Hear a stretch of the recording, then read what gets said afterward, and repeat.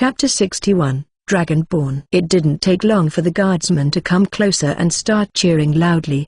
The cheers were short-lived however, as the dragon's corpse began to glow and began to rumble as if it were about to explode. "Is that supposed to happen?" Loka asked in a worried tone as he began to shuffle backwards. Soon though, the glow seemed to move with the wind as it moved from the dragon's corpse and went towards Jorgen. What's happening?" Jorgen shouted loudly and panicked, trying to pat at the glow but to no effect. In a desperate attempt, he took off his armor and threw it to the ground, but still the glow but became fainter. Thinking it was working, Jorgen fully removed his clothes and soon followed enough the glow faded away completely, making him sigh in relief. "I can't believe it.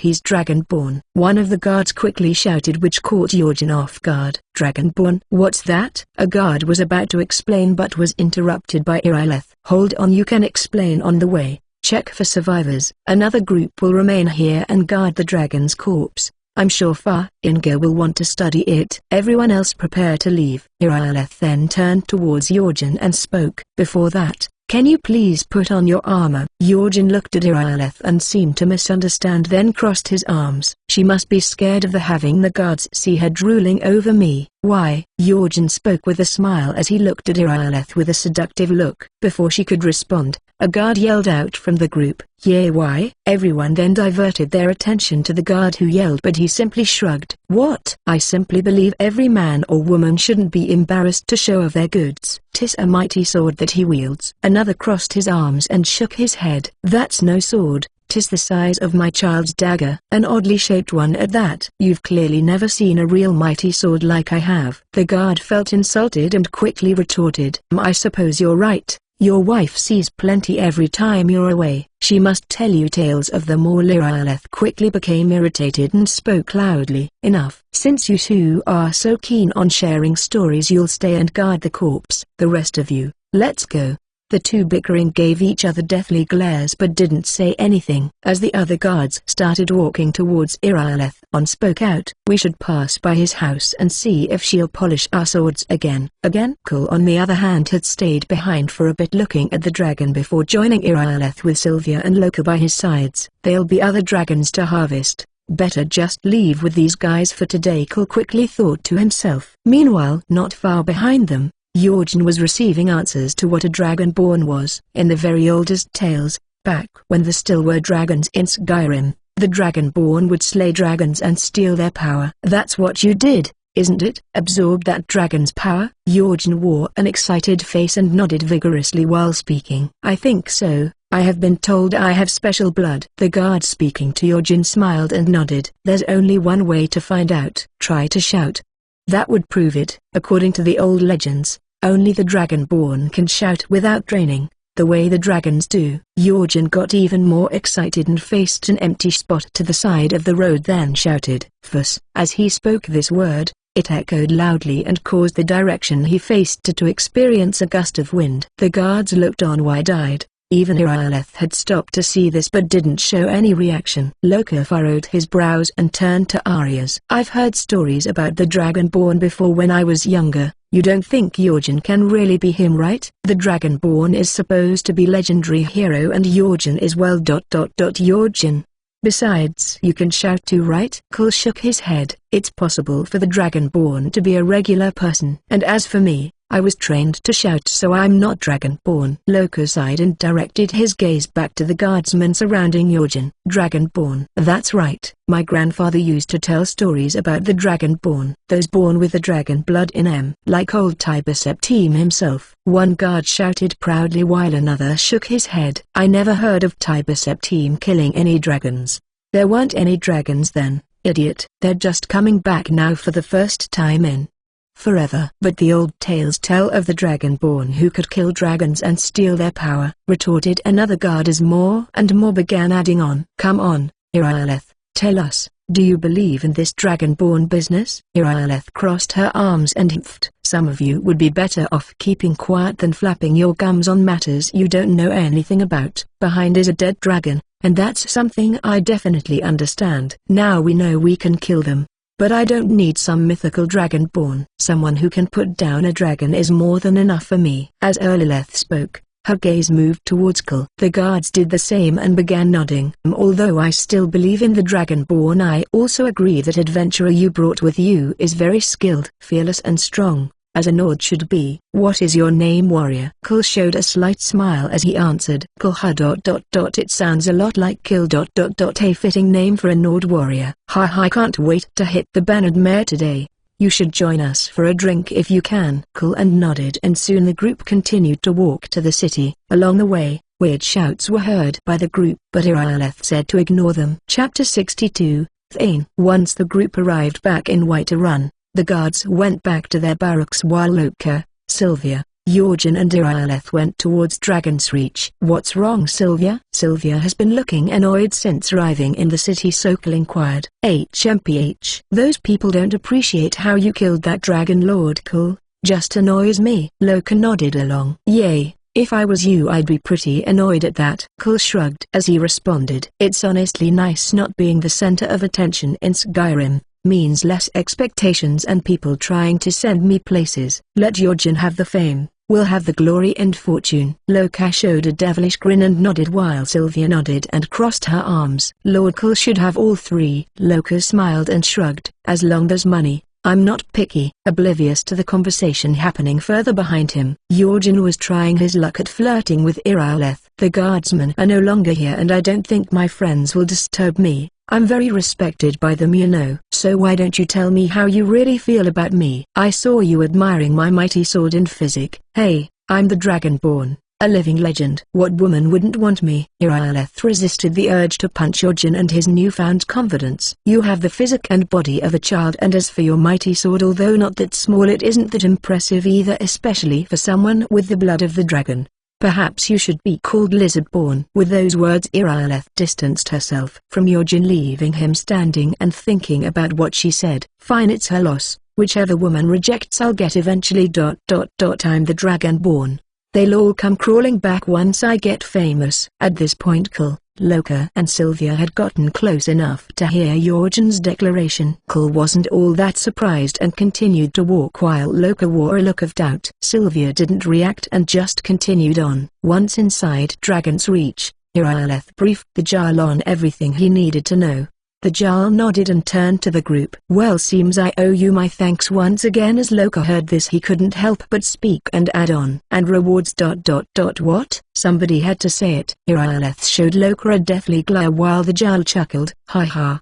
Do not worry, friend. I'm the Jarl, I wouldn't cheat you. I just about to get to that, but first. Jorgen, was it? I hear you may be Dragonborn. Jorgen stepped forward and puffed out his chest and nodded. The hall was filled with many members of the Jarl's court, some of which were attractive women, so he didn't hold back. There is no maybe about it. I can shout without draining. My subordinates can testify to that. Loka's eyes gaped side open at that statement, while Sylvia began reaching for her bow but was stopped by Kul holding her hand. Easy, too soon. Jorgen raised his hands innocently. You don't have to be upset because you cowered while I saved you all. Be like Irileth. I rejected her advances towards me, but she's mature about I. Before Jorgen could say anything else, Irileth held her sword against his neck and looked ready to kill when Balgruuf spoke up.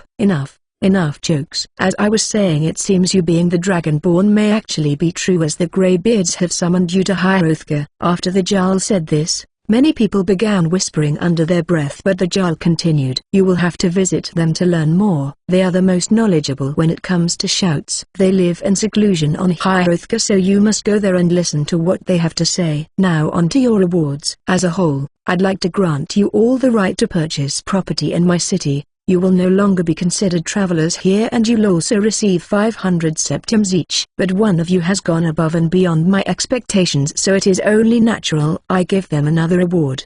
By my right as Jarl, I name you Thane of Whiterun. It's the greatest honor that's within my power to grant. I assign you Lydia as a personal housecarl, and this weapon from my armory to serve as your badge of office. I'll also notify my guards of your new title. Wouldn't want them to think you're part of the common rabble. Now would we?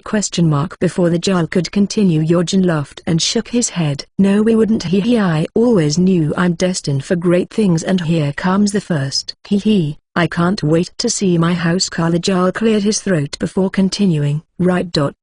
As I was saying, we are honored to have you as Thane of our city. Call the Dragon Slayer. I hope you do not mind your last name. I was told you didn't have one. In Skyrim it is tradition that one is given a last befitting a trait of theirs or great deed they have done. Cole showed a smirk and shook his head and decided to act the part for appearance sake and to irk Jorgen. I do not mind, and I'm honored that a simple subordinate like myself can become Thane. Loka resisted the urge to laugh and just clapped his hands along with the others present, except Jorgen, who wore a frown. After the clapping came to a halt, the Jarl continued, Good. And as for your associate he's also an order. Yes. Then how about Loka the Swift? I hear you're quite the quick archer. Loka immediately shook his head. With all due respect, Jarl, that name gives off a bad message about my performance in the bedroom. How about Loka the Long-Lasting? Some people nearly choked on their drinks when Loka said this, and the Jarl sighed before answering. I don't see why not. If that is all. Before the Jarl continued, Jorgen interrupted. What about me? My mother was a Nord and I was born in Skyrim. Jorgen received many skeptical looks, but the Jarl could only sigh. I can grant you one now, but wouldn't you prefer it later when you do some great deed as the Dragonborn? Jorgen thought about and nodded quickly without protest. As I was saying again, Lydia, please come forth and greet your Thane. As the Jarl said this, a young woman stood from the table and came towards Cole before bowing. She had long black hair with piercing green eyes. Her face was beautiful and delicate while her figure looked curvy but firm as she wore steel armor with a sword and shield as her choice in weaponry. The Jarl has appointed me to be your housecarl. I will guard you and all you own with my life. It is an honor to serve you, my Thane. Chapter 63 by Talos. The group was currently leaving Dragon's Reach as Jorgen walked up to them. Hold on. Where are you guys going? We need to make preparations to go to Hrothgar. Since you helped me in the past, I'm willing to let you guys follow me. As the Dragonborn of legend, my future is sure to be great. Treasure, fame and women. Wink wink. You'll become heroes in Skyrim. Below the Dragonborn, of course, but heroes still. Loka narrowed his eyes and turned to Cole, and so did Sylvia and his newly appointed housecarl Lydia. I understand letting power go to your head, but this guy is just begging to get beaten. Sorry, Jorgen, not interested. I have no interest in running errands for people all around Skyrim like some glorified steward. Good luck on your adventures. I think I'll stick to adventuring my way. I can only tolerate so much. I'll just have to wait till he reaches level 81 on his own. Till then, I'll reap your rewards before you even see them. Not like he needs them since he won't permanently die. Jorgen crossed his at the response and turned to Loka and the women. What about you guys? I'm telling you, following me will lead you to riches. Sylvia didn't respond and simply gave Jorgen a dirty look while Lydia crosses and shook her head. I serve only my Thane. Jorgen frowned and this while Loka shrugged. You could be Jarl and still wouldn't follow you. In case you haven't noticed, I enjoy living. After everyone gave their answer, Jorgen's face turned sour and he stormed off. Lydia looked at him while shaking his head. He must be blessed by the divines to have survived this long. Loka snorted at her words and shook his head. More like a scourge the dead sent to drive us insane. Cole laughed and shook his head as he continued descending. Whatever he is, he'll soon learn being the Dragonborn isn't what he thinks it may be. Don't you agree, Sylvia? Sylvia came out of her daze and stumbled before bumping into Cole's back. Boing. Sorry, Lord Cole. I'm just a bit tired, said Sylvia as she hastily got off Cole. No worries. Why don't you and Lydia go to our new home and we'll join you later? Sylvia nodded with a smile while Lydia nodded and said her parting words. As you wish, my Thane. As the two women left, Loka let out a sigh of relief. She really takes her duties seriously. This is the major downside of Nord women, don't you agree? Cole nodded slightly as the two continued to walk. I'm sure she'll open up in time. For now let's stop by Jarvar's home of the companions. Loka followed before raising his brow in curiosity. We're joining the companions? What about Jorgen? I thought you said he'd be our ticket to getting rich. Cole showed a smirk and nodded. I'm just curious to see their requirements and nothing has changed. Jorgen will still be our ticket to wealth. For now we just have some rewards and treasure before he does. Imagine clearing an entire dungeon only to find an empty chest at the end. Loka burst into laughter at the thought. If it's anything like Bleak Falls Barrow, then I'd be beyond mad to get nothing for my efforts. But how do you know which places he'll visit? Cole rubbed his chin before answering. Call it a hunch. Besides, Even I'm wrong, we get the rewards and treasure either way. Loka nodded but then thought of something. Sigh, but won't we kill most of the enemies to get to the treasure, or is there another way? Cool chuckled and nodded. There's almost always a shorter, a safer way when it comes to Skyrim. Remember Bleak Falls Barrow? We only had to climb up some stairs and we found an exit. So don't worry, this way, he'll still fight enemies and level up but get nothing to show for it.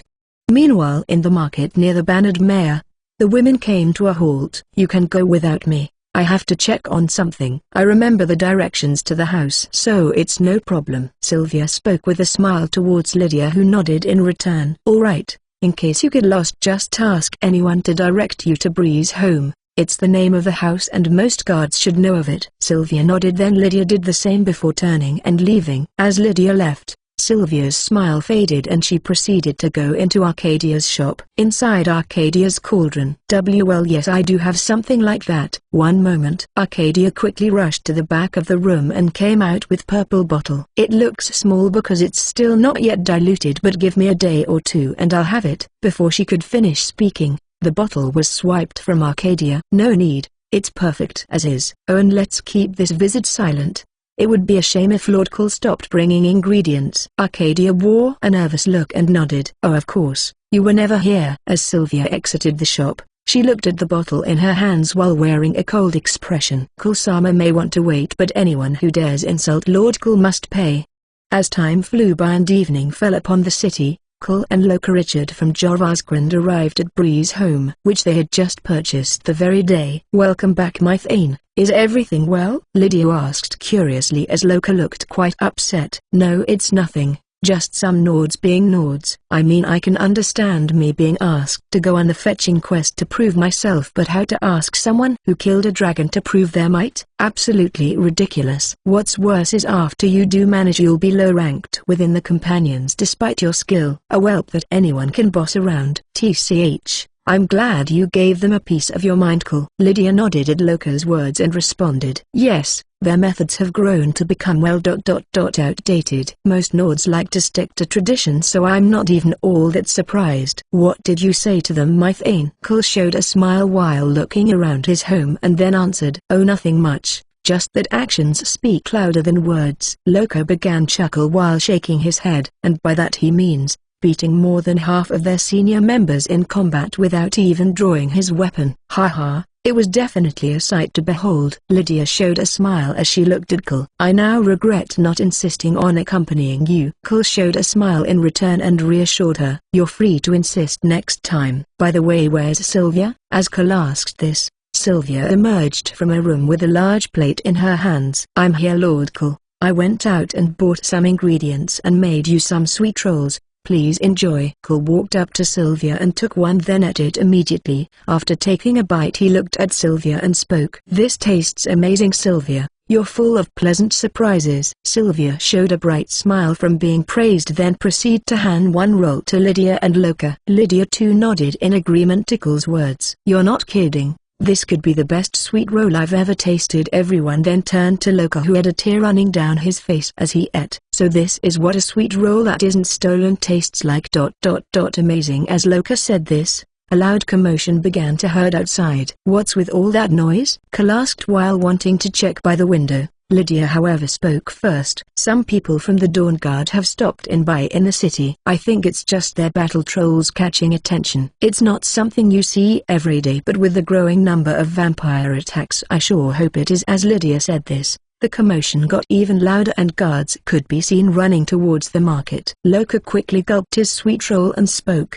Doesn't sound like the good kind of commotion. Lydia stood and nodded in agreement. You're right. Maybe the trolls are acting up. Do you wish for me to check Mythane? Cole shook his head. No need. I'm also curious to see what's going on. As Cole walked out, Sylvia immediately followed, and so did Lydia and a hesitant Loka. As they got closer to the source of the commotion, they began hearing murmurs and seeing shocked expressions. By the gods, what is happening? Guards, quick, do something. Hide the children. What do? We can't harm either of them or it's trouble. Then arrest them. As Cole, Loka, Sylvia and Lydia finally got to the scene, they were rendered speechless. In the middle of the square, Jorgen could be seen making love to a troll. I feel sick. Lydia covered her mouth in disgust while Cole and Loka just looked on with puzzled faces. Behind them, only Sylvia wore a smile. Oh yes, you like that don't you? Say my name. As if in some sort of trance, Jorgen ignored everyone around him and carried on in his deed. As everyone went silent,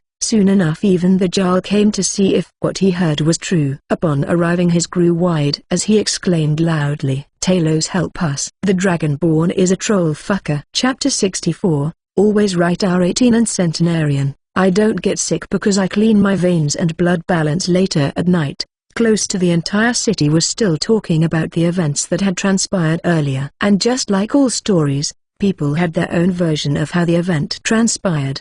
But no matter the version, the story continued to spread. I'm still at a loss for words. He really did it. Is he cursed? Inside the Bannered Mare a guard spoke while shaking his head. The guards beside him on the table nodded along. I hear he may have been bewitched. Could have been a vampire walking right among us. I shudder to think I could be next. As he said this, some other people inside the inn grew worried. Don't worry, the Dawn Guard are still in the city. They're out there patrolling as we speak. If it is vampire, then rest easy. No trolls for us. On another table a woman turned to the group of guards and spoke in an annoyed tone. Would you please change the topic? Some of us are trying to eat. The guards faced the woman and laughed nervously before apologizing. Sorry Lydia, these guys were just overly curious. Back where Lydia had sat, her, Cole, Sylvia and Loka were enjoying a meal and drinks. Lord Cole, where will we be going next? A curious Sylvia inquired while pouring Cole a drink. We'll properly plan in a day or two. There are a few things I'll need to sort out first. Sylvia couldn't help but smile brightly at this as she nodded. Loka then nodded along before asking his own question. So when do we start? Cole casually took a sip from his tankard before answering. Tonight. Lydia seemed to have an excited look at the idea while Loka sighed and continued to ask.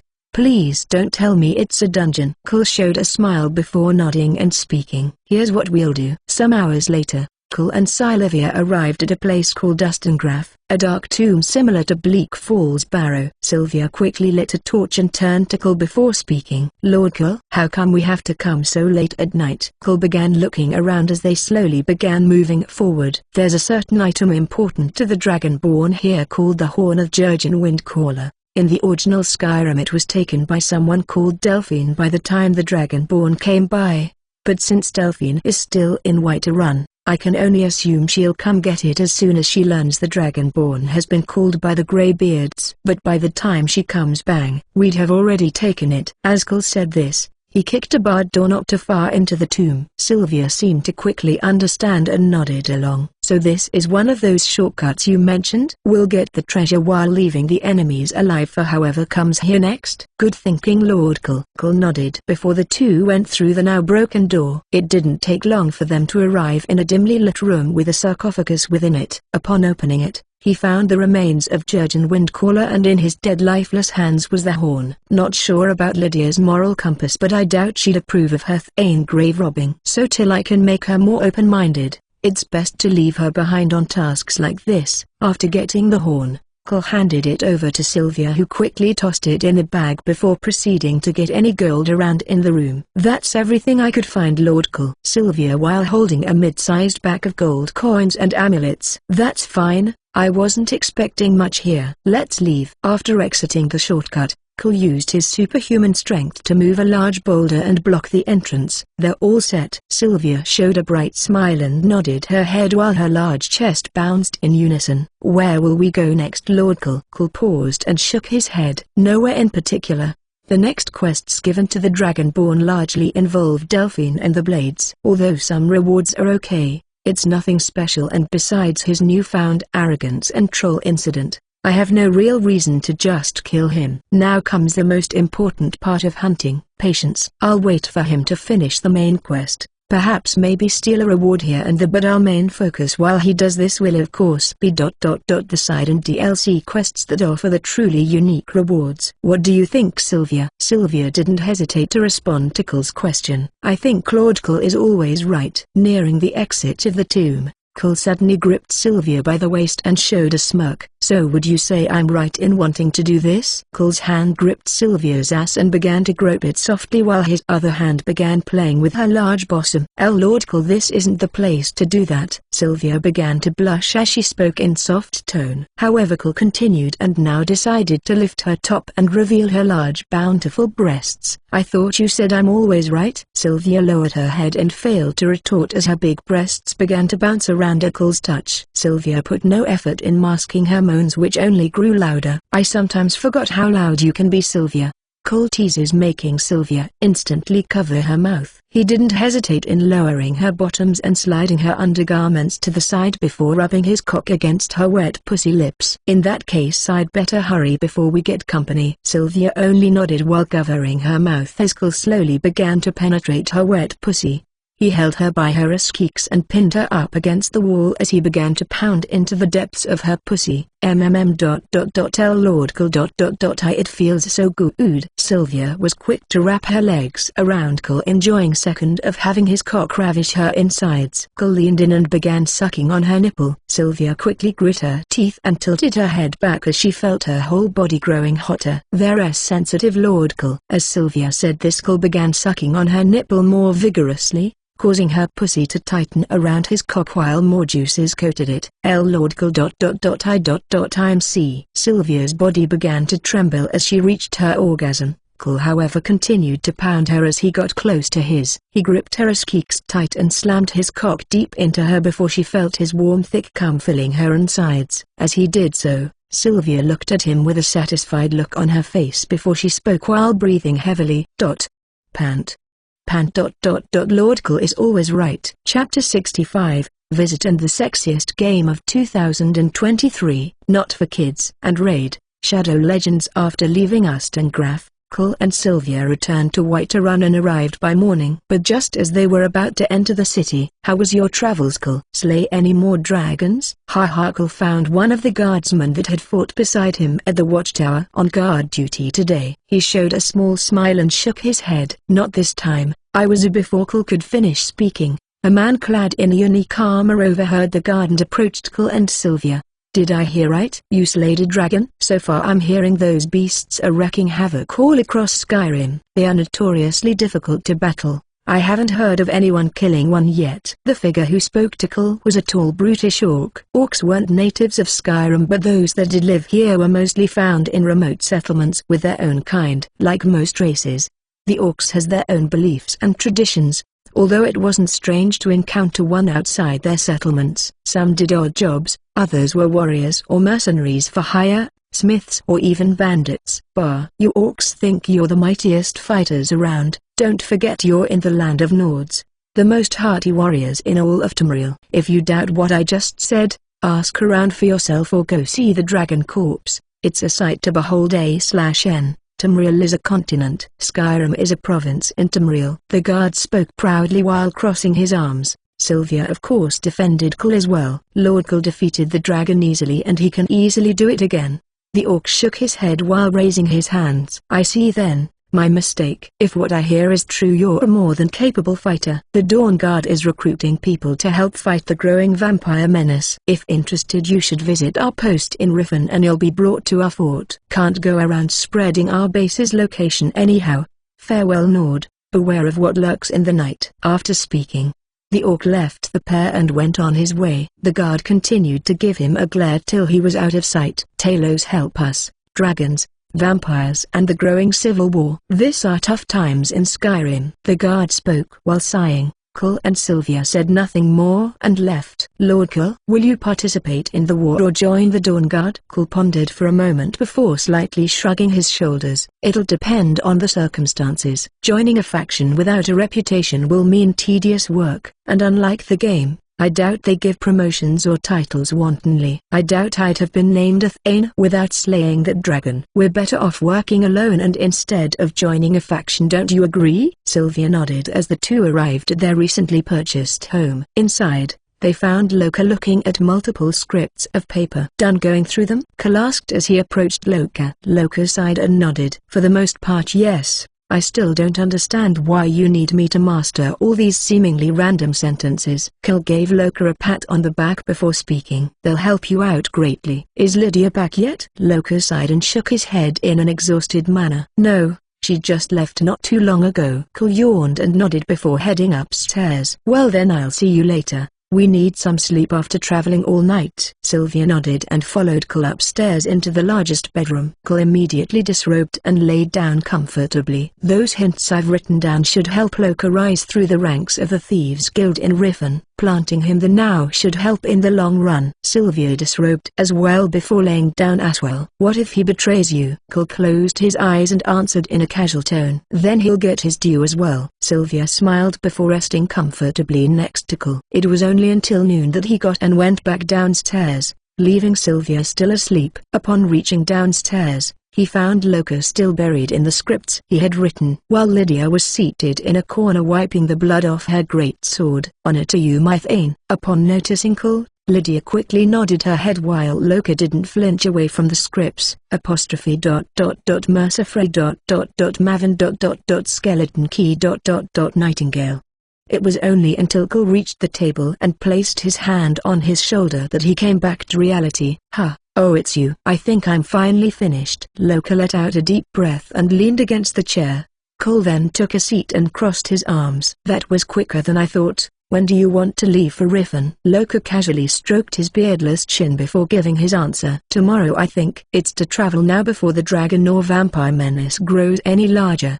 Besides, I hear the Dawn Guard that we're passing through White Run set off tomorrow, so almost everyone is traveling alongside them for safety. Cole nodded and then turned to Lydia. Trouble when collecting ingredients. Lydia sighed as she nodded while continuing to wipe her greatsword. I kept coming across pack after pack of wolves. It's what delayed me most. Then, as if that wasn't enough, some lone necromancer tried to attack me. The fool thought one reanimated skeleton would be enough to take me down. After dealing with him, I returned and dropped off the ingredients at Arcadia's like you asked. Before Cole could respond, a loud knock was heard on his front door. Lydia stood to go answer it and frowned immediately. What do you want, Taylor? Chapter 66. True Colors. What do you want, Taylor? Standing behind the door in front of Lydia was none other than Ayla, the huntress of the companions. She stood there wearing her usual fur and steel armor with that greatly showed off her figure. She looked at Lydia and crossed her arms before responding. So it's true, you've finally been appointed a Thane. Congratulations. Lydia still didn't invite her in and ignored her congratulations.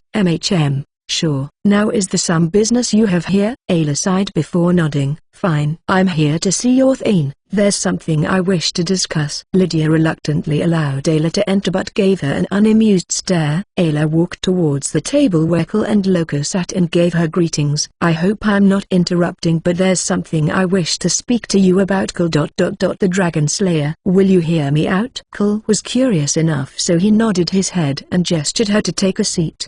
Take a seat. I'm all ears. Lydia walked over to Cole's side and crossed her arms as if guarding him. Loka simply lowered his head and returned to reading his scripts. About the incident that occurred when you came to Jorvarskr. Understand that Nords are a prideful bunch and they tend to put traditions above all else. So I hope you don't hold it against them. That said, enough people vouched for your strength and skill, so despite a few still against it, we're willing to let you join at a rank befitting your skill. What say you? Lydia looked to her Thane with a look of absolute disagreement. Cole didn't need to waste time pondering as he gave his answer immediately. Not interested. I'm confident in accomplishing more on my own, but most importantly, I prefer being free to do as I please. Be it trading dungeons or hunting my prey, such is best enjoyed when you don't have shackles limiting you. In my long journey to achieve my goal, Skyrim isn't even a stepping stone. That is the simple fact. Ayla couldn't help but feel insulted and slammed the table, causing Loka's scripts to scatter. Although I admit you are skilled, don't go too far. One achievement isn't enough in the eyes of any real Nord. Your words are nothing but shameless boasting. Cole seemed amused by her getting angry and crossed his arms as he looked up at her. Since you claim it's shameless, then how about a challenge? Come the end of winter, whoever has achieved more wins. Ask what we're betting. Our lives. The loser will lose their freedom. If I really am boasting, then you shouldn't have a problem proving me wrong. But if deep down you know I'm right, then sit on the sidelines with the rest of Skyrim and watch as I rise to the very top effortlessly. No matter your choice, it'll all end the same way, with you naked on my lap feeding me grapes with a smile on your face. Stunned, Alo along with the others grew stunned. So far, they had known Cole to be quiet and somewhat humble in how he carried himself, so him basically calling the entirety of Skyrim less than a stepping stone for him came as a bit of a shock. Ayla stood up enraged as she stared at Cole. Lydia however unsheathed her sword and pointed it towards her. Loka just shifted his gaze from either side while slowly eating his sweet roll. Ayla kicked the chair and stormed off towards the exit but stopped right at the door. I had considered you a man of honor. You've shown I was greatly mistaken. I accept your challenge, and when I win, your title shall change to something even worse than your Jintroll fucker himself. Mark my words. Bam. And with those parting words,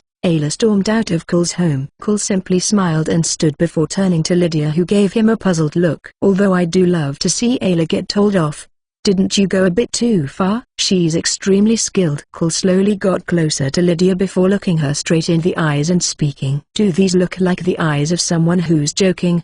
Do you doubt your Thane, Lydia? If so, you're free to join the challenge. Lydia found herself unable to stare into Cole's eyes as she quickly averted her gaze and answered, No, my Thane. It's just my duty to worry for you. I am sworn to carry your burdens, whatever they may be. Cole smiled and turned away from Lydia before heading towards the exit, leaving her only a few parting words. Shame, I would have loved having another beautiful warrior on my lap. Chapter 67, Petty R18. Centenarian. I don't get sick because I clean my veins. Blood balance. After exiting his home, Cole immediately saw a scene all too familiar for someone who'd played Skyrim. As he looked towards the main gate, he could see a guard arguing with two dark-skinned warriors. They belonged to the race of Red Guards.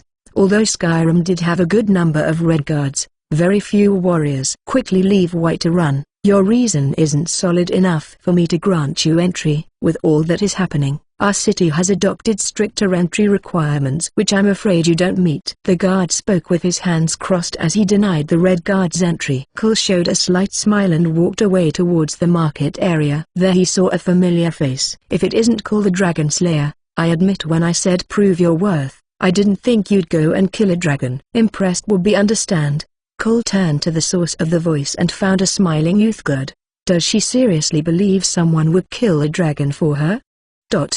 Oh that. Well, what can I say? I seek thrilling adventures. Clyde Arthur up and down like she was his prey, making the intention behind his words very clear. Even the toughest of Nord couldn't resist a powerful hot-blooded man. Cole's actions thus far and the way he spoke to her now made her feel he was just that. Well then, I wouldn't mind you coming to spend another night at my number. We go right now. Cole cut her off and voiced his intentions clearly once more. Although taken aback, Arthur couldn't help but smile. Well, how can I argue with that? A short walk later, Cole and Arthur arrived at her home. Upon arriving, Arthur immediately stripped off her arm, remaining in nothing but her undergarments. Well, are you just going to look at me? Arthur asked curiously, which made Cole smile. He removed only his top and began walking slowly towards her. After reaching in front of her, he extended his arms to her chest and ripped off her bra. Oh my! Before she could properly react, his hand caught her by the chin and pulled her close to his before they locked lips. His other hand found its way to her large perky breasts, which he immediately began to grope. After breaking the kiss,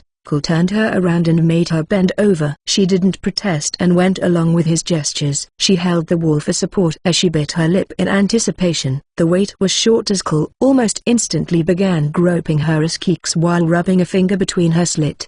Cole then soon took out his now erect cock and sandwiched it between her fat ass cheeks and began to thrust roughly.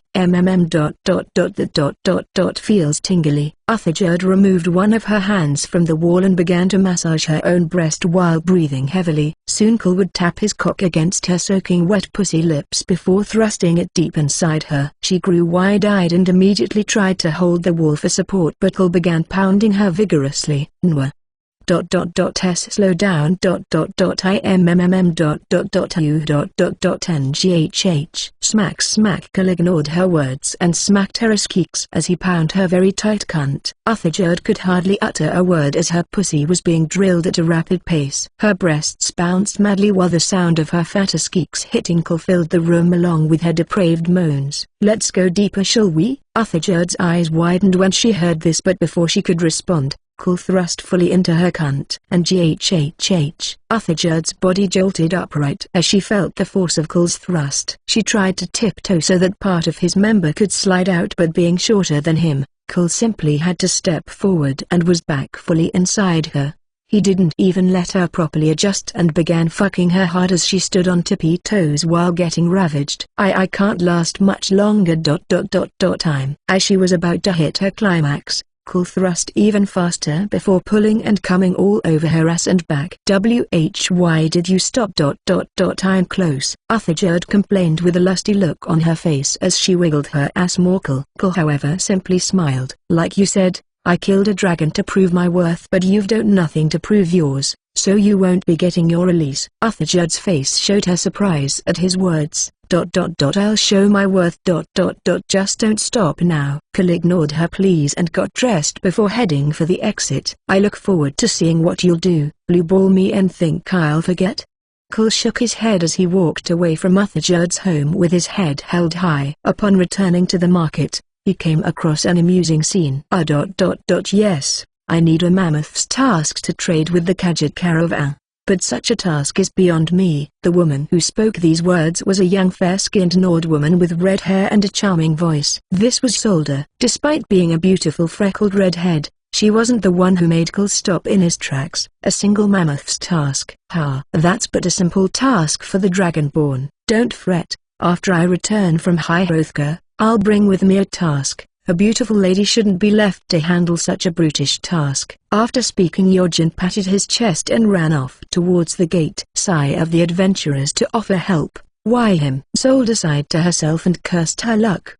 Having no one to provide a mammoth's tusk, she couldn't refuse. Kul showed a smile and left the market area for a moment. When he returned, he patted Solda on the shoulder and spoke. I overheard the dilemma you were in, so here. Kul had given her that which she sought. A mammoth's tusk. As for where he acquired it, he simply bought it in a shop. Oh really? It's such a fine tusk and it's already polished. You could sell this for a good pouch of septims. I don't know what to say. Kul smiled and shook his head. A simple thank you will suffice. A mammoth doesn't pose a threat to me.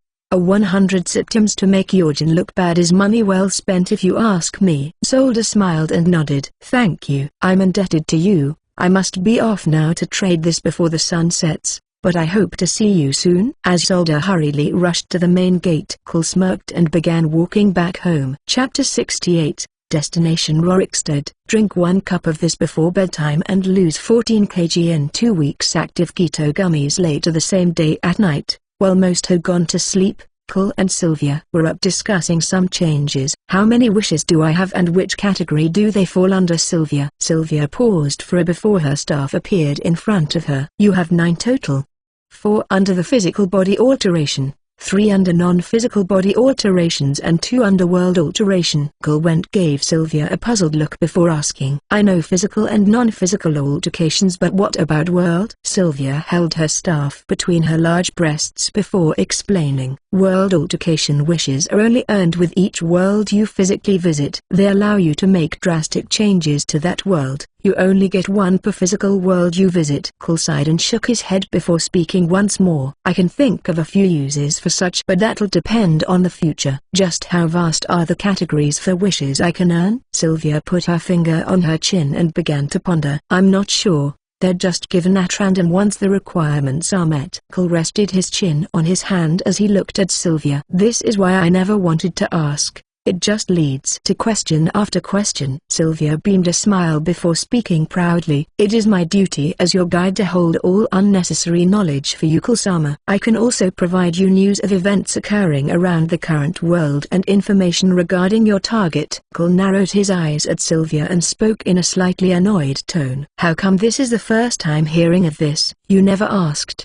Sylvia spoke as she nervously fiddled with her staff between her breasts. I suppose I really should have asked. All right then, tell me the major things that determine how I earn wishes using a reincarnator. Sylvia stopped fiddling and spoke quickly and clearly. Unlike her usual clumsy self, whenever performing her duties she'd be completely serious. Each reincarnator has different statistics that make up who they are. Lowering or increasing those statistics determines how close you are to receiving a wish as a reward. Understanding what she meant, Cole continued on. Alright, now we're getting somewhere. What are your genes? Sylvia closed her eyes for a moment before answering. He cares about the public view. Making sure he has a negative one will contribute to earning a wish. As you already know, humiliation, suffering, torture, pain and the like contribute majorly. He has currently reached level 10 and has a negative public view due to his name. Currently your gen trollfucker. In percentage you're 18% closer to getting a wish. Cole shook his head before finally speaking. Just inform me of events and let me know when I've earned a wish. Alright Cole-sama. Sylvia tapped her staff and it vanished. She then remained standing awkwardly in front of Cole. Take a seat Sylvia. I know just where to begin in ruining your gen's reputation. Well, even further. Sylvia nodded at Cole's words and suddenly sat on his lap. Her large breasts were quick to completely bury his face. He freed his face before giving her an odd stare. Sylvia averted her gaze and didn't dare look him directly in the eye. As I was saying, starting tomorrow, we hunt and tame dragons. Those that don't want to be tamed will add on to my achievements. Those that do get tamed will be put to very good use. While doing so, we also have to perform as many reputation-building deeds as possible. I doubt your Jin will like the thought of being in my shadow that much, so that should push even him to work harder. If he doesn't actively work hard to reach level 81. Well, that's where dragon warfare comes in. Sylvia didn't speak but kept nodding at Cole's words. Alright, we better get some rest now. We'll start off in the morning when Loka is setting off. Early the next morning, Cole and the others all got geared up and ready to leave. Sylvia, are you almost done setting up that spell? Almost, Lord Cole. Sylvia responded from another room within the house. Loka finished loading his satchel and walked over to Cole. What's the purpose of the spell? Cole smiled as he turned towards the exit. Whichever thief tries to break in will have to deal with some frost atronachs. I/N. Basically an ice elemental creature with a humanoid shape. Loka shuddered upon hearing that name. Back when I was in a small group of thieves, we came across a wizard who summoned one of the damn things. Only reason I survived is because his summoning vanished. Probably used up his magicka. I wasn't about to stick around and ask. Lydia, who had just finished polishing her sword, also nodded. Wise choice. If you aren't wearing a strong piece of armor, those things can kill you in one hit. Soon Sylvia was finished and the group exited the house and began leaving. After exiting the main gate and drawbridge, they began descending the hilly path from White Run heading towards the stables. Wow, seems there are a lot of people traveling alongside the Dawn Guard troops. Loka commented as they saw many carriages and horses near the stables packed with people. I'm not surprised. I heard a lot of people delayed their journeys just so they could travel in a larger group. Seems the dragons and vampires have everyone on edge. Lydia quickly commented as the group stopped by the stables. After purchasing a horse for everyone, they were ready to set off. Well then, this is goodbye till we meet again. Divines guide you. Loka quickly said his goodbyes with a smile. The others waved back and also prepared to leave as they were going in different locations. Right. I leave Riffin in your hands. Loka nodded and prepared to join the group of carriages but remembered something and quickly shouted. By the way, once you reach Rorikstead, tell my cousin Elma I'll visit when I get the chance. Chapter 69. Fort Greymore 1. Drink 1 cup of this before bedtime and lose 14 kg in 2 weeks. Active keto gummies. Little time had passed since Cole, Sylvia and Lydia had set off from White Run. They had just passed the western watchtower where Cole had slain the dragon. While passing they could see a different array of people examining the creature's remains. Some looked to be mages while others warriors. Seems your trophy is rather popular, Mythane. Most Nord warriors would have dragged the thing's corpse back to their home for bragging rights. Lydia spoke as she looked back at the tower. Cole also looked back but shook his head. It's better left there. Firstly, even if I did want to take it with me, I can't say I have a place to keep something that large. Secondly, everyone who visits will probably ask for the details of what occurred, which in turn helps my reputation. After thinking about it, Lydia stopped looking back and nodded. That is indeed better than letting it collect dust in some home. Sylvia also nodded before asking a question of her own. If you get a bigger place, will you claim the body? Cole raised a brow at the question as if pondering the matter before he answered. I'm not quite sure. It would be nice to collect some trophies from here and there. As they continued to ride, Sylvia stopped her horse and turned to Cole. That ruined fort ahead. I saw some movement. Lydia and Cole soon stopped their horses as well before staring at the fort that lay many meters ahead. Lydia furrowed her brows before speaking. Fort Greymore. That place is infamous for housing bandits and other unsavory folk. I once took part in a raid to clear it out some years back, but once another group is out, another moves in. The Jarl now ignores it completely. Sometimes it's empty, sometimes it's not. We could just go off route and avoid it completely. A few dumb wolves are better than raging bandits. Cole looked at the fort and showed a fainter smile. I guess we're clearing it then. Saying nothing else, he began riding towards the fort at a fast speed. It didn't take long for him to alert the people present in the fort. Bandits. A bandit had spotted him from the wall and alerted the others. But before any archers could get ready, he approached the entrance and had his horse jump over the barricade before landing on a slow-to-react bandit and stomping his head into paste. You shouldn't have come here, a bandit yelled as he began charging towards Cole. Cole quickly got off his and unsheathed his sword before throwing it right through the bandit's head. As he did so, an archer aimed straight for him, but he quickly noticed it and jumped forward, easily avoiding it before removing his sword from the bandit's head. That's two down. The bandits felt they were being mocked by Cole. Those without bows unsheathed their axes and swords and charged at Cole while the archers took aim. However, before one archer on the wall could even draw his bow, an arrow shot straight through his head. The source? Sylvia, who took a clean shot while still riding towards the fort. Damn it. He's not alone. Some bandits turned and focused on the two approaching riders while remained to face Cole. One charged at him directly, ready to slice Cole with his axe. However, the bandit left himself wide open. Rather than use his sword, Cole simply charged forward and hit the bandit on the kneecap, making his leg bend the wrong way. The bandit yelled out in pain, but Cole wasn't done. He finally decided to use his sword and slashed the bandit's hands by the elbows clean off, making his axe drop to the ground. The bandit continued to yell helplessly, but at that same moment, one his own came to his aid and attacked Cole with a sword. Cole dodged the swing and held the bandit's arm and quickly disarmed him before kicking him forward. The bandit ended up hitting the one he came to aid and they fell to the ground, making the armless bandit land on his own axe on the ground, which split his head in half. The bandit responsible for making him fall narrowly avoided landing on the axe himself. But before he could stand, Cole shoved the man's own sword into his back, piercing both bodies in the process. The bandit roared out in pain. He tried to stand, but the sword was plunged firmly, piercing both bodies before burying itself into the ground, leaving the man to suffer. On Sylvia's end, she faced no trouble either, casually sniping any bandits that came within her range. Lydia's battle prowess also came into exhibition, as she roared a battle cry and charged at her two attackers. She slid under one's legs before standing quickly and slicing his head clean off. While the other was shocked from the spectacle,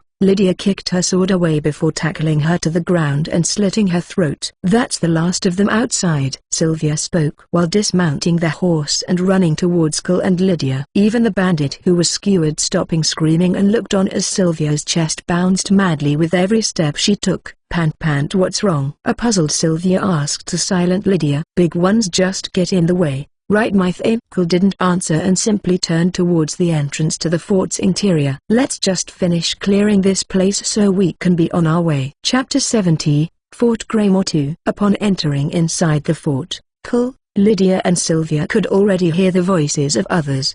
The interior was dimly lit but still visible enough. Cole gestured Lydia and Sylvia to head in different directions.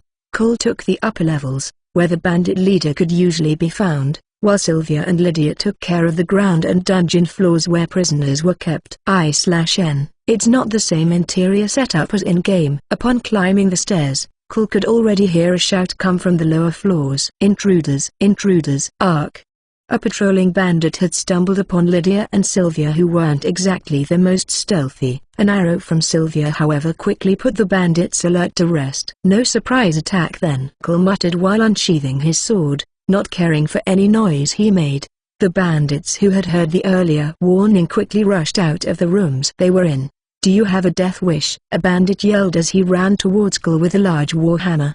Before the hairy bandit could land a hit, Cole held the hammer in place with one hand and kicked the man in the gut, bringing him to his knees. "Gah, why you?" The angered bandit wanted to voice his anger, but when he looked up, Cole was wielding the man's very hammer in full swing. Before the man could speak any other words, Cole swung the hammer and hit him on the side of the head, sending him flying to the wall in bloody mess. "Who's next?" Cole looked at the now hesitant bandits while casually twirling the heavy warhammer in his fingers. "And no way, I surrender." Me too. 2 of 3 remaining bandits got on their knees and surrendered, while the last tried to make a run for it, but crack! Cole threw the warhammer at the man's leg, instantly breaking it. The bandit yelled, but Cole casually walked over and broke the other leg. "Gah!" Divines why? The slim bandit roared as he began to cry from the pain. Cole then turned to remaining 2 and spoke while twirling his hammer. "I don't have any rope, so..." Crack!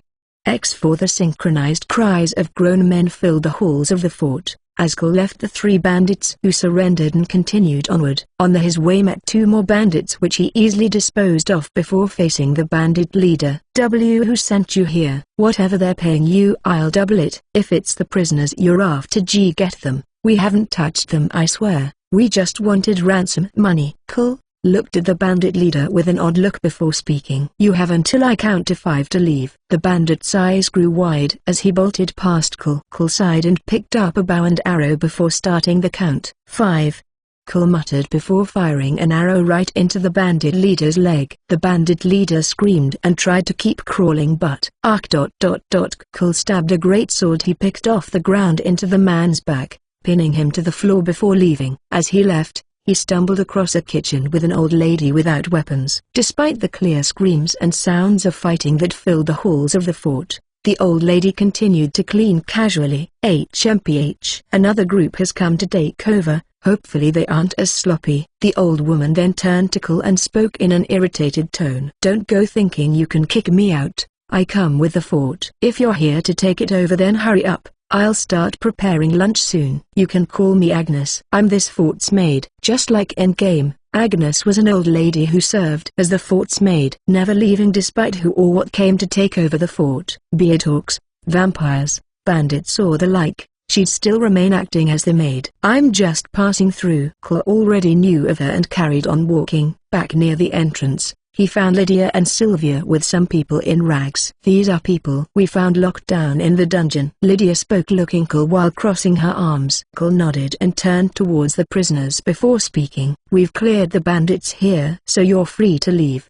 But depending on where you're from, it's not safe to travel with vampire attacks becoming more frequent and dragons about. Go to Whiterun and tell them what happened here and that Cole the Dragon Slayer freed you. You're free to the golden loot. You'll need it." "Lydia, Sylvia, we're done here. Let's go." Lydia and Sylvia nodded at Cole's words before following him outside. While outside, Lydia showed Cole a smile and spoke. "The more I see you do, the more honored I am to be your housecarl Mythane. Giving up the gold to help them is quite the kindness you've shown to those poor people." Cole showed Lydia a faint smile and nodded. "They need it more than I do." Is a lie. "But I'll need them to sing the highest praises about me, so what's a few bandit septims?" Also, having Lydia trust me a bit more is an added plus, because despite her loyalty, she does have her morals.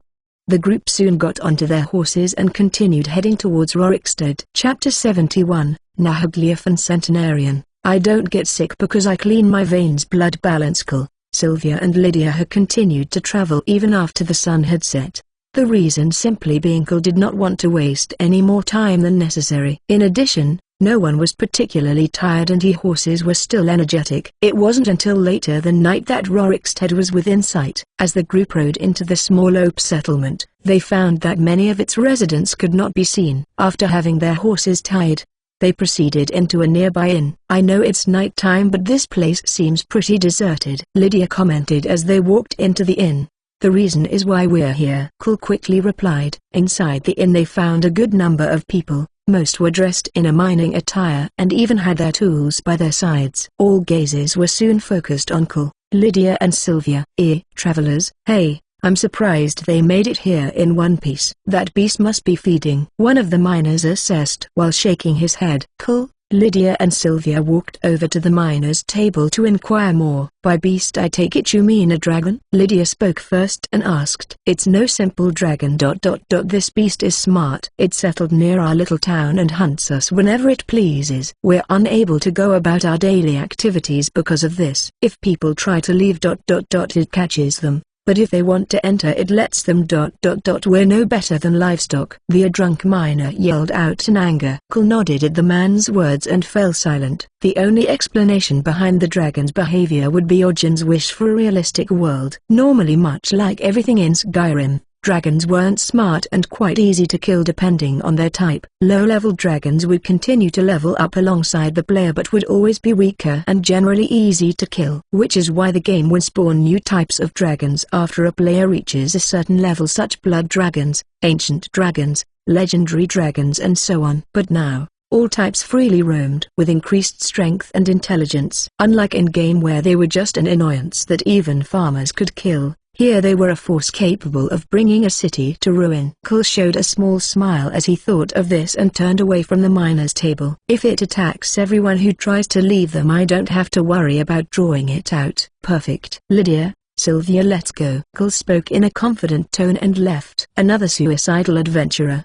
The miners couldn't help but think Cole mad for going to confront a dragon. He wasn't the first they saw try to do so. They could only shake their heads in pity and watch him walk away. "Lydia, Sylvia, stay hidden until I force the dragon to land. Then find some high ground to fire arrows from." Lydia was a bit skeptical about the plan she just heard, but seeing as Sylvia had no complaints and agreed without so much as a suggestion, Lydia could only agree as well. After Lydia and Sylvia found appropriate cover, Cole walked directly out of Rorikstead. He didn't have to go far before a gigantic winged beast could be seen circling the skies as if warning him to rush back into Rorikstead. Normally a dragon would only land if it had the tackle advantage. Forcing one to land was by no means easy. Unless one knew how to shout. Not just any shout but the one made precisely to go against these beasts. Many shouts existed. To learn them, one would not only need to know all 3 words of power that made up the shout but also practice many years, unless of course they were dragon-born, in which case knowing the 3 words of power was enough to grant mastery over the shout. This would become what makes Cole the bane to all dragons. Not only could he master a shout simply by knowing all 3 words of power like the dragon-born,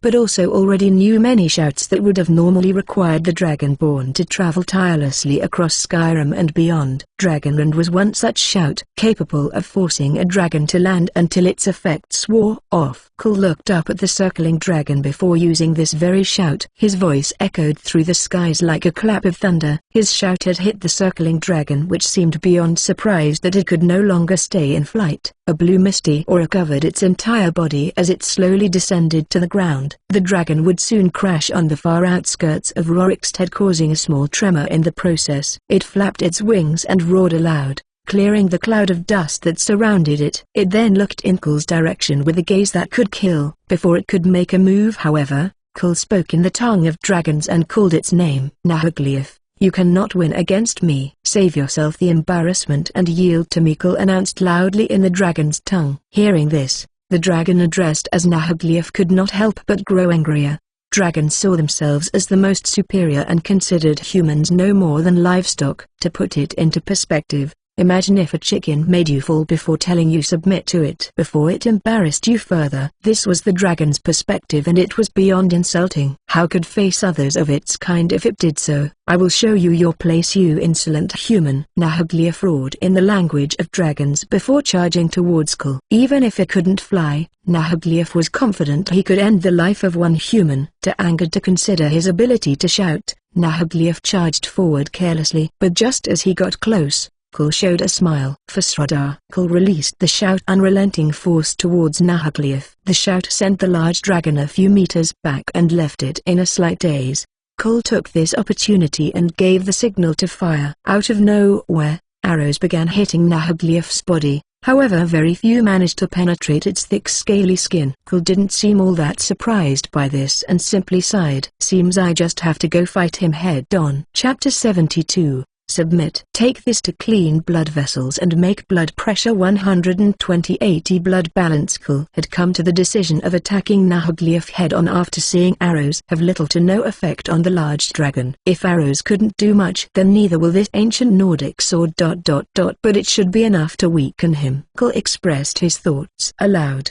He unsheathed his sword and faced the direction of Nahaglief, who had begun to come towards him. Kul showed a small smile and began running towards the dragon. Watching from afar, Lydia grew worried and left her position. Sylvia on the other hand continued to fire arrows. As the dragon came within close proximity of Kul, it let out a stream of fire towards him. Kul acted quickly and dodged to the side before unleashing the unrelenting force shout, "Gra-ra-ra-ra!" Nahaglief grunted as he was pushed back by Kul, infuriating him all the more. As Nahaglief stumbled back, Kul came closer and swung his sword with force, unleashing a deadly slash on the dragon's mid-body. "Rah!" The dragon roared out in pain. The slash itself had not gone very deep but still carried enough force that the dragon felt significant pain. However, the attack didn't stop there. "You're thick-skinned, that's for sure," commented Kul as he readied another swing. Once he swung full force and slashed towards Nahaglief. Another painful roar echoed through the fields. This drew the curiosity of the residents within Rorikstead. Most, however, were shocked to find it was the dragon that they so feared, struggling against a single man. "How?" roared out Nahaglief in the dragon tongue. It wasn't strange that he was shocked a human could carry such strength. Whenever Nahaglief would try to strike back, the shout unrelenting force would come his way and leave him dazed. What followed next was of course a strike from Kul. "Slay the beast!" Yea! The once fearful residents now began to cheer from afar as they watched a dragon getting beaten around. Even Lydia had stopped not too far from the scene and just watched in amazement. Nahaglief had lost all will to fight and now simply wanted to escape. But the second he showed signs of being able to fly, Kul would use the dragon and shout, forcing him back into the fight. "Stop! I'll leave this settlement," pleaded Nahaglief in the dragon's tongue. Kul, however, ignored the beast and carried on in his assault. It wouldn't be long till Nahaglief was completely on the defensive, trying to get away from Kul any way he could. Seeing his way completely shattered, Kul took the opportunity to use the shout he'd been waiting to use. "Bend will." In the game, this shout could temporarily make people yield to you. However, its principles here were greatly different. Provided your will was stronger, one could force an opponent to submit to them indefinitely. As simple as it sounds, it was in fact very hard. The sheer will one had to have needed to be enormous. Lowering someone's will before attempting this shout would also increase its chances of succeeding. By completely dominating the fight, Kul had done just this. He now unleashed the bend will shout upon Nahaglief at close proximity. As the shout began to take effect, Nahaglief roared loudly and flapped his wings in an enraged manner. Kul simply smiled and backed away a few steps before watching the scene unfold. It was at this moment that Lydia rushed to him, worried something was about to happen. As bouncy as always, Sylvia too began running towards Kul. The sight of her chest was enough to make him turn his head from Nahaglief and show smirk. "Is it done, Lord Kul?" Sylvia asked while panting heavily. "Yes, it's done. You can stand down, Lydia. This dragon is no longer a foe," Kul casually said. Lydia showed him a puzzled look and was about to question what he meant when suddenly the dragon stopped roaring. It now simply stared at the trio before narrowing its gaze onto Kul. I submit," voiced Nahaglief in the tongue of dragons. Kul nodded and sheathed his sword before gesturing Lydia to do the same. The once cheering residents now became silent and watched on, worriedly awaiting to see what would happen next. "Lydia, you can tell the people not to worry anymore. This dragon ... is tamed." Kul spoke while looking up at Nahaglief. The dragon simply lowered its head, verifying Kul's words. Sylvia wasn't at all surprised, but Lydia was absolutely astounded. She felt an urge to fire countless questions towards Kul but stopped herself and instead turned behind and yelled towards the residents of Rorikstead. "Hear me, people of Rorikstead. You no longer have to fear having a dragon linger around your homes, for this dragon has been tamed by my Thane, Kul the Dragon Slayer." Lydia yelled proudly. The residents were taken aback by Lydia's words, unable to believe the beast that terrorized them could be tamed so easily. However, seeing it lower its head in front of Kul, they could confirm the words to true. By the divines ... He really tamed the beast. Horror. Long live our savior and his companions. Long live Kull the Dragon Slayer. Loud cheering resounded from the small settlement after Lydia's proclamation. Kull showed a smile and turned to Nahaglief before speaking in the dragon's tongue. Go now, heal your wounds. I will shout your name when needed, said Kull in a serious tone. As you wish. Nahaglief's tone carried clear embarrassment from being reduced to serve the very thing he considered livestock. After the effects of Dragonrend had faded, Nahaglief took off into the air and disappeared into the skies. Lydia, Sylvia, get the horse *s.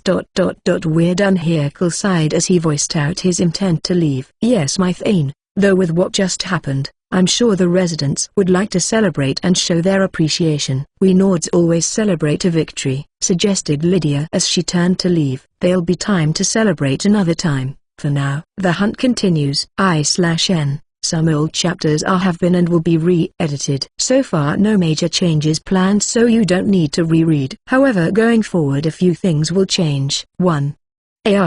Arcs will vary in length now depending on the reincarnator. Arcs are a tricky but important part of multiverse fics, mine being one where he has to hunt reincarnators in each world. It can either be too short and boring in each arc or too long and dragged on, which is what will happen if I spend too much time in worlds. So here's what I'll be doing. Arcs will vary in chapter number, some long some short. My goal is to keep things interesting and not too centered on one world, which brings the next point. Harem. It's not every time he visits a world that he'll get intimate with the main cast. He'll visit multiple versions of the same world, so it'll vary. Sometimes we see some little romance, other times a pure lemon arc, other times pure killing and torture. Hitlist. I'm still open to hitlist recommendations, as so far I have 2. With all that said, this arc will meet an abrupt end, as my initial goal in writing it was to make it long. But that way will bore many of you who came to see a multiversal fic. I apologize for this, as I'm still learning how to improve, but I guarantee I'll only keep getting better. If you're fine with an abrupt ending, let me know in the comments and I'll start the polls for hitlist voting and next arc. I'm doing this not to stray far from the purpose of this fic, it's just I really like putting in character development, which makes for long-running arcs. Sorry once again, and let me know your thoughts. Chapter 73, Progress. Do this before bed and watch your belly shrink. Active keto gummies. In the weeks that would follow, Kull, Lydia and Sylvia traveled through many holds of Skyrim, slaying and or taming dragons. Most had been of the weaker variety, however that changed when in Eastmarch Hold. There the group traveled to Kynesgrove, an ancient dragon burial mound. Kull chose to come here because Sylvia informed Kull that Jorgen had failed to slay a dragon that rose from that mound. Not wanting to waste the chance to make Jorgen look bad, Kull came to deal with the dragon. I can't believe it, he even calls himself the Dragonborn after abandoning all this people and running away. Next time I see that boastful coward, Lydia commented in an angry tone. After Kull told her the reason for them coming here, she began cursing Jorgen's name half the journey. It seemed to really bother her when someone failed at their duties, but Kull didn't pry and let her be. Sylvia, any other useful information I should know about Jorgen these past few days? Asked Kull in a low tone. He's making considerable progress in his quest as the Dragonborn after assembling a group to help him. He should be done soon. His reputation hasn't changed much, but he did suffer humiliating defeats from multiple dragons, only able to slay some due to his group, answered Sylvia quickly. Well, at least he's making progress in completing the main quest. Let me know if anything else important pops up later. We can't talk much with Lydia here, voiced Kull in a low tone once again. There it is. I see it, Lydia suddenly shouted as she pointed to a mountain. Even in the snowy weather around Kynesgrove, one could easily see a large winged beast resting atop the side of a mountain. The dragon could see the 3 of them approaching from afar and unleashed a shout into the air. Seems we didn't go unnoticed. Ready your bow, Lydia, and take cover. Sylvia, ready your long-range fire spells and do the same. This one is a powerful frost dragon, said Kull in a cautious tone. How much different is it from the ones we've encountered thus far, my Thane? Lydia asked curiously as she got off the horse and readied her bow. Well, putting its stronger body aside, It can use both fire and frost breath as well as some other shouts that will cause you to tire out quicker. It's very powerful, but at the same time it's not to be underestimated, Cole advised before slowly unsheathing his sword. Cole looked towards the dragon and narrowed his gaze before rushing over. The dragon opted to stay on high ground and began shouting towards Cole from there. I've heard tell about your dreadful Thursday forcing us down from the sky. I will not fall prey to such, announced the dragon in a loud roar. If you're going to stay there, then it just makes things all the more easy for me, mocked Cole with grin. He raised an open palm towards the dragon. A reddish-orange aura covered his palm before large flames emerged. The flames didn't take long to completely engulf the confident dragon. It roared out in pain and flapped its wings, dispersing the flames. Only for Cole to fire another wave. It's strange how a dragon is weak to fire. Others have shrugged it off like it was nothing. Must be hard having sensitive skin, Cole purposefully mocked, trying to trigger his opponent. The dragon continued to flap its wings and use frost breath to counter Cole's flames, but not all. The dragon didn't leave its position as it was waiting for Cole to drain his magical and attack. But Cole's onslaught continued without stop. What is the meaning of this? Roared out the dragon. The meaning is simple. Submit or become the first dragon to perish by the hands of a human flame. I honestly can't think of anything more humiliating, chuckled Cole, once more mocking the dragon. The dragon grunted and tried to fly away, but was hit with Cole's dragon and shout almost immediately and was forced down. Jiara, how dare you? Roared out the dragon in anger. It turned towards Cole and ready to charge, when suddenly a gigantic blast of flames hit it from the side. Shocked and in pain, it couldn't comprehend what had just happened. Before it could, arrow after arrow began hitting its already weakened body, easily penetrating his now brittle skin. You didn't think I brought those two just for show now, did you? This is honestly getting sad. I'm no fan of animal cruelty, so submit and it'll end here. I may even buy you a nice treat if you're good boy or girl. I can never tell with your kind. Cole showed a small smile on his face and leaned against his sword, continuing to mock the already angry dragon. Insolence! Jiara! Roared the dragon in complete rage. As angry as it felt, it knew if attacked any longer it would surely die. I yield. Finally desperate for survival, the dragon announced its surrender. Cole then gestured Sylvia and Lydia to pause their attacks. He then slowly walked over before using the bend will shout on the beast. I Salona have lost. I submit, it said in a dejected tone. I'm glad you see the bigger picture. You can leave and go recover. I'll call your name should I need you. Not saying much more, Cole sheathed his sword and turned to leave. Lydia and Sylvia came out from cover and walked over to him hurriedly. After the dragon left, Cole, Lydia and Sylvia did the same. Great job. Both of you. I think it's about time we head back to Whiterun. Quite frankly, I've had enough of Skyrim's wilderness, sighed Cole while shaking his head. Are you still upset about the wolves that stole that deer meat we had prepared, Mythe? Asked Lydia with a smile on her face. I don't hold grudges, just don't be surprised when you see me wearing a full set of fur clothing. Let's find a nice spot and set up camp for the night, replied Cole bluntly. Lord Cole. I see a deer over there. Chapter 74, Return. Once night fell upon the group, they had already set up a camp and a fire. Sylvia had already began roasting the deer Cole has managed to catch. After setting it up, Sylvia left to go take a bath by a nearby river. Cole remained to watch over the meat while Lydia stayed in case of anything as well. You going to just watch the meat roast until it's ready, Mythe? Asked Lydia in a curious tone. I've got nothing better to do, replied Cole while shrugging. You should also go take bath and I'll watch the camp, then when you're back I can do the same, suggested Lydia in a cheeky tone. Cole showed her a raised brow and a smile before agreeing and leaving the camp. He had gone to a different spot a little further from where Sylvia was. I really miss the simpler times already. No dragons, sketchy powerful beings, girls who stab me then get kinky or bathing in rivers. Just me and Charlie's mother. Cole sighed as he washed his body in the cold open. Though Sylvia is really starting to grow on me and Mordred is just plain adorable. Cole continued to ponder as he carried on bathing. After finishing he took another deep sigh while looking at the sky. Goodbye to the simpler times. On his way back to the camp, Cole found Sylvia crouching alone near a tree, petting a little rabbit. He chose to stay hidden and just looked at her curiously. Hey the little friend, are you lost? I know the feeling. I was lost too, but I was found by a really kind woman. I was still alone like you ... but now I have Lord Cole ... He doesn't treat me badly for being clumsy or slow. I just hope I don't disappoint him."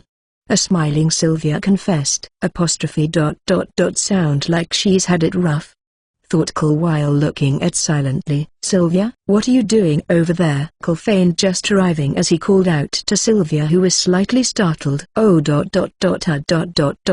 I was talking to a rabbit," said Sylvia with her head lowered, fearing Cole had heard her. "You don't have to be embarrassed about wanting to pee on a tree. It's perfectly normal when camping." Cole sighed, feigning ignorance. "No, Lord Cole, I wasn't doing that ...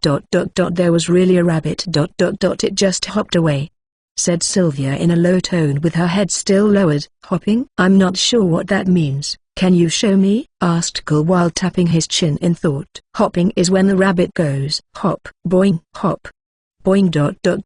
hop, boing," Sylvia demonstrated while holding her hands out like a rabbit. "I think see it now," Cole answered while showing a small smirk on his face. Sylvia hopped a few more times before realizing what Cole was focusing on was completely something else. "Lord Cole ... You knew what hopping meant from the start," said an even more embarrassed Sylvia. "Yes, but I couldn't resist. You looked adorable doing it. Come on, let's head back to camp and eat." A short while later, Cole and Sylvia arrived back at the camp. They found Lydia had dozed off leaning against her sword. Cole walked over to her and shook her shoulder, ending her little nap. "Huh? Oh ... Welcome back. Are you both feeling better?" asked a slightly drowsy Lydia. "I'm feeling hungry. Mind telling me where the meat went?" asked Cole with narrowed brows. ... Lydia looked at fire and saw nothing on it. Looking closer, one could see the tracks of a wild animal. "That's it ... I'm going wolf hunting," Cole announced, grabbing a sword and walking. Just there like that, their night came to an end. The next day the group set off back to Whiter Run. After arriving around sunset, they left their horses at the Whiter Run stables and continued on foot up the hilly road to the city. "Ha. Back again from a dragon-slaying adventure, Cole?" asked a guard at the main gate in a happy tone. "What makes you ask?" replied Cole in a friendly tone. "Ha, news travels fast. Your escapades are all people talk about lately. Just recently a group of companions tried to confront a dragon that was circling near the farms outside Whiter Run. But they failed horribly. We lost a good few fields because of that. Anyway, you'll see for yourself," another guard quickly explained before opening the gate for Cole, Sylvia and Lydia. Once inside the city, Sylvia went to sell off the many wolf pelts Cole had ... acquired and also hand over ingredients to Arcadia. Meanwhile, Lydia and Cole went to the Bannered Mare for a drink and quick meal. "Well, look who we have here. A real dragon slayer has come." "Ha," one of the patrons shouted as Cole walked in. Soon many gazes turned to him. Some raised their tankards towards him while some cheered him on. Lydia left his side to order some food and drinks while Cole found an empty table and began conversing with the other patrons about his tales. In the end, one dragon died while the other gave up. "Dragons aren't difficult to kill if you know what you're doing," said Cole while his shoulders. "Well then, the companions definitely did something wrong. Ha. I was on guard duty that day." One of the lads had his clothes completely burned off while the others looked battered and beaten, announced a patron not too far from Cole. "I'd to see you say that to my face."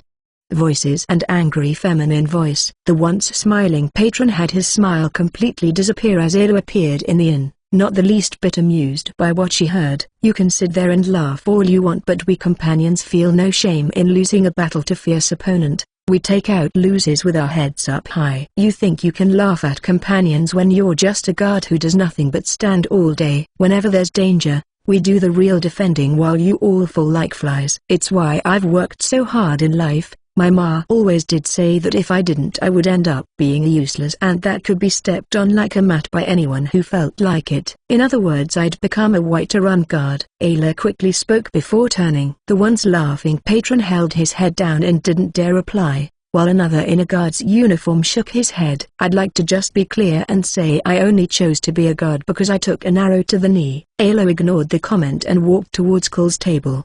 She stopped near a few inches away and looked at him with her arms crossed. "I can't win our bet." Chapter 75. Why? Drink 1 cup of this before bedtime and lose 14 kg in 2 weeks. Active Keto Gummies Editor. Magnus and Chaos. Cole was caught slightly off guard by Ayla's sudden statement. Lydia was even more surprised as she looked towards Ayla with a look of disbelief. "You do realize what's at stake, right? Why suddenly give up?" asked Cole in a straight tone. "You're slaying dragons like they are chickens, whereas I failed to slay a single one." "I'm just being realistic. I'm honorable enough to know when I've been beat. I'm well aware of what's at stake and I still admit I've lost. So do as you please," stated Ayla with her arms crossed and brows furrowed. Cole wasn't sure how to take the situation as he had pictured it going vastly different in his head. He had no real interest in taking away Ayla's freedom. His original plan simply involved making the companion's pride go down a peg. Her admitting defeat wasn't in his calculations. "All right then, so I'm the winner of our little challenge. You're free to go do what you usually do. I'll let you know if I need your help with something." Cole casually spoke before turning away from her. Cole's statement came as a surprise to both Lydia and Ayla. Ayla was expecting him to ask her to do degrading actions and use her like some slave, whereas Lydia thought he'd at least humiliate her slightly. "What do you mean help?" asked Ayla in a cautious tone. "Fetching ingredients, hunting, retrieving some things for me and so on," replied Cole casually. "Is that all? And the lap you mentioned before?" "I don't believe you," said Ayla in an angry manner. "I said you'd do it with a smile on your face. I'm not going to force you. It's not in my nature, unless of course you're my enemy." Cole cast her a quick smile as he replied, "If this is you showing pity towards me, then save it. Just do your worst already." "I have my own pride," said the stubborn Ayla. Cole sighed and went silent, pondering the situation. Lydia would occasionally cast glances at Ayla, who stood waiting for him to speak. "If you insist, then you can sit on my lap and feed those berries Lydia brought," said Cole while looking at Ayla. "Just that?" asked Ayla in an unsure tone. Cole didn't answer but gave her a light nod. Ayla was a bit surprised he hadn't asked for more after what she had threatened she'd do if he had lost.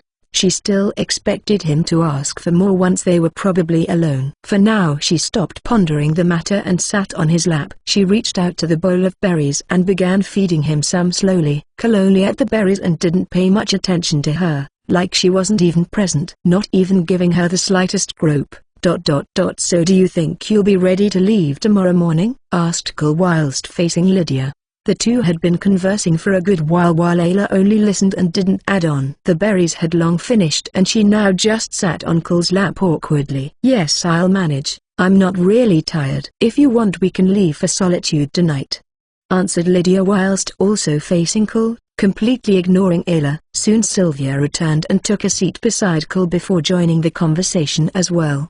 The trio were planning on how they should proceed towards Solitude, Skyrim's most high-class city. "May I speak?" suddenly asked Ayla. "Why are you asking permission? You're free to do as you please," asked Cole in a blunt tone. "Is this really all you want me to do?" "You're not going to ask for more?" asked Ayla, seeking confirmation once more. Cole didn't answer but only nodded instead. Him not asking for something was making her somewhat anxious that he might be planning something bigger, but Cole simply had no interest in playing slave owner to someone who hadn't really wronged him. He wasn't on friendly terms with her, but not the point of risking his reputation just to have temporary fun. The patrons present in the inn couldn't help but stare at Ayla sitting on Cole's lap and talk about it in hushed tones. "Lydia, Sylvia, if you're done eating we should go. We'll need to set off early tomorrow," said Cole as he finished his drink. "I'm done, Lord Cole." "Same here, my Thane. We can leave." Cole cast a look towards Ayla which she immediately understood. She got off his lap and he left after with Lydia and Sylvia in tow. Ayla hesitated for a moment before deciding to follow behind them. "What's Solitude like, Lydia?" "The people I mean?" Cole asked as they began walking away from the inn. "I honestly didn't enjoy my time there. I went there when I was a child. I honestly prefer Riffin to it. Solitude is full of stuck-up and annoying people." "You'll see what I mean when we get there," answered Lydia in an annoyed tone. "I agree with Riffin being more tolerable, but we have business in Solitude so it can't be helped. Besides, last time I checked we're far from lacking in terms of systems," said Cole with a smile on his face. "I'm sure no one will disrespect Lord Cole," commented Sylvia in a proud tone. "You've clearly haven't been to Solitude then. It's all wealth, status and lies. No honor whatsoever." "Damn merchants, "I'm happy the dragons have made trade difficult for those leeches," said Lydia with her arms crossed. The three continued to share their thoughts on solitude until they soon arrived at their home. "Did you really need to follow me all the way home?" Cole sighed and asked as he turned around and faced Ayla. "Well, you have my freedom, so of course I'll follow you," answered Ayla in a firm tone with her arms crossed. "Sigh, you know what? Just forget the challenge. You've already fed me berries and I've shown my skill. Everyone's happy. No need to follow each other anymore." "Agreed." "Agreed. Good night." Cole spoke quickly and in a blunt tone before entering his home and closing the door. "You went easy on her, Mythane. I honestly expected you to at least humiliate somewhat or something more intimate like most men," said Lydia as she began heading up the stairs. "I just wanted to teach her a lesson. If she were my enemy then sure, but she's just a prideful woman with anger issues, so no need to go that far," answered Cole honestly. "You really are strange, Mythane." "Well, good night." Lydia spoke quickly and turned to leave with a smile on her face. Ayla still stood outside silently for a moment with a complicated expression on her face. "I don't have anger issues," she thought to herself before frowning and leaving Cole's property. Give stones and leave a review for faster releases. Chapter 76. To Solitude. Do this before bed and watch your belly shrink. Active Keto Gummies. Editor, Magnus and Chaos. The following day, Lydia, Sylvia and Cole had all woken up early and began preparing for their journey to Solitude, which would take roughly 3 days. "Lord Cole, is there anything else I should bring?" asked Sylvia as she was packing things into a bag. "Not necessary. It'll just slow the horses down. Just carry the essentials as usual. We can buy things in the settlements along the way should we need to," replied Cole while sorting his clothes. Sylvia nodded and continued to pack while Cole went downstairs where he found Lydia already set to go. "You don't waste time, huh?" he asked casually. "I'm not the type to overpack. I just carry what's necessary. Leaves me more room to carry things for you should you need me to," she answered proudly. "You really take your duties seriously," stated Cole as he gave her an odd look. "Why wouldn't I? I'm not like those unruly housecarls some Thanes have. Besides, I all set, Lord Cole." Lydia was cut off by Sylvia, who announced loudly that she had finished. She soon rushed to join Cole and Lydia, but not before stumbling on the last of the stairs. Boing! Luckily for Sylvia, her fall was cushioned by her chest. Both Lydia and Cole could only look at her oddly as if in disbelief at what they had just seen. Did they get bigger? They both thought to themselves. Sorry, Lord Cole. I'm all set and ready to go," she stated after standing back up. "Right. Let's go," answered Cole, but not before stealing one last glance at her chest. "They really did get bigger. I'll need to check properly later," he thought to himself as the trio exited the home. They didn't linger around much and directly went towards the main gate. However, they came across an unexpected turn of events. "Why are you standing there?" Ayla asked Cole while sighing. Ayla stood near the main with her arms and head held high. She had a stylish bow on her back with a quiver on her hip holding plenty of arrows. Then down on the ground near her leg was a large satchel. "I just so happened to be traveling to Solitude for business, so thought why not wait for you. It's safer traveling in groups after all," she replied with a straight face. "I can't think of one single reason you would have business in Solitude, Ayla." Before Cole could answer, Lydia came forward and spoke, not mincing her words one bit. "And since when do you know everything happening in my life, Lydia?" "If I say I have business there, then that's none of your business," retorted Lydia while making ing signs. "We gain nothing by standing around here debating about it. Let's just go." "If she wants to tag along then so be it," announced Cole before walking out the gate. Sylvia quickly followed while Lydia and Ayla gave each other dirty stares before following. The first day of the trip wasn't eventful in the slightest. No dragon or bandit attacks. Cole was entertained however by Lydia and Ayla's bickering throughout the day. As soon as the sun set, Cole suggested they find a good spot to make camp. Ayla took this opportunity to shine. She had found a perfect clearing close to a river and set up camp in no time at all. "They don't call me Ayla the Huntress for nothing. There's no prey that has ever escaped me," she said proudly. "Except a man," replied a frowning Lydia. "I simply chose to focus on hunting. I have no need for a man to feel complete." "What about you?" "I don't think I recall you in any relationship, so who are you to judge?" retorted Ayla. "I have my duties to fulfill. Besides, unlike you, I've warmed the bed of a great man. Isn't that right, my Thane? Said Lydia while laughing nervously. Don't bring me into this unless there's a naked woman involved, replied Cole bluntly as he roasted some deer meat. See? More lies, Lydia. He didn't say no, Ayla. He didn't say yes either, Lydia. Are you calling me a liar? Well, I'm definitely not calling you a truther. What? The bickering continued until it was finally time to eat. Lydia and Ayla sat on opposite ends giving each other dirty looks. I want to ask what they have against each other, but that's just a surefire way to start another argument. Well, that was a good meal. I'm going to take a bath by the river, announced Cole while standing up. Wait for me, Lord Cole, stated Sylvia as she hurriedly stood up and followed him, leaving Ayla confused. Are they together? She asked Lydia in a soft tone. No, just think of her like his servant, a very skilled one at that, replied Lydia as she looked at Cole and Sylvia walking away. Ayla didn't ask any more after that and continued to eat along with Lydia. Meanwhile, by the river, Lord Cole, do you think those two may like you?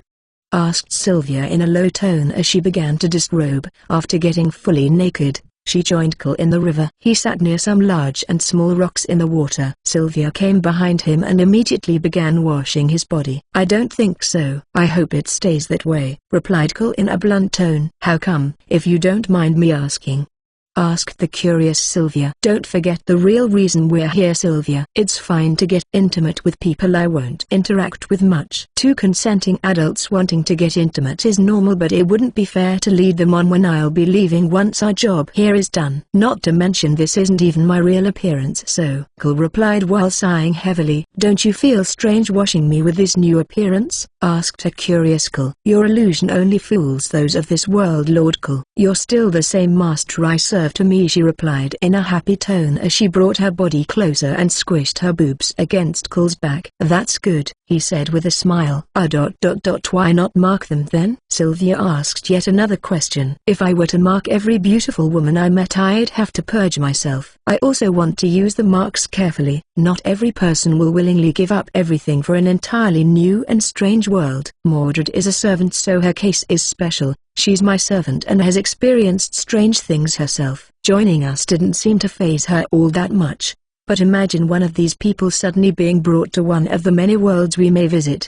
Besides, if I am to use my marks, I'd prefer we recruit strong people. If not strong, then at least proficient in their like no other. I purposely choose the least intelligent or least powerful reincarnators to deal with to gain experience and with marks.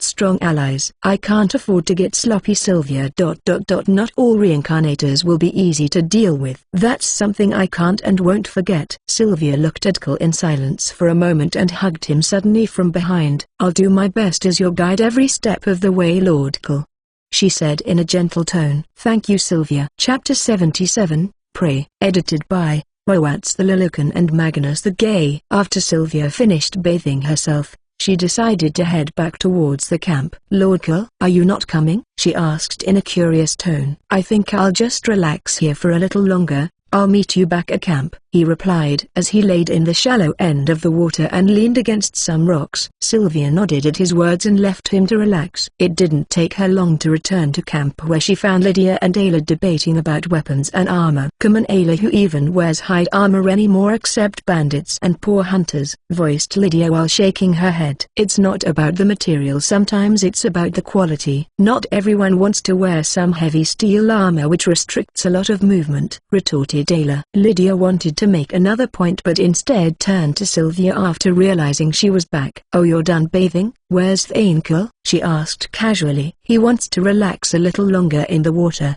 It's quite refreshing, replied Sylvia as she took a seat inside one of the tents close to the fire. The conversation soon changes to Lydia asking some questions about her Thane. It was only natural to be somewhat curious. Sylvia, however, stated she hadn't known him long to avoid many questions and was vague with the ones she answered. Ayla couldn't contribute to the conversation and decided to leave. I'm going to hunt to clear my head. Sitting around doing nothing isn't like me, said Ayla all of a sudden before grabbing her bow and arrow and walking away. It didn't take her long to find a large deer roaming the forest. She crouched quietly and showed a smile as she slowly got closer. The deer, however, heard some rustling from a different direction and got startled away. Damn it! Ayla thought to herself before following its tracks. She eventually saw it go to the river where it began drinking water. Ayla stood on some high ground and decided to take cover in the nearby shrubs and wait for it to move, as she couldn't get closer without being spotted and didn't have a clear shot. As she crouched in the shrubs to observe the deer, she ended up seeing a clear view of where Cole was relaxing. For those on low ground or near the river, they could only see rocks around him, but from the hilly area Ayla stood, she got a clear view of him. His body isn't bad, I suppose I'll give him that.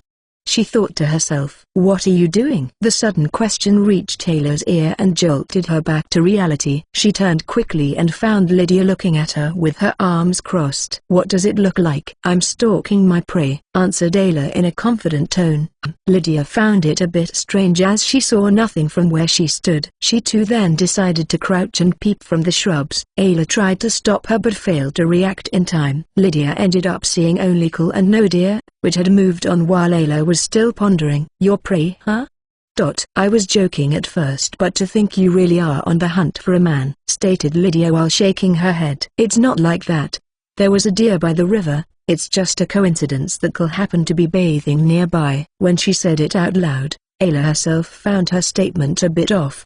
The two ended up arguing over the misunderstanding for a little longer before Lydia lost interest in the matter. Fine, if you say so. I'm going to take a bath now as well, Lydia said in a casual tone as she prepared to leave. Wait, Cole is still there. Are you going to bathe while he's still there? Ayla asked in a surprised manner. Why not? He's seen me naked before. It's not the first time, Lydia. Him and I had to bath in a river close to one another. I'm comfortable with him seeing me, so it's not an issue, replied Lydia as she walked away. Ayla hesitated for a moment but soon followed Lydia behind and the two walked to the river together. Once there they quickly stripped and went into the water, not too far from Cole. I hope we're not interrupting you, my Thane, said Lydia looking towards the rocks that separated her and Lydia from Cole. Not at all. I'm just enjoying the cool water. It's a hot night today, replied Cole in a relaxed tone. This part of Skyrim always tends to be very hot this time of year. It's one to tell the upcoming winter will be a moderate one,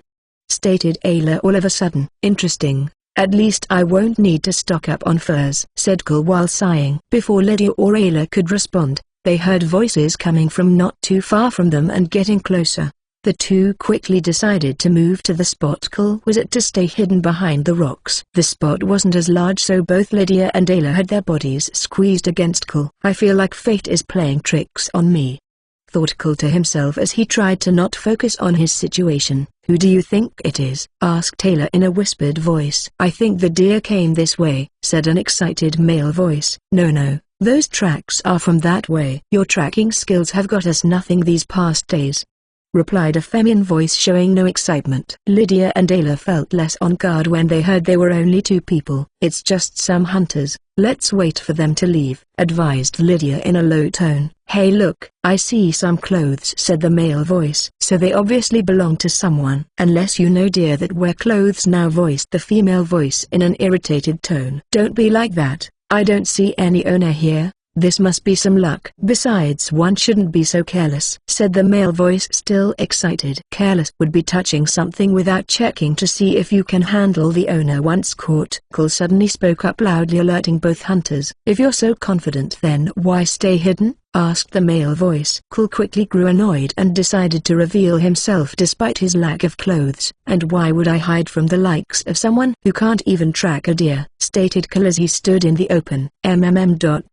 You certainly have nothing to hide, said the female voice that came from a lovely older woman who eyed Cole from top to bottom. Love, are you really eyeing his body when you have mine to keep you warm every night? voiced the man, slightly angry. Yes, I am. I don't say anything when you look at those tavern wenches.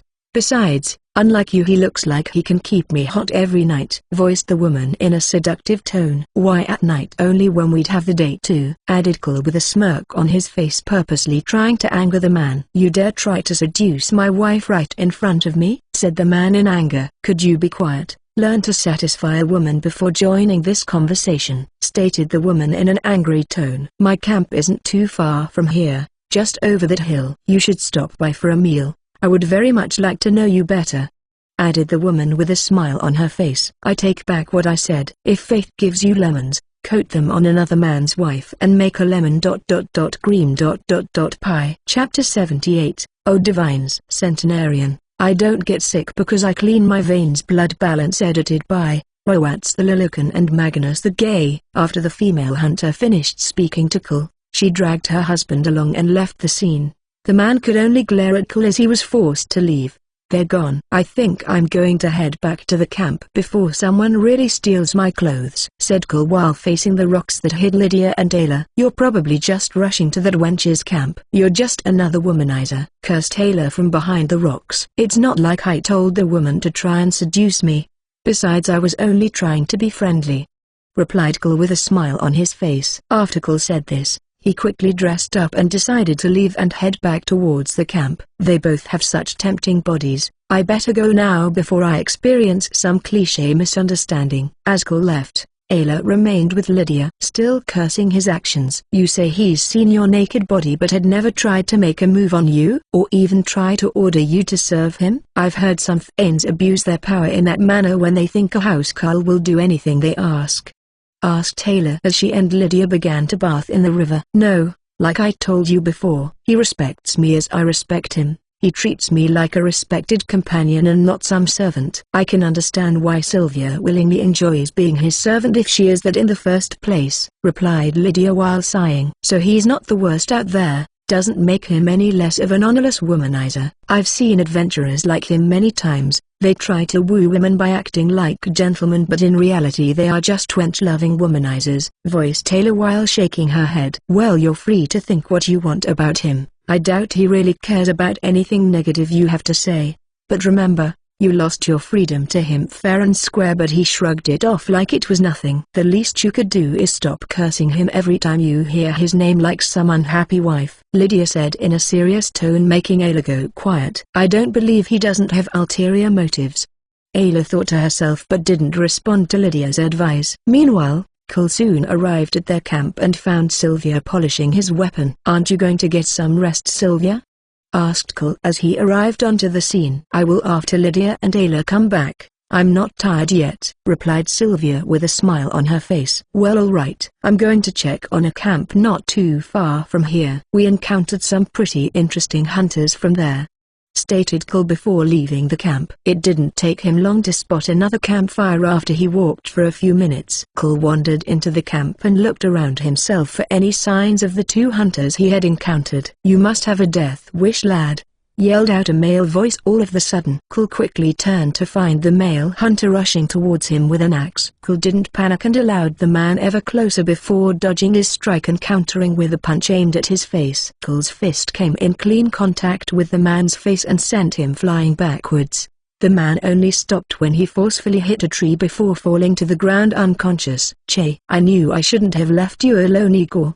The female hunter soon arrived at the scene and found her husband knocked down. After checking to see if he was alive, she turned to Kull and shook her head. Sorry about that. If it weren't for the sake of our children, I'd kill this cheating bastard myself. Give me a moment, she said before turning away from Kull. She went into a nearby tent and came back inside out with some rope. She then skillfully tied her own husband down before dusting off her hands in satisfaction and turning back to Kull. There. That should stop him from acting up. While you're still here, let's not beat around the bush. I'm tired of always being the one cheated. I too crave to be touched. If you're interested, we can skip the formalities and get right to it, spoke the woman in a confident voice. Nord women really don't beat around the bush, thought Kull before deciding to answer. Rather than answer with words, Kull simply dropped his pants and revealed his throbbing hard cock. The woman showed a sly smile before taking off her clothes as well.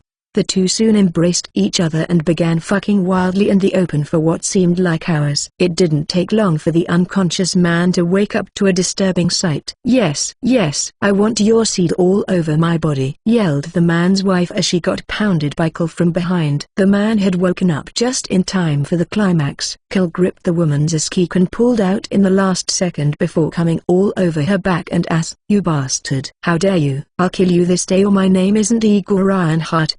How could you? Yelled the man in pure anger. Kull ignored his threats and soon dressed up after the man's wife slowly cleaned off Kull's cock, making sure her cheating husband witnessed it clearly. "You think I don't know about all your little whores? The only reason I haven't left your sorry excuse for a nod is our children. As far as I'm concerned, you're only my husband in name," stated the woman as she stood up, not bothering to clean the cum off her body. "Well, I think I should be going, Melda." "Thank you for the our meal," said Cole as he prepared to leave. "No, thank you for making me feel like a woman again." "You're always welcome inside me," replied Melda with a smile. "Don't you dare leave, lad. I'll kill you. I'll find you." The man continued to yell in Cole's direction as he left the camp, ignoring the man's threats. "Oh shush, Igor. I'm not done with you yet," the woman said suddenly in an angry tone. She left the man's side and went into the tent nearby for a moment before coming out with a mammoth's tusk. She coated its tip in honey before turning towards her helpless husband with a sly smile on her face. "Wait, Melda. What do you plan to do with that?" "Melda, please. Think about this. I love you. I'll change, please, Melda. I'll change. Melda, stop." Meanwhile, Cole arrived back at his camp and found Lydia and Sylvia chatting while Ayla was roasting a rabbit. "Welcome back, Lord Cole." "Welcome back, Mythane. Womanizers are better off dead," muttered Ayla as she glared at Cole. "What makes you think I'm a womanizer?" asked Cole in a curious tone. "I'm not a child. It's obvious that you went to fool around with women over at their camp," answered Ayla, not hiding her dislike for the female hunter. "Sorry to disappoint you, but there was no fooling around. She's married, remember? We only had a long meal before praying to the divines for safety during our journeys," Cole replied in a confident and straight manner, but everyone doubted his words greatly, especially Ayla. But then all of a sudden they heard a loud cry of a man. "Oh divines, help me. I'll change." "Talos, Mara, Akatosh, anyone." Then followed the shouts of a woman. "Divines, I thank you for the hunt that gifted me this fine ivory tusk." Lydia, Sylvia and Ayla all had confused looks on their faces as they looked at Cole, who simply shrugged. "I'm surprised to find you all think so little of me. I suppose I'll just go to sleep." "You wouldn't want a womanizer near you after all," Cole spoke, feigning a disappointed look as he went to his tent, leaving them instead feeling guilty for thinking wrongly. Chapter 79, White Run Dilemma and Centenarian. I don't get sick because I clean my veins and blood balance. Edited by Chaos the Moody Addict, Magnus the Bisexual and Rawats the Lilikin. The next morning the entire group woke up early. Cole was the last to wake up and found Lydia and Sylvia already preparing a meal. When did you girls hunt?" "It's still very early," asked Cole as he yawned and left his tent. "Well, Ayla felt bad for cursing you non-stop yesterday, so she woke up early and hunted down a deer for you because it's your favorite. Then I volunteered to skin it." "While Sylvia said she'd cook," answered Lydia as she began packing up some of their equipment. "I see. Where's Ayla then?" asked Cole as he stood upright and stretched his body. "She went to take a bath. She was hunting after all," replied Sylvia as she slowly roasted the meat. Cole didn't ask further about the matter and simply waited for the meal to get ready. Lydia continued to pack their things so they could leave immediately after eating. Once Ayla came back, they did just that. How is it?" asked Ayla without turning to face Cole. "It tastes really good," answered Cole as he bit off more from his piece. "You shouldn't flirt with women anyhow, you may send the wrong message," stated Ayla without turning to face Cole again. Cole simply nodded and continued to eat his meal, avoiding the awkward conversation Ayla was trying to begin. The meal ended relatively quick and the group soon set off for Solitude. This time around they rode as fast as they could to make it before nightfall. The roads leading there were relatively safe during the day as many were patrolled by Imperial soldiers. "Mythane, who do you support in this civil war, if you don't mind me asking?"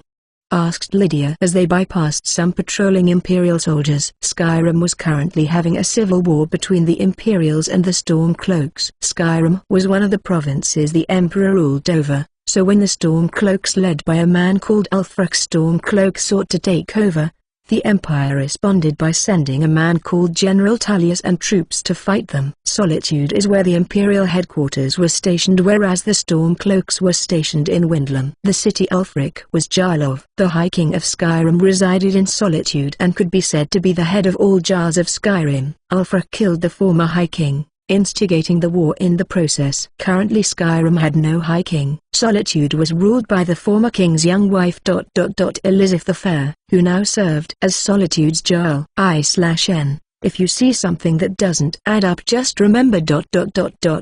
Editor note: He definitely hasn't milked that excuse dry yet. However, many of the decisions were made by her thanes, her steward and General Tullius. She was a kind and elegant woman who many saw unfit for the position. Many even called her a puppet ruler.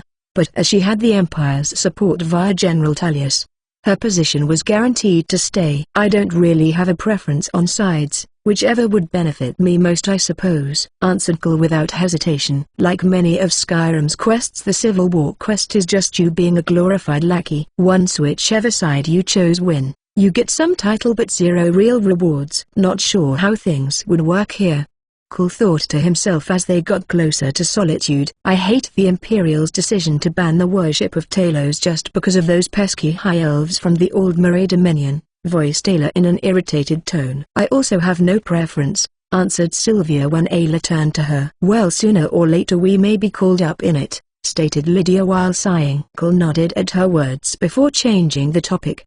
The group ended up arriving not too late in the evening. After they left their horses at the stables, they finally entered the city of Solitude. No one in the group had any immediate things they wanted to do, so they decided to rent rooms at an inn called the Winking Skeever. It was much larger than the Bannered Mare and far more well decorated. This meant a larger fee to pay for rooms, but that was no issue for Cole's group. Not surprisingly, the place was low on rooms, so they could only book 2. Cole would share with Sylvia, which didn't change anything really, while Lydia and Ayla would share their room. This put both in a bit of a sour mood, but that soon changed as they settled down for drinks and a hot freshly cooked meal. Finally, we've been traveling almost non-stop. Feels wonderful to finally sit down and have some ale, said Ayla in a satisfied manner. On that we can agree. Despite all the strange people in Solitude, its food is beyond top class, added Lydia as she enjoyed the many assorted meals on their table. Do you think Hadva is in the city?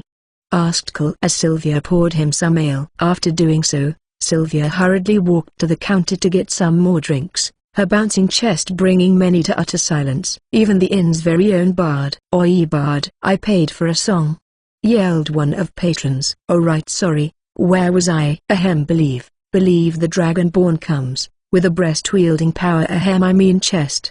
Wait, no, with a voice-wielding power. Editor note, for some reason I always listened to that song during long trips. The bard got tongue-tied and began from scratch while Sylvia returned to her group's table. Here you go, Lord Cole, she said politely before taking a seat near Cole. Are those real or did you enlarge them with magic? Asked a perplexed Ayla. Sylvia shook her head while Cole put his bottle down and began to ponder seriously. There's magic for that? He thought to himself as his mind began to ponder just how extensive magic was in this world. Something on your mind, my thane? Asked Lydia in a curious tone. No. Just making some future plans is all. I think it's time I retire for the night. The journey has me craving sleep, replied Cole before standing from his seat. Sylvia of course chose to follow while Lydia and Ayla decided to enjoy the quality food to the fullest. Inside Cole and Sylvia's room, Cole sat on the bed while Sylvia summoned her staff. Anything of interest happening or progress made? Asked Cole while looking at Sylvia. You've made progress and are up to 28% before you gain another alteration. But more importantly, Jorgen joined the Stormcloaks and attacked Whiterun yesterday. He is its current acting Jarl. Level 24, said Sylvia before waiting to hear Cole's input. Does it say how they managed to take over Whiterun? He asked in a serious tone. A dragon. Jorgen controlled one dragon that helped in the attack. Jarl Balgruuf surrendered so he couldn't lose any more soldiers and fighters. He and the survivors are heading towards Solitude, answered Sylvia in a quick clear tone. I see, we'll wait for Jarl Balgruuf to arrive then. If we're going to drive him out of Whiterun, I might as well do it in the way that yields most benefits. For now let's get some rest. Tomorrow, we might need to pay Jorgen a visit. Chapter 80, Desperate Jarl. Drink 1 cup of this before bedtime and lose 14 kg in 2 weeks. Active Keto Gummies, edited by Moats the Humble Lilican and Magnus the Tired Bisexual. The following morning, the city was in a commotion that awoke Cole from his slumber. Maybe I shouldn't have drank all that ale, muttered Cole as he sat up from the bed. He looked on the bed and found Sylvia wasn't there. Before he could think of where she went, she walked into the room with a tray of food. Oh, you're finally awake, Lord Cole. Here, she said with a smile before slowly walking over to him with the tray, making sure to not fall. Phew. Did you sleep all right?" she asked after sighing in relief for not falling. Cole nodded his head before walking over to a nearby window. "I'm guessing all this commotion means Jarl Balgruuf has arrived?"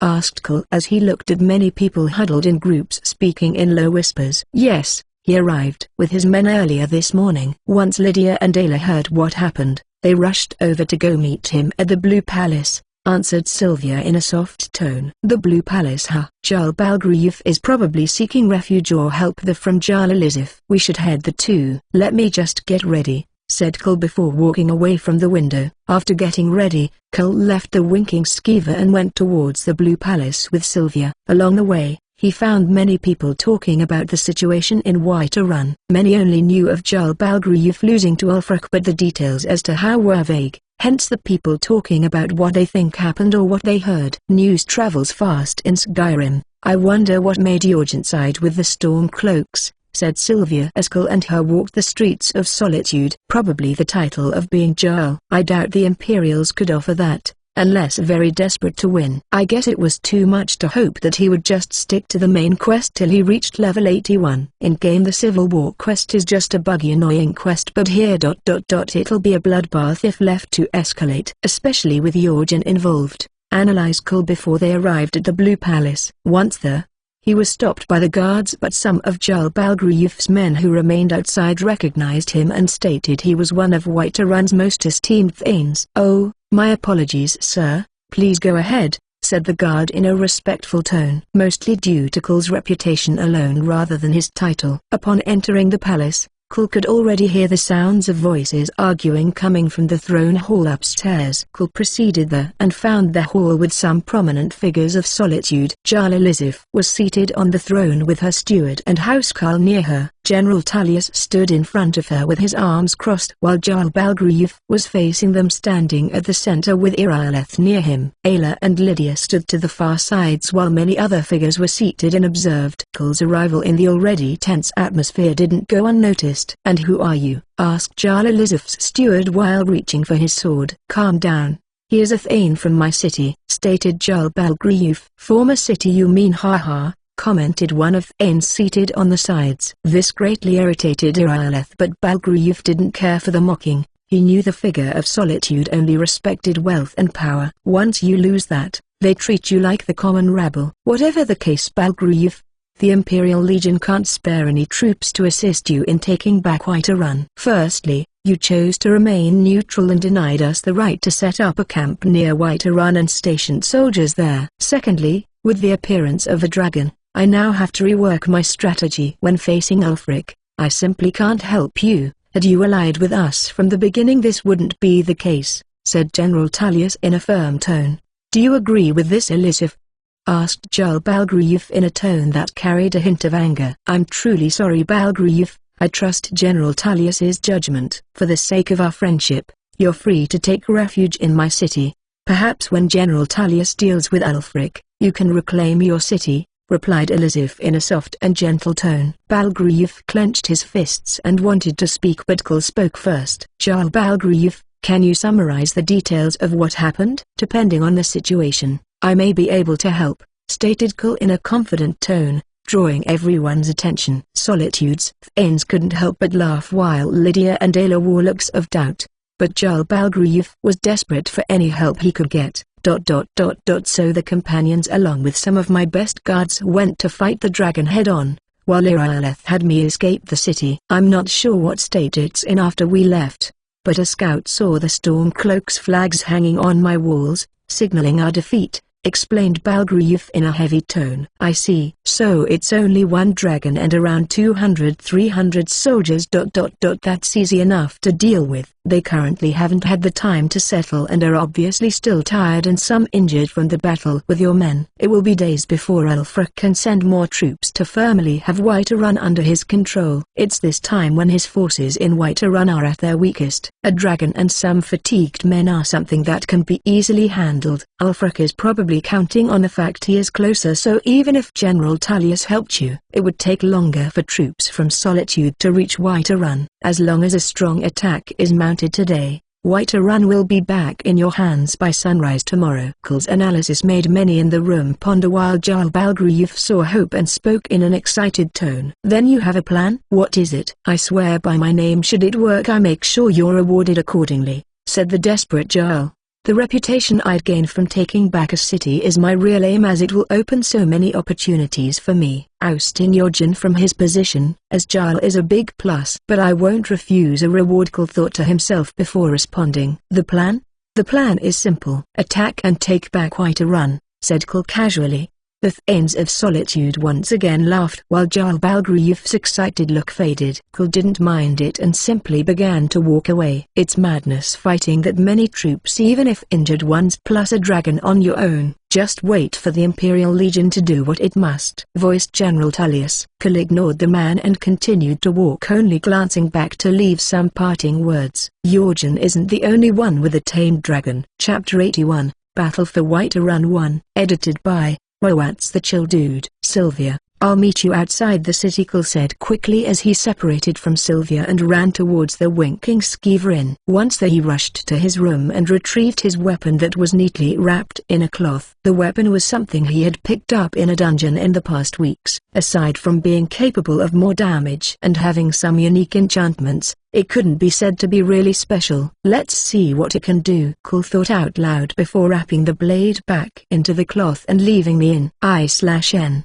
weapon image, E/N, can't wait till MC kicks some pervert ass, aka the Reincarnator. Once he got outside the city however, he found Lydia and Ayla standing next to Sylavia ready for battle. I'd rather die fighting than sit around and do nothing while my home is taken. Lydia stated her intentions upon seeing Kul look in her direction. And I wish to fight alongside my shield brothers and sisters, Ayla added after Lydia spoke. Alright, then let's not waste time, said Kul before walking past them and looking to the skies. Nahaglief, Salona. Kul's shout echoed through the skies and almost immediately loud roars echoed in return. It didn't take long for the source of the roars to be seen. Two large dragons flew side by side coming towards Kul's location. Ayla seemed agitated at the sight of them while Lydia had grown more accustomed to seeing them in his travels with Kul, hence her lack of a reaction. With a loud boom, the large beasts touched down onto the ground. The guards who saw this from afar were at a loss for words, thinking they were under attack. Get on. We'll ride in pairs, Kul quickly stated as he walked over to the dragon with bluish-colored scales. Lydia and Ayla both hesitated after hearing his words, but Sylvia was quick to act and went over to join him. She sat behind him and hugged him tightly whilst he held onto the horns of the large dragon. To White Run, Salona. Kul said the location they were heading and the dragon immediately began to flap its wings and take off from the ground. Wait, how do we ride a drag? Ayla tried shouting towards Kul, but the dragon continued to take off before finally flying away in the direction of White Run. Come on Ayla,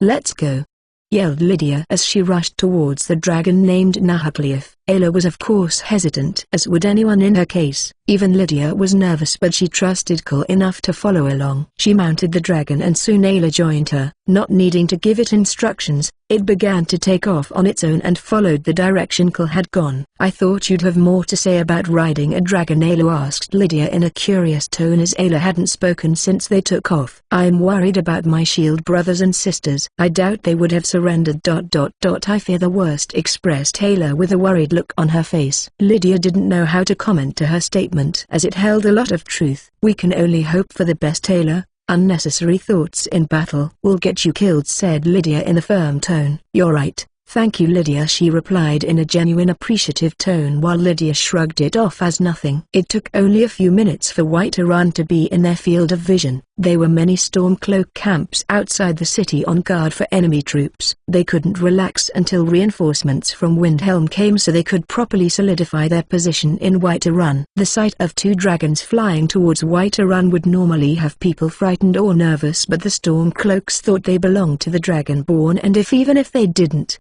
they believed he could slay them. Salona and Nahaglief flew closer to each other as they approached White Run. Salona, is the dragon helping Yojin a threat? Asked Kul in the dragon's tongue. His name is Vuljitnuk. He is formidable but nothing I cannot handle alone, responded Salona in a confident tone. Good. I'll need you to keep him busy then. If possible, keep him away from the city. Nahaglief, You'll land on the city gate and burn any and all Stormcloak soldiers who approach it," voiced Call in the dragon's tongue once more. Meanwhile at the Jarl's home Dragon Reach, Jorgen was casually sitting on the throne sipping from a bottle of mead like a king. In front of him was a woman with a blade on her hip and a frown on her face. "Why are we wasting time with this petty struggle? We should be exterminating the dragon menace. Don't forget your duty as the Dragonborn, Jorgen," she voiced in a tone of disapproval. "Will you relax, Delphine? I've already agreed to slaying every single dragon in Skyrim. This one is just useful to us for now, then I'll kill it as well. You should relax a bit. We've been adventuring for too long." I/N, Delphine image E/N. "I hope Call kills that bitch." General Tullius didn't even respond to the letter I sent. TSK. "Whatever the case, it's his loss, as I'll conquer Skyrim with Ulfric's help and make him and everyone who looked down upon me regret it," he voiced confidently. "Help? It's clear Ulfric is just using you to achieve his goal of becoming the true High King of Skyrim. Why would he relinquish that title to you?" Jorgen laughed at Delphine's question. His laugh echoed in the empty hall he sat in, while Delphine simply crossed her arms and watched. "Simple. For now I'll pretend to be fine with being a Jarl, but once I gain more dragons to control, I'll have him eliminated and rise to power," he declared proudly. "More dragons? Control? Are you mad? We need to kill every single one of those beasts," argued Delphine loudly. "Yes, I agree. After we cheat the Imperials and oust Ulfric. Think about it. With us ruling, you could truly make Skyrim a better dragon-free place." Delphine pondered for a moment and was about to respond when suddenly a guard rushed into the hall. "Jarl Jorgen, we're under attack," the guard yelled in panic, but Jorgen remained relaxed. "So? Let my dragon handle it. Plus, aren't the troops we have enough?" Jorgen replied casually. "The situation isn't that simple, Jarl. 2 dragons have attacked. One is preventing our troops from entering the city, while another is directly fighting your own dragon. Our men inside the city are too few, not to mention some people are attacking from within and the displeased people of Whiterun are joining. We can't win like this," the panicked guard explained in a heavy tone. "What?" Jorgen stood from the throne after hearing the explanation. He grabbed his sword and began walking out of the hall with the guard and Delphine in tow. Back in Whiterun streets, the bodies of Stormcloak's soldiers began to pile up one after another. Sylvia fought near the entrance of the city, making sure no Stormcloaks could try to escape, as Nahaglief was focused on preventing troops from entering. "By order of Lord Call, you shall not pass," she muttered before casting a wide-range frost spell. All within its radius felt a bone-chilling breeze enter their body. Their bodies began to tremble and they could barely hold their weapons. Most Nords were used to the cold weather, so frost wouldn't hurt them as much, but even they felt the might of Sylvia's attack. It didn't end there though. Sylvia soon took a different stance and began casting large icicles in their direction. The initial spell was only meant to slow them down and reduce their reaction speed. After the first wave of icicles passed, a good number of Stormcloak soldiers met their end, whilst others became heavily wounded. Sylvia hadn't moved an inch from her position as she prepared to launch another wave. Ayla also separated from the group and had gone to Jorvarsk to check on the companions, or at least know if they were okay. What she found, however, was what she feared most. No. Chapter 82, Battle for Whiterun 2. Drink 1 cup of this before bedtime and lose 14 kg in 2 weeks. Active Keto Gummies, edited by Moatzther. PLS. Don't put bad nicknames here, Gob. Upon arriving at Jorvarsk, Ayla found it to be in a poor state. The building itself looked to have taken heavy damage, while no one seemed to be around. Ayla clenched her fists before going inside. "Is anyone here?" she yelled out in hope. "Lady Ayla?" a voice responded to her call in a tone carrying sadness. Ayla recognized the voice and got closer. The voice belonged to a young woman who was kneeling on the floor cleaning up the messy hall. She was Jorvarsk's maid. "Sire, what happened? Where is everyone?"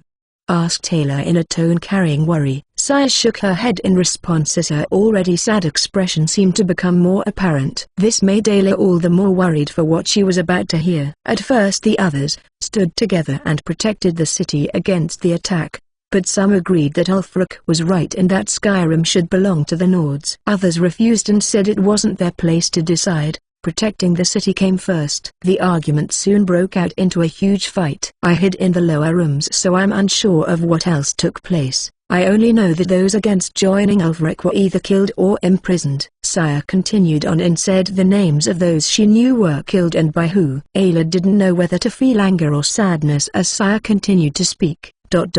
We shield brothers and sisters are supposed to stand together, no matter what. To go as far killing, Ayla muttered in a low tone as she clenched her fists. She said nothing else and turned to leave while unsheathing her bow. Once outside, she looked towards Dragon's Reach with furrowed eyebrows.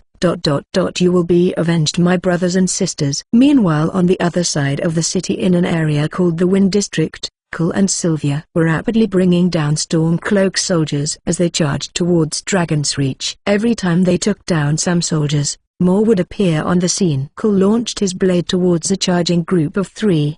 The longsword directly pierced right through the head of one of them. This made the remaining 2 hesitate for a moment. He has no weapon now, let's go, said one of the soldiers as he began to lead the charge. The man he got close and tried to swing his hammer at Cole's head. Cole easily avoided it and hit the man with a clean uppercut. The man was confident that Cole couldn't hurt him much, hence his reckless attack. However, he had no idea of just how inhuman Cole's strength was. As Cole's fist connected to the soldier's jaw, the sound of bones cracking could be heard. The soldier was then sent up into the air before landing down with force. His body trembled as he squirmed and moved his hands to his face. His jaw was completely shattered along with many of his teeth, leaving his face a bloody mess. Cole looked at the soldier and was ready to deliver a final blow. However, the remaining soldier gained the courage to attack and charged towards Cole with an axe. Cole stopped the soldier's attack by simply holding his hand. The 2 were only inches away from each other. Cole looked the man in the eyes and spoke. Fasrada. Cole's shout hit the man at point-blank range. The force was so strong that it sent the man flying minus his arm, which Cole still held. With a large bound, the man's body slammed into one of the nearby homes, instantly killing him as many of his organs were either shattered or pierced by cracked bones. Cole threw the man's arm away and looked down at the remaining man below him. Fasrada. Cole shouted once more, but this time facing the ground. This soldier's upper body was now turned into mush. Cole simply proceeded and retrieved his weapon before moving on. Lydia's style of fighting was more traditional. She would pit her blade against her opponents before finding an opening and slashing. For those far away, she would simply snipe them with her bow. Mythane, look, they're retreating towards Dragon's Reach, announced Lydia as she pointed towards a group of retreating soldiers. It doesn't matter, they're cornered, said Cole before showing a smirk. Panic grew at Dragon's Reach as all the remaining soldiers rushed there. What is the meaning of this? Are you telling me you've all failed to dispose of a few rebelling citizens and some adventurers? Yelled Yorjin loudly as he saw more and more soldiers return in a pitiful state. The one we encountered is no ordinary adventurer. It was Ayla the Huntress. She took out many of us without needing to even get close. Her archery skills are nothing to scoff at, explained one of the soldiers as he panted heavily. That's nothing. There's an elven mage at the gate that has made it impossible to go out. It's like she never runs out of magicka. Attack after attack to no end. She's no normal adventurer either, yelled another soldier who was shivering madly. If you think that's bad, then you haven't faced the one called Cole the Dragon Slayer. He tore us apart like defenseless children. Whether far or close, he easily took us out. That woman with him only made things harder, expressed another soldier who shook his head. Upon hearing Cole's name, Yorjin frowned and no longer looked to be relaxed. Cole? That's not possible. I was told he is away in solitude. How could he get here so quick? You're delusional. It's just some other adventurer. Don't make excuses for your failure by making up lies. Yorjin loudly scolded the soldiers, refusing to believe their words. They're right, you know. Yorjin's eyes widened as he heard a familiar voice. He looked to his front and saw Cole had just come up the stairs to Dragon's Reach with Lydia by his side. Do you think of yourself as some hero? Skyrim belongs to the Nords. You're only making the people suffer by standing against him. Ulfric, muttered Yorjin as he drew a cold sweat. I'm not here to get into a debate about which side is right. I'm just here to free Whiterun from your stupidity. Nothing you say will change that, replied Cole in a casual manner. Have it your way then. Men attack. Yorjin ordered hurriedly, but the soldiers showed hesitation and fear when standing before Cole. I'll only say this once. Throw your weapons away and surrender or die for that sorry excuse of a jarl behind you. I have made it this far without so much as a scratch on me. What makes you injured and tired soldiers think you can possibly change that? You have until I unsheathe my sword to throw away your weapons and lay on the ground, before I make you," Cole voiced in a domineering tone. Chapter 83, Victory. The soldiers facing Cole all drew a cold sweat. Many considered surrendering, but many feared that it would only lead to death. Fighting Cole also held this possibility, but they had more numbers, hence the hesitation. "What are you waiting for?" Georgian tried to order but was cut off by an unforeseen event. A large dragon suddenly came towards Dragon's Reach's entrance. The soldier's eyes widened as it showed no signs of stopping, collected quickly and jumped towards Lydia, making her duck for cover. He did this just in time as the dragon flew above him at a terrifying speed and was now heading directly towards the soldiers. "Run!" one yelled as the entire group fell into a panic. Georgian's eyes grew wide and he immediately decided to turn back and rush inside Dragon's Reach. The soldiers tried to do the same, but there were too many of them to enter at once. So with a large bam, the dragon crashed into Dragon's Reach's entrance. The soldiers, unfortunate enough to have not jumped away, died upon being hit with the force of the dragon's body. "Thank you, Mythane. That was far too close a call," said Lydia as she and Cole got back to their feet. "No worries, let's go after your Jin before H." As Cole was instructing Lydia on what they should do, the dragon that crashed into Dragon's Reach's entrance began to rise from the rubble and let out a thunderous roar in anger. Its roar was responded to by another thunderous roar. This one, however, came from Salona, the one responsible for sending the dragon crashing to Dragon's Reach. Upon seeing Salona, the other dragon took flight once again and the pair continued their battle of shouts. "Quickly, Lydia, let's go," reminded Cole as he began running towards the ruined door to Dragon's Reach. "Right, I'm with you, Mythane," replied Lydia as she turned her gaze away from the dragons in battle and followed Cole. Cole ran quickly and jumped over the rubble that laid around the entrance easily. Lydia was slightly slower in her approach, but she didn't fall behind. "Huh?" expressed Cole as he saw the soldiers that had made it inside were still determined to fight. Without giving them another chance to give up, Cole charged towards them with his blade drawn. The first soldier in his way tried to fire an arrow at Cole, but Cole would shift side to side as he ran, making it impossible to pinpoint an attack on him. In the end, Cole managed to get close and slashed the soldier's arms up, making him drop his bow and arrow. The other soldiers weren't willing to see their friend die, so they decided to charge towards Cole together. "Die, Thalmalava!" yelled one of the soldiers as he swung a large axe towards Cole. Cole didn't dodge but instead used the man's fellow soldier as a meat shield. Unable to stop his own axe's momentum as it was too late, the soldier could only watch as his axe went through his comrade's head. "Coward!" he yelled out in anger and charged barehanded towards Cole. Cole ran to the man and stepped on his knee, using it as a boost before jumping into the air and performing a wide kick, aimed at the angry soldier's face. The sound of that soldier's skull cracking was as clear as day. He soon fell to the ground without uttering another word as blood began to flow out of him like a stream, making the other 3 soldiers back away. "What's this? Come one, where's your Nord spirit?" "Come at me, I'm in a hurry," said Cole in a casual tone as he faced the soldiers. "Come on, brothers, let's attack together," yelled one of the remaining soldiers as he gripped his axe tighter. Cole showed a smirk but didn't react and waited for them to begin their charge. As soon as they came close, however, "For Sradar," he shouted, aiming for their legs. All 3 fell flat on their faces from the force of his shout. They tried to scramble for their disarmed weapons but all received an arrow to the head. "Nice aim, Lydia," said Cole without turning back. "Not like you needed it, Mythane." "Where did Georgian and that woman by his side go?" replied Lydia before coming to Cole's side and questioning. "I think they went upstairs, but in case I'm wrong, stay here and call for me should he seem to return to this floor," replied Cole before proceeding to the end of the hall, then up the stairs. Meanwhile, Georgian was at a large stone balcony pacing back and forth. "Where's that damned dragon? First it crashed my home, now it isn't here. We need to leave now," complained Georgian to the woman leaning against the wall with her brows furrowed. "I told you we should have taken the underground escape routes. To hope the dragon will save you is foolish. What if it breaks free from your control? You should have just killed the damn thing," retorted Delphine, expressing her irritation at the events that occurred thus far. "Too late for that," a third voice added. The voice belonged to none other than Cole, who had just reached the large room leading to the balcony. Georgian's expression immediately turned sour while Delphine readied her blade to fight. "Don't look so upset, Georgian. If not me, then someone else would have removed you from your newly attained title. You're not the most popular Dragonborn, in case you haven't noticed,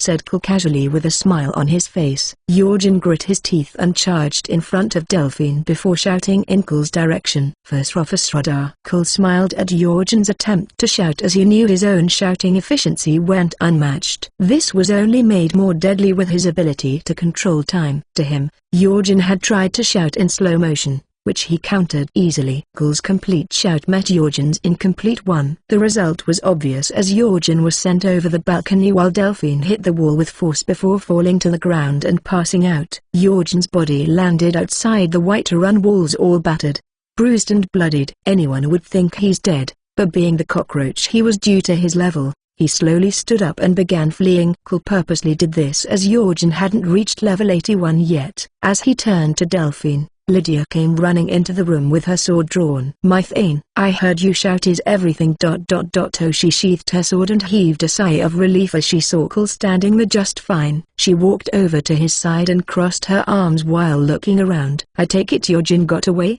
What about her?" asked Lydia curiously. "Well, and so the Battle of Whiterun ended as quickly as it began." News of Cole and his group's triumph in taking back Whiterun spread like wildfire. After 2 days, the news reached Solitude and caused a lot of disbelief.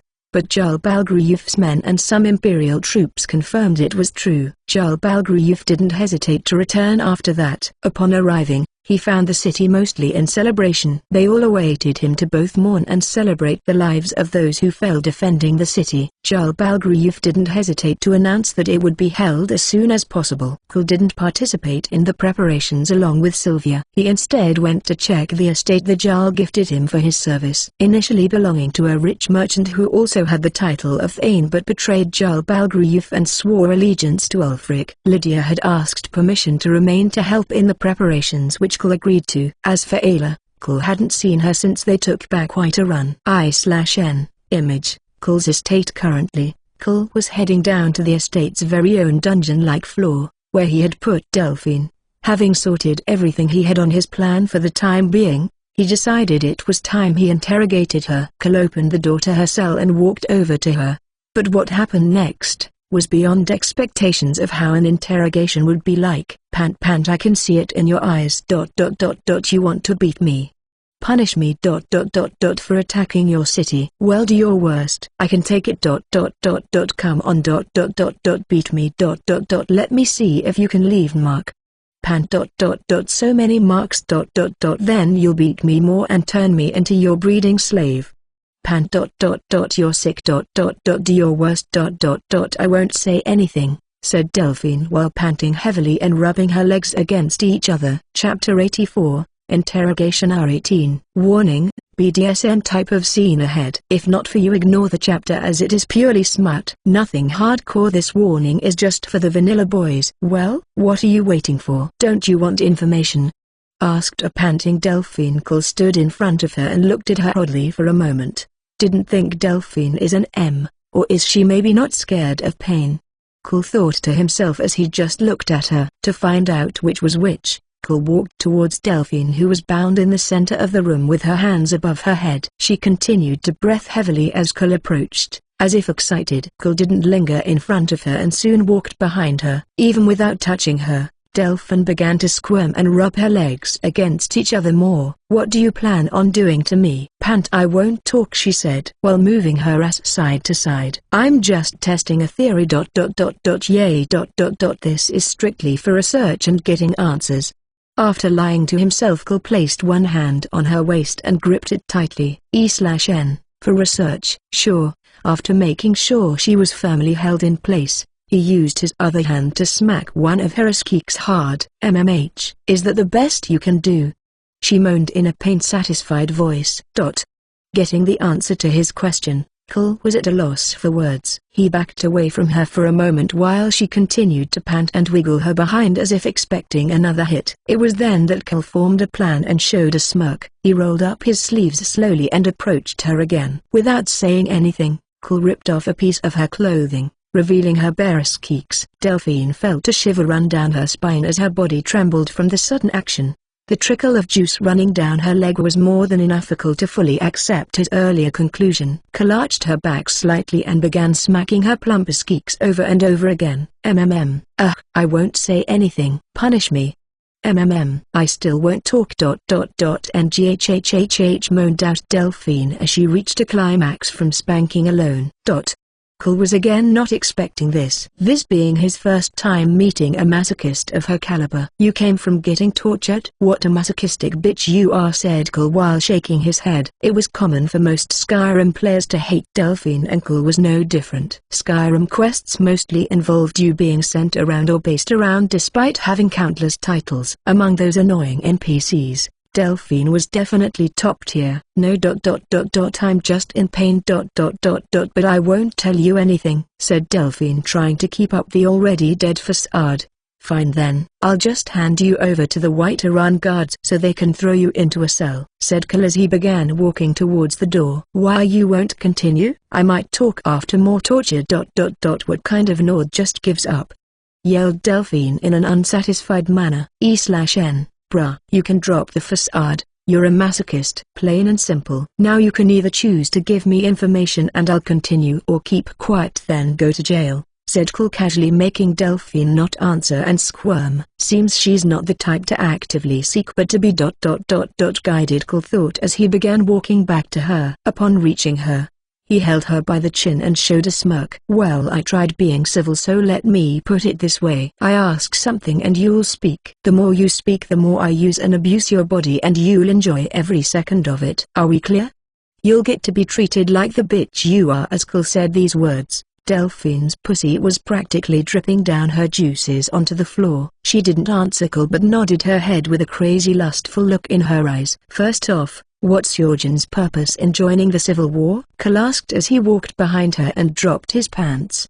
He spread her ass cheeks nice and wide before positioning his dick near her asshole. Delphine tried to protest but a nice strong smack put her back in her place. Cole didn't bother being gentle and directly thrust his entire cock into her ass. She let out pained moans as she stuck out her tongue and smiled. So big ... in my ...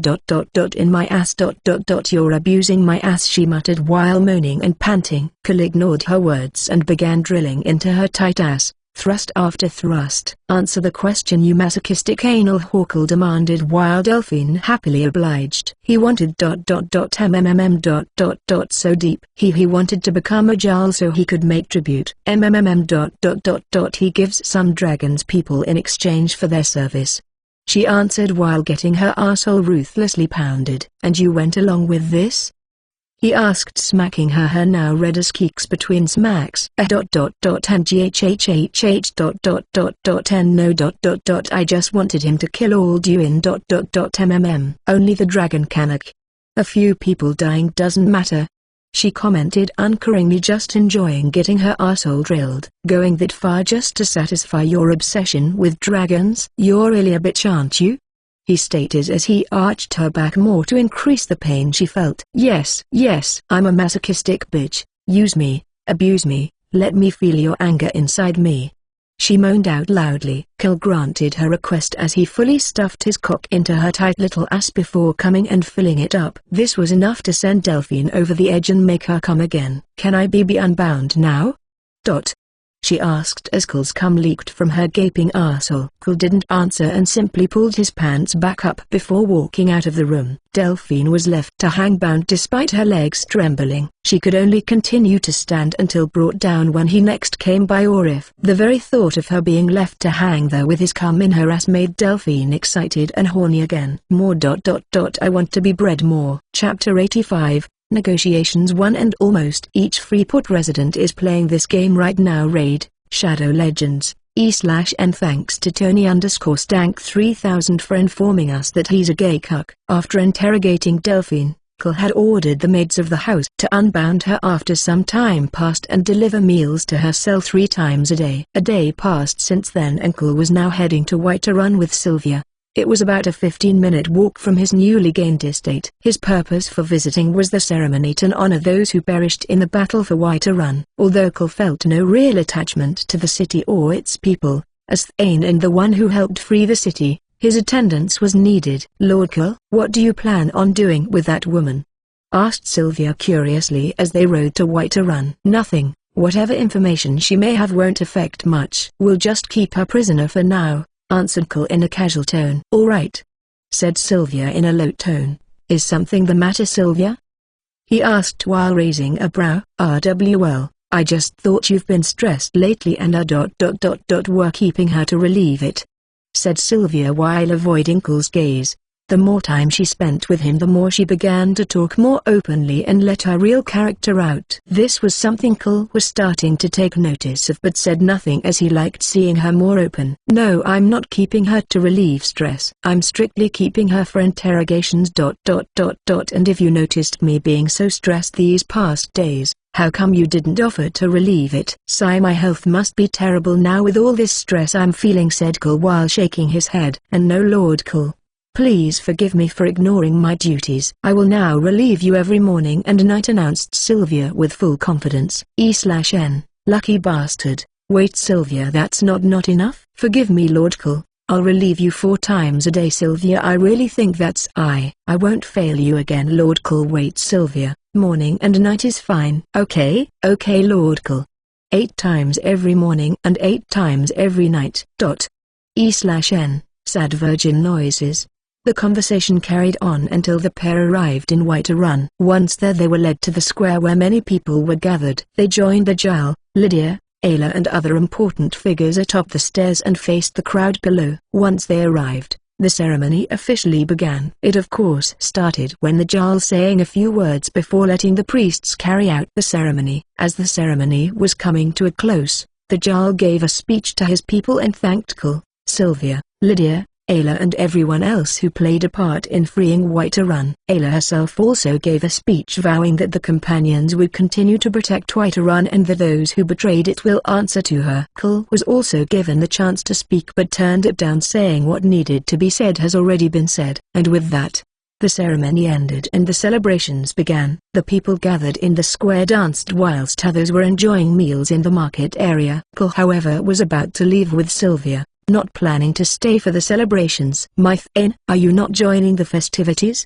asked Lydia as she walked over to him with Ayla by her side. I could ask you too the same thing, replied Cole while looking at them both. I'll celebrate when I have those traitors' heads on a pike, voiced Ayla in a tone of anger. Although I'm happy White Run is free, I also can't celebrate till the one responsible for causing all this meets his end, said Lydia in a determined tone. I see. Well then you could say I have a similar reason. I'll see you both another day. I still have some business to take care of and solitude, replied Cole as he prepared to leave.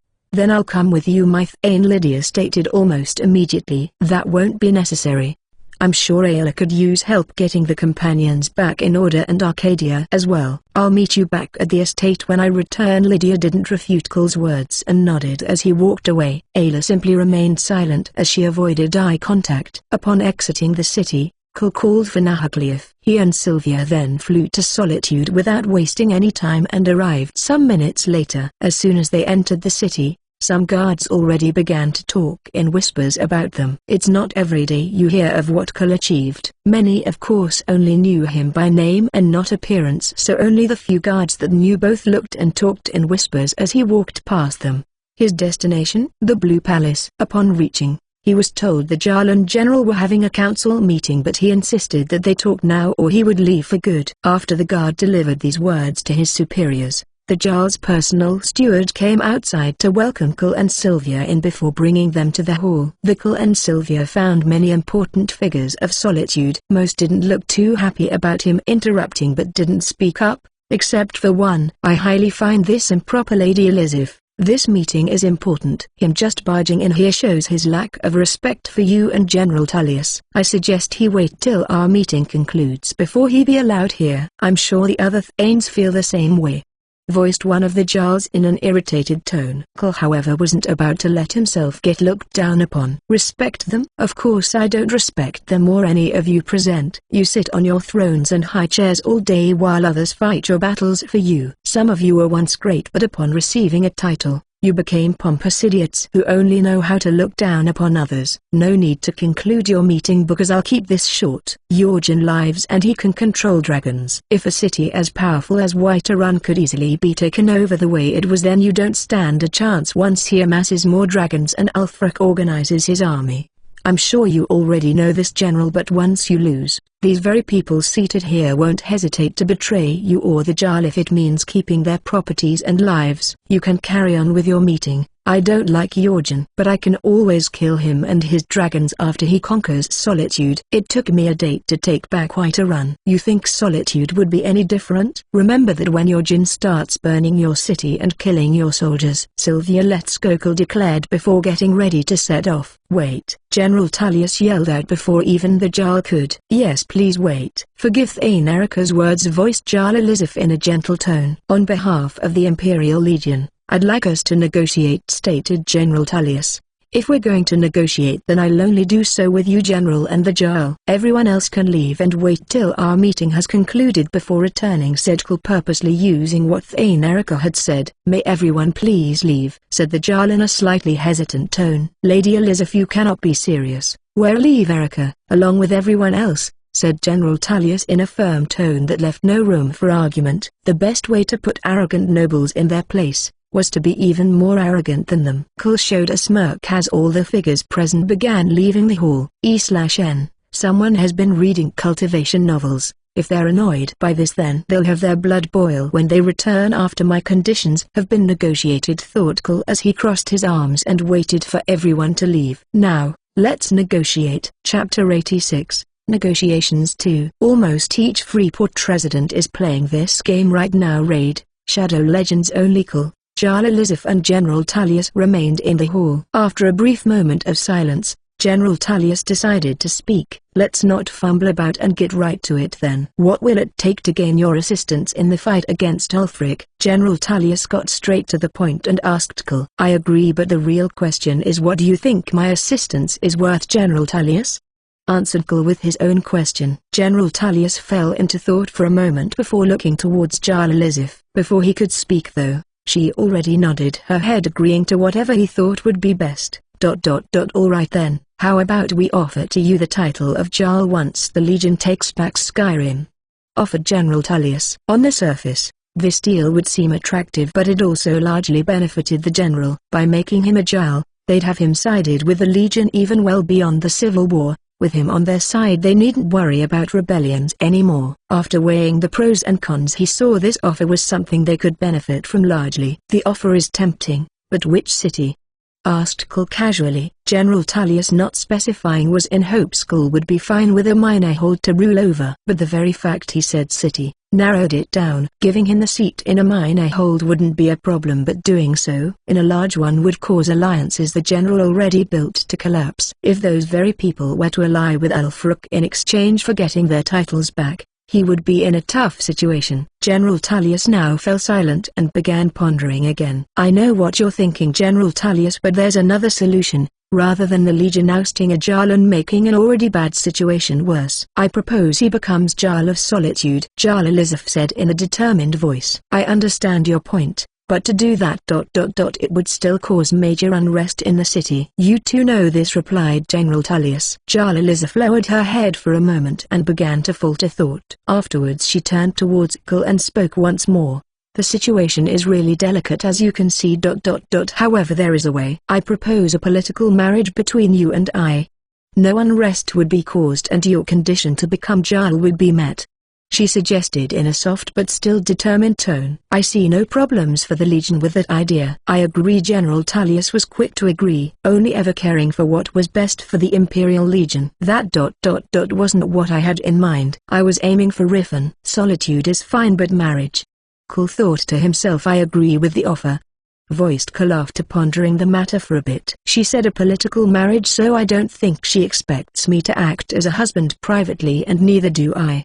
But I can at least make sure she's no longer the puppet leader she is now. I always did pity her situation in the game. I shouldn't think too much on this, Maybe she's using me to seek justice for her late husband, Cole thought to himself as he let out a sigh. After all three agreed, the decision was finalized. Elizabeth would now announce Cole as her husband-to-be, but they'd only get married after Ulfric is defeated.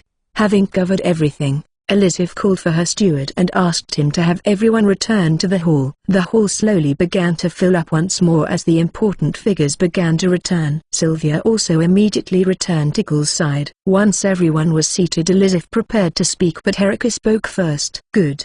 Has our uninvited guest been paid? Or whatever his cheap request was. I suggest he now leave so we may plan for the festival. Lady Elizabeth, if it isn't too much to ask, perhaps tomorrow I can help pick out a dress for you. My shops only stock the best products, he boasted with a smile on face. General Tullius casts a glance at Cole and he does the same, before they both look at Erica and smirk. I appreciate the sentiment, but that would be inappropriate in Erica. If anyone is to pick out a dress for me, it would be my future husband, she declared without hesitation, causing Erica to fall confused. I'd like all of you here today to bear witness and hear my proclamation. Once the war ends and Ulfric is defeated, Cole and I shall be wed, Jarl Elizabeth announced in a confident tone.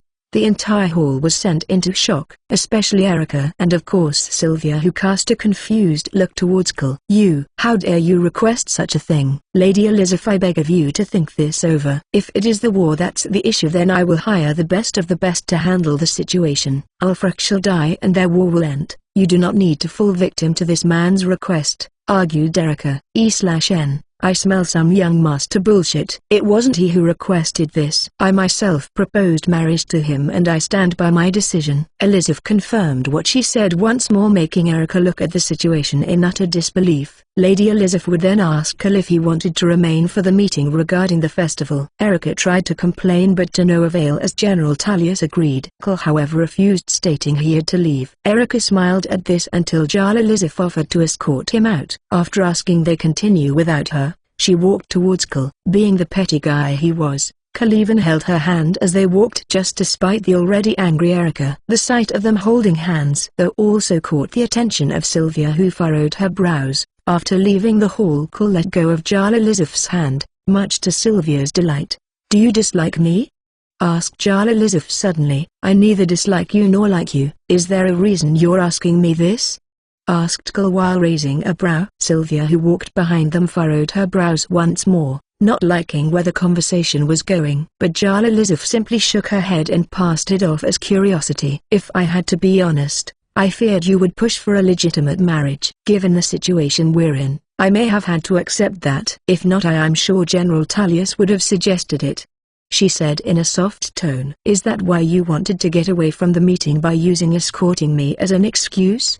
Asked Cole bluntly, to which Jarl Elizabeth nodded her head. It gets tiring, she said before trailing off as they reached the exit. However, rather than turn back, she turned to Cole and spoke. May I ask if you wish to see my garden? I'd rather not return so soon, she asked once more in a low tone. Sylvia, who was behind them, was already shaking her head. Cole saw no reason to refuse and accepted. Jarl Elizabeth led the way after asking if Sylvia could wait for a moment, as she wouldn't be long. Sylvia never turned her narrowed gaze away from Jarl Elizabeth the whole time they walked away. Slut, she muttered with her arms crossed under her large breasts. Once in the garden, Jarl Elizabeth sat on a bench and heaved a sigh. Cole sat on the bench as well but said nothing. I never asked for this life, you know. My past, my marriage to my late husband. All of it was something I didn't decide on my own. I've been a fool for so much of my life. You could tell I still am. Never truly learning from my mistakes. From an impotent husband who only married me to be his trophy, to a council that uses me to pass decisions. The only real reason I was left as Jarl was probably because I had no ambition. But I wanted today to be different. I wanted to make a decision on my own. If it fails, then I truly am unfit, and if it succeeds, then I at least know I'm not as unfit as people think. Cole didn't comment immediately on what she said as he could not relate. Her way of seeing things differed largely from his. I can't say much on how your life has been up until this point. All I can say is that since you chose to make your first real decision based on me, I guarantee that choice is already a success, said Cole bluntly. You're quite confident, aren't you? Asked Jarl Elizabeth. My uncle once told me that confidence can go a long way. No matter how impossible something is, if I truly want it, then I should seek it out confidently. I think we should go back now, don't you think? Asked Cole after he explained his way of carrying himself. Jarl Elizabeth nodded and the two returned to the front of the palace. From the two parted ways and Cole left with Sylvia. "Lord Cole," said Sylvia as she and Cole began walking away from the palace. "Yes, Sylvia," Cole answered. Sylvia only cast a glance at Elizabeth as she walked away before speaking. "I don't like her." Chapter 87, We Attack and Centenarian. "I don't get sick because I clean my veins and blood balance." Cole and Sylvia had spent the night at the Winking Skeever. True to her word, Sylvia relieved Cole 8 times that night. 4 times while he was asleep. If it weren't for his infinite stamina, he'd have probably slept a whole day. Early in the morning, after managing to convince Sylvia that he wasn't stressed, the two set off to the Blue Palace to announce their departure from Solitude. Once there, Cole confirms the location he is to go to for the first attack against Ulfric. General Tullius also handed him a letter to give to his second-in-command who Cole would meet once at the location. As these discussions were being held, Erica and some other figures arrived in the hall. He was none too happy seeing Cole so soon. "Wasn't your business concluded here yesterday? Why do you still linger around here?" asked Erica in an irritated tone. "I could ask you the same thing, Erica. General Tullius told me he and Jarl Elizabeth had nothing on their agenda for today. So why are you here? Don't you have a loving wife waiting for you at home?" "Oh, what am I saying? Of course you don't," replied Cole in a polite manner which only seemed to make Erica more angry. "Ahem, ha ha ha. Quite the joker you are, Cole." "We got off on the wrong foot and my remark earlier was simply my curiosity," answered Erica, showing a fake smile. Cole however ignored his fake display of friendliness and turned to Elizabeth. "Will you be needing anything? Weapons, mounts, money?" "You need only ask," she offered in her usual soft demeanor. "No, it won't take long, so I won't be needing anything," Cole replied in a casual manner. "Your plan is ambitious, but if it really does work, then the rebellion will end in less than a month," stated General Tullius while crossing his arms and nodding his head. "That's good to hear. The sooner it ends the better. I can then focus my attention to planning our wedding," voiced Elizabeth. Erica looked like his heart sunk hearing that, while Sylvia frowned upon hearing the word wedding. Having discussed everything they needed to concerning the attacks, Cole and Sylvia soon left Solitude and returned to White Run. Once they arrived, they went to Jorvask's in search for Lydia and Ayla. They found the two in Jorvask's hall, discussing some plans for the companions along with its leader, Kodlak Whitemane. "Kodlak, you're still not fully well. You can leave the rebuilding of the companions to me," said Ayla in a determined tone, but the old man refused. "It is my duty, Ayla. I'm a warrior. If I let a few injuries keep me down, how could I call myself the companions' leader?" "Don't worry. This is a dark chapter for the companions, but it's nothing that can't be fixed," answered Kodlak in a gentle but firm manner of speech. "As for ... we have guests." Before continuing to speak, Kodlak noticed Cole and Sylvia and showed a smile as he welcomed them and asked them to join them at the table. "I know the companions left a bad impression on you, so I thank you for the help you've given to White Run. I can see why these two young lassies think so highly of you." "Your name is all that came out of their mouths when I asked what they had been up to," stated Kodlak while laughing. "I'm simply proud to have such a thane," said Lydia in a casual tone with a smile. "I acknowledge his skill in battle and he is honored to some degree. He also makes for a good adventuring partner." "That is all," Ayla added while crossing her arms. "Hearing you compliment a man who isn't a companion is already a miracle, Ayla. That alone tells me Cole must have really left a good impression." "Ha ha. Never thought I'd live to see the day." Kodlak laughed while showing a smile. "Enough, Kodlak. Cole, what brings you here?" asked Ayla, quickly changing the topic. "I came for you and Lydia," replied Cole, causing Kodlak to look at Ayla with a grin. Ayla ignored the gaze and waited for Cole to continue. "I have made a deal with General Tullius. Although I don't really have a faction I support, the fact that Jorgen is with the Stormcloaks has made me decide to help end this civil war. The plan is, starting tomorrow we begin claiming the major forts in each hold that supports the Stormcloaks. Fort Dunstad in the Pale, Fort Greenwall in the Rift, Fort Kostaf in Winterhold and Fort Hamlin Eastmarch. Once this is done, we'll attack Windrealm. Information says the former companions that betrayed us are there," Cole explained, making everyone go silent for a moment. "I'm with you, my thane," Lydia answered first without hesitation while Ayla pondered the matter slightly. She would after all be against her former friends. "I'd like to join the battle as well." "Kodlak, are you sure you'll be fine?" asked Taylor. "Don't worry about me, Lars. Just make sure our fallen brothers don't suffer. As much as that saddens me, I know I can't convince you to spare them, so I can only ask you to end things swiftly," said Kodlak in a saddened tone. "I will." "Kodlak, when do we leave?" she asks after turning her head back to Kul. "Lord Kul suggests we leave at noon so we reach by night time," answers Sylvia and gets a nod from Kul. "I'm ready to leave any time, my Thane," answered Lydia in a determined manner. "And so am I," Ayla hurriedly stated. Kul already knew both would most likely want to come along. Lydia took her duty as housecarl seriously and would probably help Kul no matter how hard or impossible a battle sounded, whereas Ayla sought vengeance for her fallen shield brothers and sisters. So after both Lydia and Ayla prepare their weapons and some light gear, the group set off. Kul had them travel by horse, as arriving by dragon would alert the Stormcloak troops at Fort Dunstad since their destination was an Imperial camp near the fort. The group arrived at the small Imperial camp late in the night. After confirming their identities, they were brought to the legate in charge. "Legate Rick, so you're the man General Tullius thinks can help end this rebellion faster," says the Amazon-like woman with a frown as she looked at Kul. "How you convinced him of this I don't know, but this is war, not some fame-seeking adventure, so either follow orders or don't get in our way and ruin our strategy," she added, not bothering to hide her dislike for Kul. Before Kul could answer, however, another voice spoke out first. "Oh, don't be so hard on him, Legate Rick. Kul is the best fighter," said an Imperial soldier who walked onto the scene. "Nice to see you again," Hadva replied Kul as he immediately recognized the man. "Well, fine, Hadva, but if he messes up then you'll need to make it up to the Legion," said the legate while stammering slightly, the Amazon demeanor completely going poof. "Someone has a crush.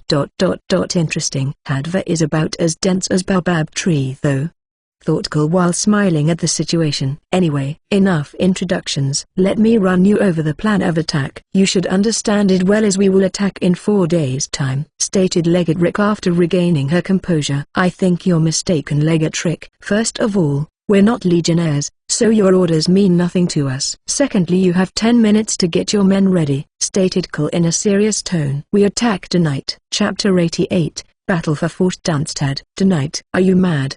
voiced Legate Rick in an angry tone. "Kul, you know I trust your skill and all. But that fort is heavily guarded. It's the Palehold's main point of defense. We can't rush in anyhow," whispered Hadva as he leaned in close to Kul. Kul didn't respond but instead handed over the letter he got from General Tullius over to Legate Rick. "And what's that?" she asked, still very angry from what Kul had said. "It's a letter from General Tullius. Read it for yourself," said Kul, not bothered at all by her outburst. After reading it, Legate Rick found that Kul had been given full command of the attack on Fort Dunstad. General Tullius was taking on a gamble to see if Kul's approach could really work. Fort Dunstad would work as the testing ground. If they successfully managed to take it over, then Kul would be given command of the other attacks. General Tullius took the gamble as he knew the presence of a dragon all but guaranteed their victory when it came to the forts. The letter General Tullius gave Kul carried both his seal and Jalalizif's. Not following its instructions would be akin to treason. Legate Rick grit her teeth and looked at Kul with a hateful look. "This plan of yours will risk the lives of many. I ask you to reconsider," she suggested, still in complete disagreement against the idea. "If you're worried about your men, then don't attack. Simple as that." "Lydia, Ayla, go get into position and prepare to take out the archers on the wall." "Just like we planned," Kul answered Legate Rick before giving instructions to Lydia and Ayla. Lydia and Ayla both got their bows ready and stealthily went towards the fort, using the darkness of the night and the dense forestry to their advantage. "Kul, the legate may be stubborn, but trust me, she means well and she makes her plan to ensure we get the least casualties." Hadva spoke while facing Kul. "I understand her reasoning and yours, but if I fully had to explain my plan we'd be here a while, and even then who knows if she'll agree. I'm not asking her to put her men at risk. Even with my group alone, Fort Dunstad will be cleared," answered Kul before walking away with Sylvia. Once Lydia and Ayla got into position, they took aim and waited for the right opportunity. As soon as the wind became favorable, they fired their shots, both hitting their targets. This alerted the remaining soldiers on the wall and they looked towards the forest. but before they could yell out and alert the others, Kul stepped out of the dense forestry and looked towards the fort with his sword drawn. "Salona," he shouted before he charged towards the fort. Ayla and Lydia covered his charge, taking out multiple archers who tried to take aim for him. Sylvia joined in and fired large icicles from the distance.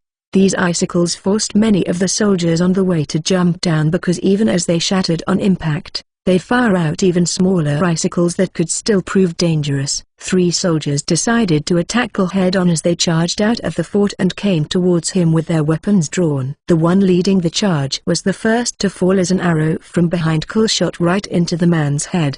The other 2 had helmets on, so they continued their charge despite seeing their comrade fall. Kul also didn't reduce in speed and continued to charge at them. When he got close, he suddenly slid on his knees and attacked with his sword, aiming for one of the men's legs as they had the least armor. With a quick slash, Kul's sword went through the man's leg, making him fall to the ground in pain. The other soldier quickly turned and tried to strike Kul down while he was still crouching. However, Kul turned his head towards the man just as he was about to do so. "For Sradar!" Kul shouted from up close and sent the man up into the air. Sylvia took that as an opportunity and fired multiple icicles that pierced the man's body mid-air, instantly ending his life. It didn't take long for the commotion to alert all the troops inside the fort. Many rushed out while others rushed onto the wall. But just as they did so, a loud roar echoed in the skies. Too focused on the battle below, they didn't notice a large dragon approaching the fort in the sky. All soon turned their gazes to it with worried expressions. Before they could properly react, however, it attacked with a mighty frost shout,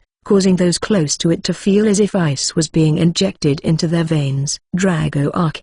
A soldier tried to yell out but was silenced by getting an icicle to the throat from the distance. It was with that attack that they remembered their attackers on the ground.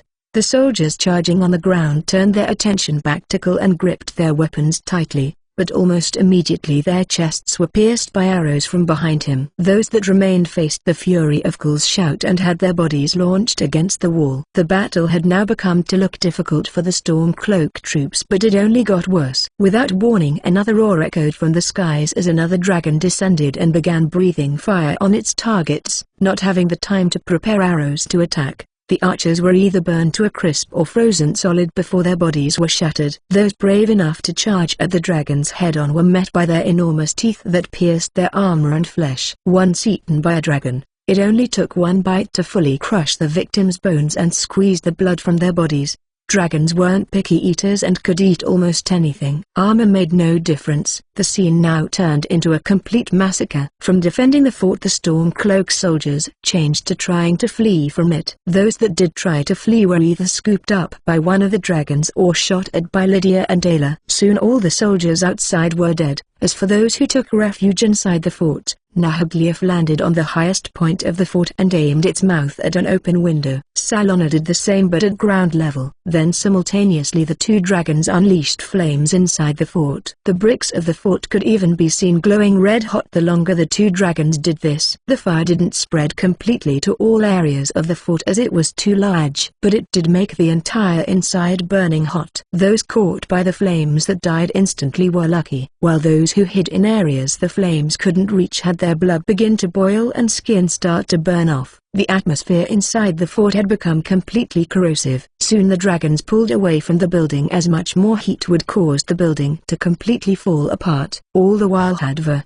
Legatrick and her troops watched the massacre unfold in disbelief. Lydia and Ayla came from their positions and so did Sylvia before joining Kul, who stood not too far in front of the fort. That's 1 fort down. 3 to go. Chapter 89. To the Rift. The battle for Fort Dunstad had ended as quickly as it began. The Stormcloak soldiers were completely caught off guard, but so were the Imperial troops. The scene they witnessed would be carved deep into their memories. No casualties on their side and no survivors on their enemy's side. A complete and utter victory. This was what a dragon could do in a battle. Completely shift the balance of it. Kul stood at the front of the fort conversing with his group while Nahaglief and Salona ate the many dead soldiers scattered around the field. Legatrix soon approached with Hadva in tow. She was in disbelief at what she had just witnessed while Hadva was mesmerized. "Ha ha, I should have never doubted you, Kul. Something your Jin can do, you can obviously do a lot better. But still ... just like that, we've won the fort." All those weeks of planning now seemed to have been wasted. said Hadva while shaking his head. Hadva couldn't help but praise Kul and others while Legatrick was still quiet. It was rare someone proved her wrong, and even when they did it was never to such an extent. Having her carefully planned attack made to look useless as Kul easily did what she had told her troops would be a hard task. Even without the dragons, any person could see that his group was extremely skilled. This put her at a loss for words. Legatrick, any comments?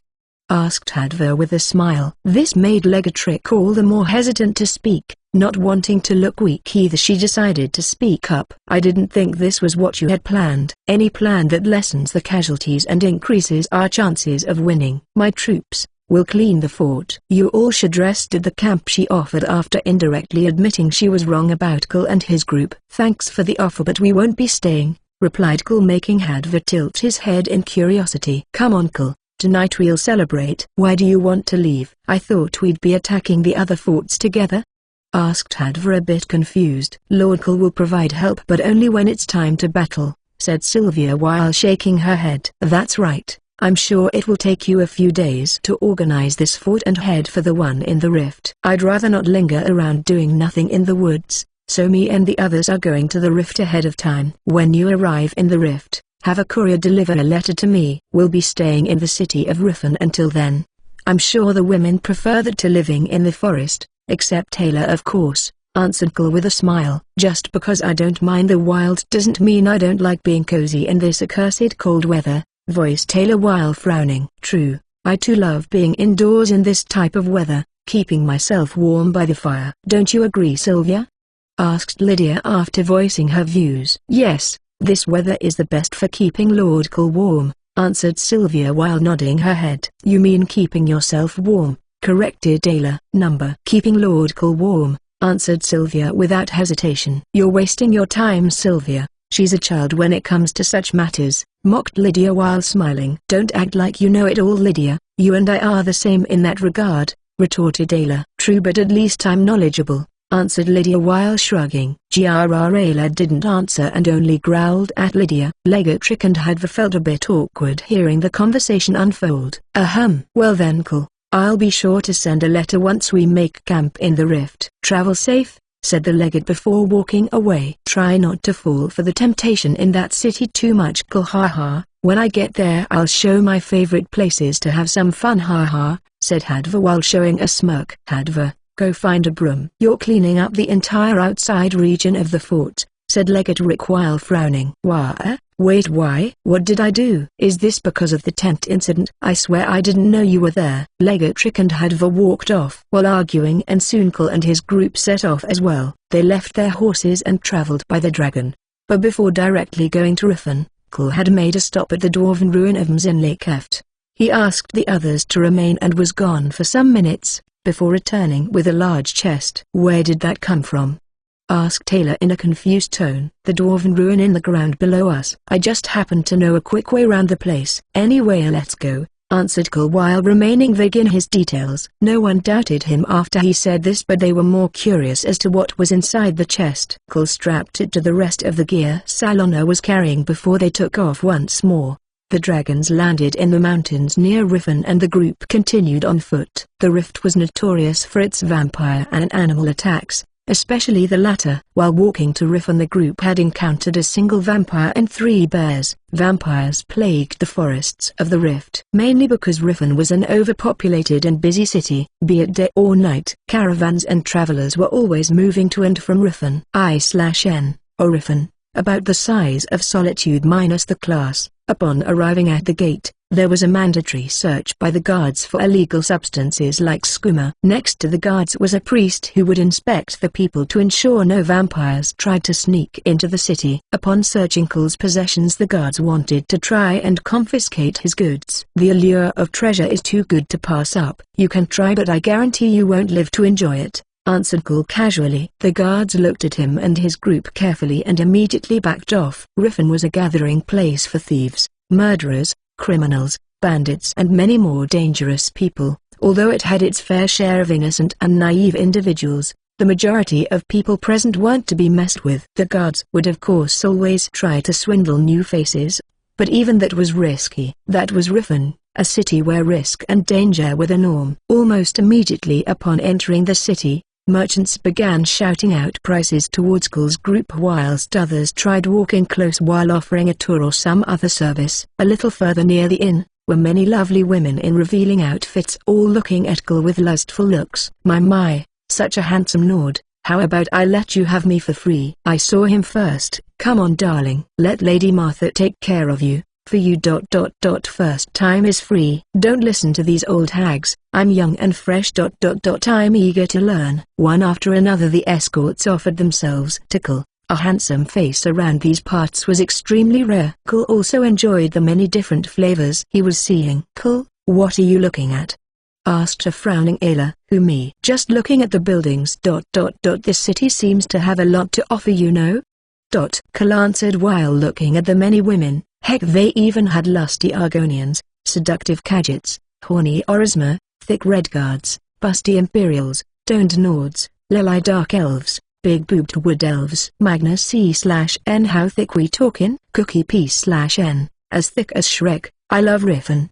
Cole thought to himself. Meanwhile, Sylvia looked around with widened eyes everywhere. A slut the ... a slut here ... a slut in solitude ... sluts everywhere we go, she muttered under her breath while narrowing her gaze. Chapter 90, Tour. And almost each Freeport resident is playing this game right now. And Raid, Shadow Legends. Cole and his group soon got to the B&B and settled down for a meal. Sylvia had gone to the counter to order some food and rent rooms for the group. I see now why so many men like Riffin, said Ayla while frowning. The nice weather and friendly people?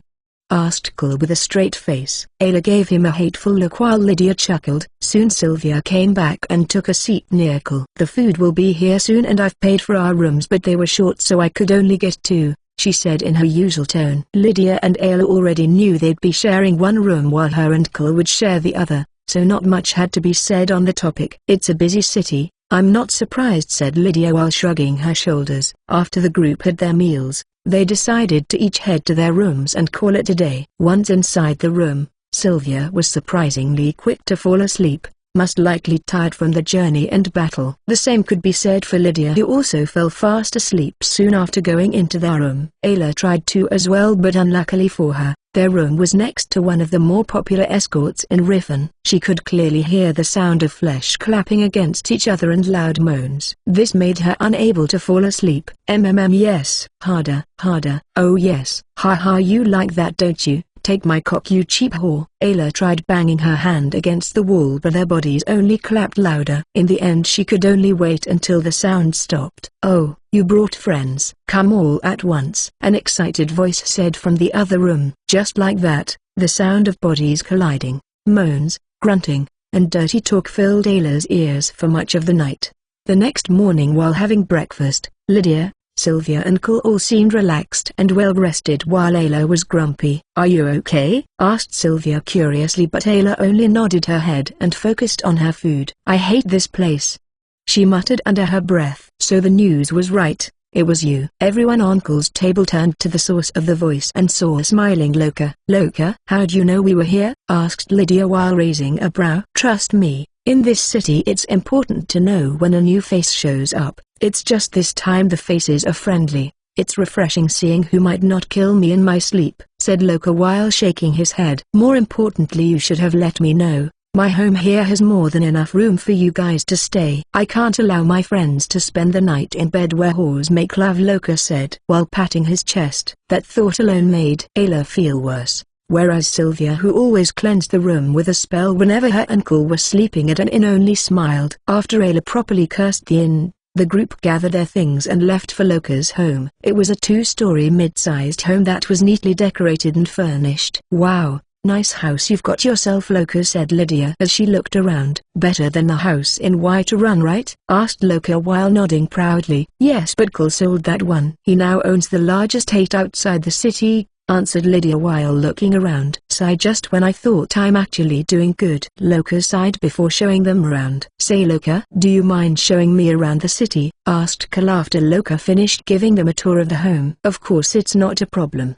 Do you all want one? Loka turned to the others and asked. Number. I've had enough of this place, just show me where I can sleep. said Ayla while shaking her head. "I'd like to run a bath then rest as well. I've seen Riven before," Lydia added before turning to Sylvia. "I'd like to see the city as well," answered Sylvia with a smile on her face. With that said, Loka, Sylvia and Cole left the home and went out into Riven. Loka gave them a quick rundown of every place they walked past. This is the Temple of Mara. The day you want to get married, you'll need to stop by here and arrange the ceremony. I actually got myself an amulet of Mara not too long ago. It's important that women know I'm very much available. You should get one yourself," explained Loka, but Cole shook his head. "I can _t. Let's just say I'm not available." Officially that is Cole stated, but remained vague, causing Loka to shift his gaze towards Sylvia, who simply pouted. "Well congratulations." Moving on. Loka could feel Sylvia staring daggers at him the more he lingered on that topic, so Loka simply continued the tour, showing him the market, smithery, brothel and every other place Loka considered relevant. As they were turning a corner, Loka bumped into someone. "Oh, excuse me, I was fast because I didn't think there would be people in this part of the city," said the man Loka bumped into. "And there shouldn't be people in this part of the city. What brings you here?" asked a woman standing next to the man in an accusing tone. "My companion and I are new to Riven, so I asked my friend here to show me every part of the city." "Is there a reason people shouldn't be here?" replied Cole with a question of his own. "Enough, Joel, they're new to the city. Besides, not everyone here is tied to the shady side of Riven," voiced the man Loka had bumped into. "Oh, sorry for my accusation. Welcome to Riven. Whatever your business here, I advise you to stay away from the Blackbriars or anything to do with the Thieves Guild," warned the woman named Joel. "Haha, I'm yet to believe there is a guild for thieves. But I do agree with you on the matter concerning the Blackbriars," voiced Loka while feigning ignorance concerning the Thieves Guild. "This is what I always tell her, but she insists that the thieves of Riven have a guild and ties to the Blackbriars." "You see, Joel, the very idea of it is ridiculous," said the man next to Joel while shaking his head. "Say what you will, Aaron, but my intuition tells me I'm right." "That aside, what brings you to Riven, travelers?" "Marriage perhaps," suggested Joel as she saw Sylvia and Cole standing next to each other. "No, nothing so grand. I'm an adventurer and this is my companion. We came here to sell off some of our loot. I hear Riven is the best market for such, so I came as soon as we finished our most recent trip into a Dwemer ruin," explained Cole. "You don't say?" "I too am an adventurer. My last adventure almost got me killed. It was in a Dwemer ruin as well. Luckily for me I was saved by Aaron. Sadly I lost my weapon while fighting a dwarven centurion. It carries lots of sentimental value. But I'm grateful I escaped and survived." "Yes, but you won't stay alive long if you keep up this Blackbriars and Thieves Guild business." "Like you said, it's best to avoid them," argued Aaron. "The dwarven ruin you escaped from? It wouldn't happen to be Mzinlakeft now, would it?" "When I explored there, I found no enemies except for one dwarven centurion. After defeating it I didn't go any further, but I did stumble upon a unique weapon." Cole proceeded to summarize his adventure into the Dwarven Ruin and described to the women what he found. "Yes, that's it. It sounds exactly like my weapon Grimsever," responded Joel in a tone of surprise. Cole then told her she could come confirm if it's really hers in the evening at Loka's home. She immediately accepted before Cole, Loka and Sylvia left. Chapter 91, Pain. I/N. Guess who's back? Back again. Once evening fell on Riven, Joel decided it was time to head to the Bee and Barb, but Aaron was very much against it. "Joel, you can't trust everything you see here. What if he's lying to you? He could be working for the Blackbriars for all we know," argued Aaron as he tried to convince Joel not to go. "He described my sword perfectly. It cannot be false. Even if it is, if I don't go see for myself I won't stop thinking about it," said Joel, still very much determined to go. "Fine. But I'm coming with you," Aaron declared before the argument finally came to an end. When they arrived at Loka's home, they were allowed in by Loka and directed to the dining area where everyone was currently gathered eating and drinking. "We have company," Loka announced as Aaron and Joel walked into the room. "Evening everyone." "Sorry to intrude," said Joel while facing the group. "Yes, evening," Aaron said in a tone of disinterest. "Sylvia, show her the sword," Cole instructed while looking at a chest in the corner of the room. Sylvia nodded and stood from her seat before going to fetch the sword Grimsever from the chest. Even seeing it from afar, Joel already wore a look of relief. Sylvia handed it to Joel, who quickly inspected it before confirming, without a doubt, "This is her, my blade Grimsever." "Thank you." Joel gave her thanks with a smile on her face. Lydia and Ayla had no idea what was going on, so they could only look at the others for answers. "My Thane, is she a friend?" asked Lydia while showing a look of confusion. Her question however only sparked more confusion. "Wait, you're a Thane? I thought you said you've never been to Riffin before." Joel narrowed her eyes at Cole, growing slightly suspicious of him. "What does being a Thane in Whiterun have to do with Riffin?" retorted Lydia, making Joel realize her blunder. "Oh, I thought you meant Riffin. I don't even know your name, so I assumed." Joel apologized quickly. "Well then, let me formally introduce my Thane, Cole the Dragon Slayer," Lydia said very proudly. "You're Cole the Dragon Slayer, the warrior who took it upon himself to fight the dragon menace? Goodness, your deeds extend far and wide. I know a great many who sing nothing but praises about you. I suppose that's why you easily defeated the dwarven machine." Joel spoke in a tone showing both excitement and awe. Aaron simply watched the scene with his arms crossed. Although unhappy with staying here longer, there was nothing he could do about it. "Thanks in no small part to my group here. Take a seat." "It's strange holding a conversation while standing," replied Cole while gesturing to him to take a seat. This filled the table, leaving Aaron nowhere to sit. "It's fine, Aaron. I'm sure even you know of Cole." "I'm in no danger here, you can go home," said Joel in a polite manner despite her words hitting Aaron like daggers. Loka said not to worry however, as he had a spare chair, and by spare chair he meant a small stool used to get to hard-to-reach places. Aaron however still sat on it without hesitation. The tropics soon switched onto adventures everyone has had in the past. Ayla told the story of how her first hunt ended in a disaster and then told them about her first successful one. Both happened when she was still very young. And do you know what both hunts had in common?" asked Ayla with a smile on her face. "You cried during both," said Lydia while laughing. "Damn it, Lydia. You said you wouldn't tell anyone," Ayla complained to Lydia while the others burst into laughter. "You really believed the words of a small girl?" "Her and I are two different people," Lydia answered while shrugging her shoulders. Cole didn't even need to tell any stories about his adventures as Sylvia went gung-ho and exaggerated everything. And then all the loose women died and everyone was happy. Sylvia finished her story with a smile. Cole made no comment and simply drank his mead. They couldn't really reveal their past adventures in detail, so he let Sylvia lie like there was no tomorrow. As for Loka, his adventurous story was escaping Helden with a bunch of idiots. This story was especially entertaining due to how he described Jorgen as a bumbling idiot. Then he got injured and tried to recover quickly, so he ate 10 apples there and then. True story, Loka added before finishing his story. "That makes no sense. How can an odd place like that have fresh fruit?" asked a confused Ayla. And how does eating 10 apples at once help heal wounds?" "That also makes no sense, unless you say Jorgen is a witch." Joel commented as well on the story. "I'm sure that might be the case. I've seen him in situations where normal people would have died. But being the cockroach he is, he came out unscathed." Loka shook his head upon remembering the enthusiastic idiot. As for Aaron, he simply exaggerated the tale of how he saved Joel. But he left so many holes in the story that everyone simply said nothing and just drank from their tankards while giving skeptical looks. Lydia's story was on how her and Ayla stopped being close friends and became rivals.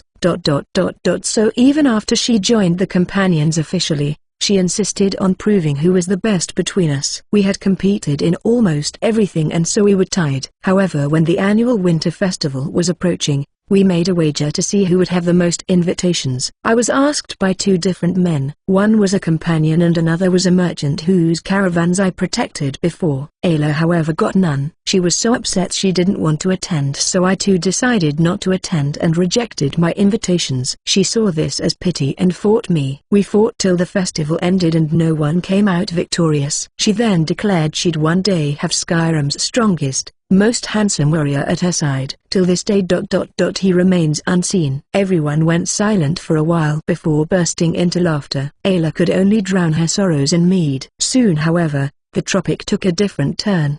"Don't worry, I too am yet to find the man who will sweep me off my feet and lead me into a life of adventure," Joel said in an attempt to cheer up Ayla. "Aren't you and him together?" asked Loka while pointing at Aaron. "Who?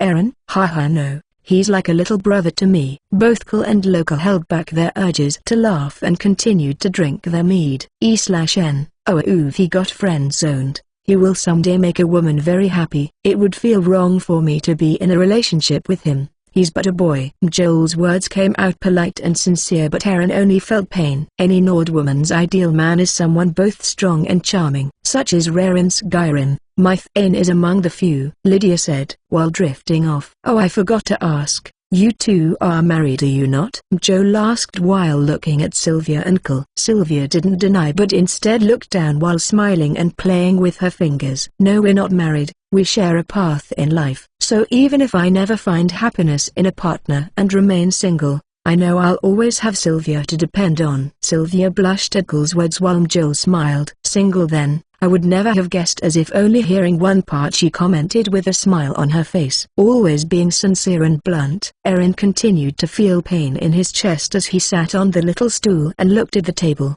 The drinking continued well into the night before everyone decided it was time to rest. Aaron left with a part of his soul and the little bit of his pride that remained, while Joel was happy after being reunited with Grimsever. Among other things. The others simply went to their rooms and called it a day. Chapter 92, Unwilling and Centenarian. I don't get sick because I clean my veins and blood balance. The next morning, Loka gets a visitor to his home early in the morning. Upon opening the door, he found that the visitor was a goon who worked for the Blackbriars. As a member of the Thieves Guild, Loka has had his fair share of encounters and deals with the Blackbriars, so he immediately recognized the goon at his front door. What do you want here? I don't remember the guild having any arrangements with you, boss, said Loka in a clearly displeased tone. The boss just told me to deliver this letter to your guest named Cole. What she wants has nothing to do with me. I'm just the messenger, the goon said while shrugging before handing Loka the letter he had. Loka took the letter to Cole, who was seated in the dining area with the women. Upon telling him who their guest is and more especially his reason for coming, Cole showed a small smile while Lydia and Ayla didn't like the very idea of it. I say you ignore her, Methane. It's best not to get involved with the Blackbriars, Lydia warned with her brows furrowed. From what I've heard about them, I also agree with not getting involved, added Ayla while shaking her head. It's rare for Maven herself to write a letter asking for someone's presence. I'd advise seeing what she wants. Just in case. Loka's addition on the matter made Ayla and Lydia look at the letter with furrowed brows. I agree. I might as well see what she wants. Cole made his decision before standing up. Sylvia of course tried to follow, but he asked her to remain as well. Loka then led him outside to the goon who was waiting to lead him to the Blackbriars manor. On the way to the manor, the goon warned Cole to be careful when speaking to Maven. Cole simply remained quiet and made no comment. Upon arriving at the manor, the first thing he noticed was the large number of guards present there. They didn't wear a uniform like Riffin's guards, but instead looked more like hired criminals. Seeing the new face approaching the manor, they all stood alert and gave him a murderous gaze. Cole remained unfazed and smirked at Blackbriar's scare tactics. The purpose was clearly to intimidate any visitors who stepped foot on their property, that they weren't to be messed with. After reaching the front door, another goon takes over and leads Cole inside. The manor was as luxurious as they came, not surprising for one of Skyrim's most wealthy families. Cole was led to Maven's office upstairs, where she sat by her desk waiting for him. The goon was quick to excuse himself and left Cole with Maven in the room. Not waiting for her to speak, Cole took a seat and made himself comfortable. I never gave you permission to take a seat, that she said in a displeased tone, and I never asked. Can we skip the pleasantries and just get down to business? I'm sure you're a busy woman, Cole replied in an uncaring tone. HMPH. Well, the task I have for you is quite simple. The first is to dispose of a nosy Nord woman who goes by the name Joel. She's been getting rather annoying as of late. For the other, I need you to use your dragon or whatever it is you do to take out an opposing Midri. I don't care about the method, as long as both seem like accidents. Do this and you'll have a friend once you marry Elizabeth. Don't, and who knows, she said in a blunt tone. Cole couldn't help but burst into laughter. I think this is the first time since I've come to Skyrim that someone has threatened me so straightly. My answer is simple. I refuse. Cole answered without hesitation. I advise you not to grow big-headed just because you're set to marry that naive woman Elizabeth. Unlike her, I possess real influence and power. Being my enemy would be a very bad choice, she stated slowly while narrowing her eyes at Cole. Why? Because having some connection to the Dark Brotherhood and Thieves Guild makes you feel like you own Skyrim? Then listen to me carefully, Maven. You also don't want to be my enemy. Your power and threats mean nothing to me. Get on my bad side and I will humiliate you so hard that you'll take your own life. You're welcome to try whatever schemes you want, but I guarantee it won't end well for you or your family, Cole declared before standing from his seat and leaving. As he opened the door, a goon tried to stop him by holding his shoulder. Cole gripped the man's arm and twisted it at an unnatural angle, making him yell out in pain. This of course attracted more, but Cole used the shout ice form to freeze every single person who approached him solid. After returning to Loka's home, Cole found Mjol had come to visit. Her first action was asking why Maven asked to see him. He then explained it was because of her. This of course made Mjol very angry. It's best you leave Riffin and go somewhere safe, advised Cole after explaining the situation to her. I refuse to run away. If she wants me dead, then I'm getting close to exposing her for what she truly is, argued Mjol while shaking her head. You may be confident in taking her on, but what about Aryan? He may be in danger. You also can't always be awake. The Dark Brotherhood can also deal with you during this time. Maven has Riffin in her pocket. Even if you expose her schemes, she won't be held accountable, I guarantee you that. You'd just be throwing your life away. Cole's words make Mjol calm down and assess the situation. Then what safe place is there if she's determined to have me dead? Asked Mjol while crossing her arms. You can go to Whiterun and stay with the companions. You'd be safe there. Just tell Kodlik that I directed you there, offered Ayla with a smile on her face. Mjol thanked Ayla before leaving Loka's home to inform Aaron of her departure. Meanwhile the others turned to Cole, curious about what else Maven wanted from him. Chapter 93, Speed Running the Civil War. After Cole explained what had happened when he went to see Maven Blackbriar, Loka advised him to be careful just in case. If any information regarding her plotting against him turned up, Loka wouldn't hesitate to inform him.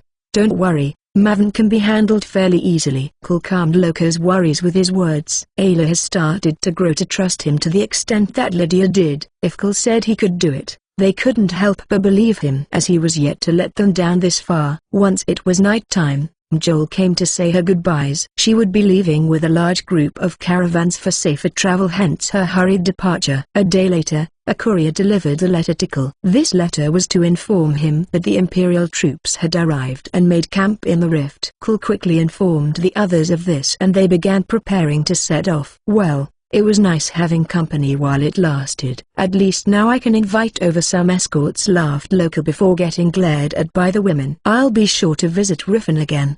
There's much of the city I'm yet to see, said Cole while showing a grin. Once preparations were done, Loka escorted the group to the main gate. Once there he wished them luck and bid them farewell. Cole, Lydia, Ayla and Sylvia traveled to the camp by foot as it was less attention-drawing. Though from the looks of things, the Stormcloak troops in the rift seemed very relaxed.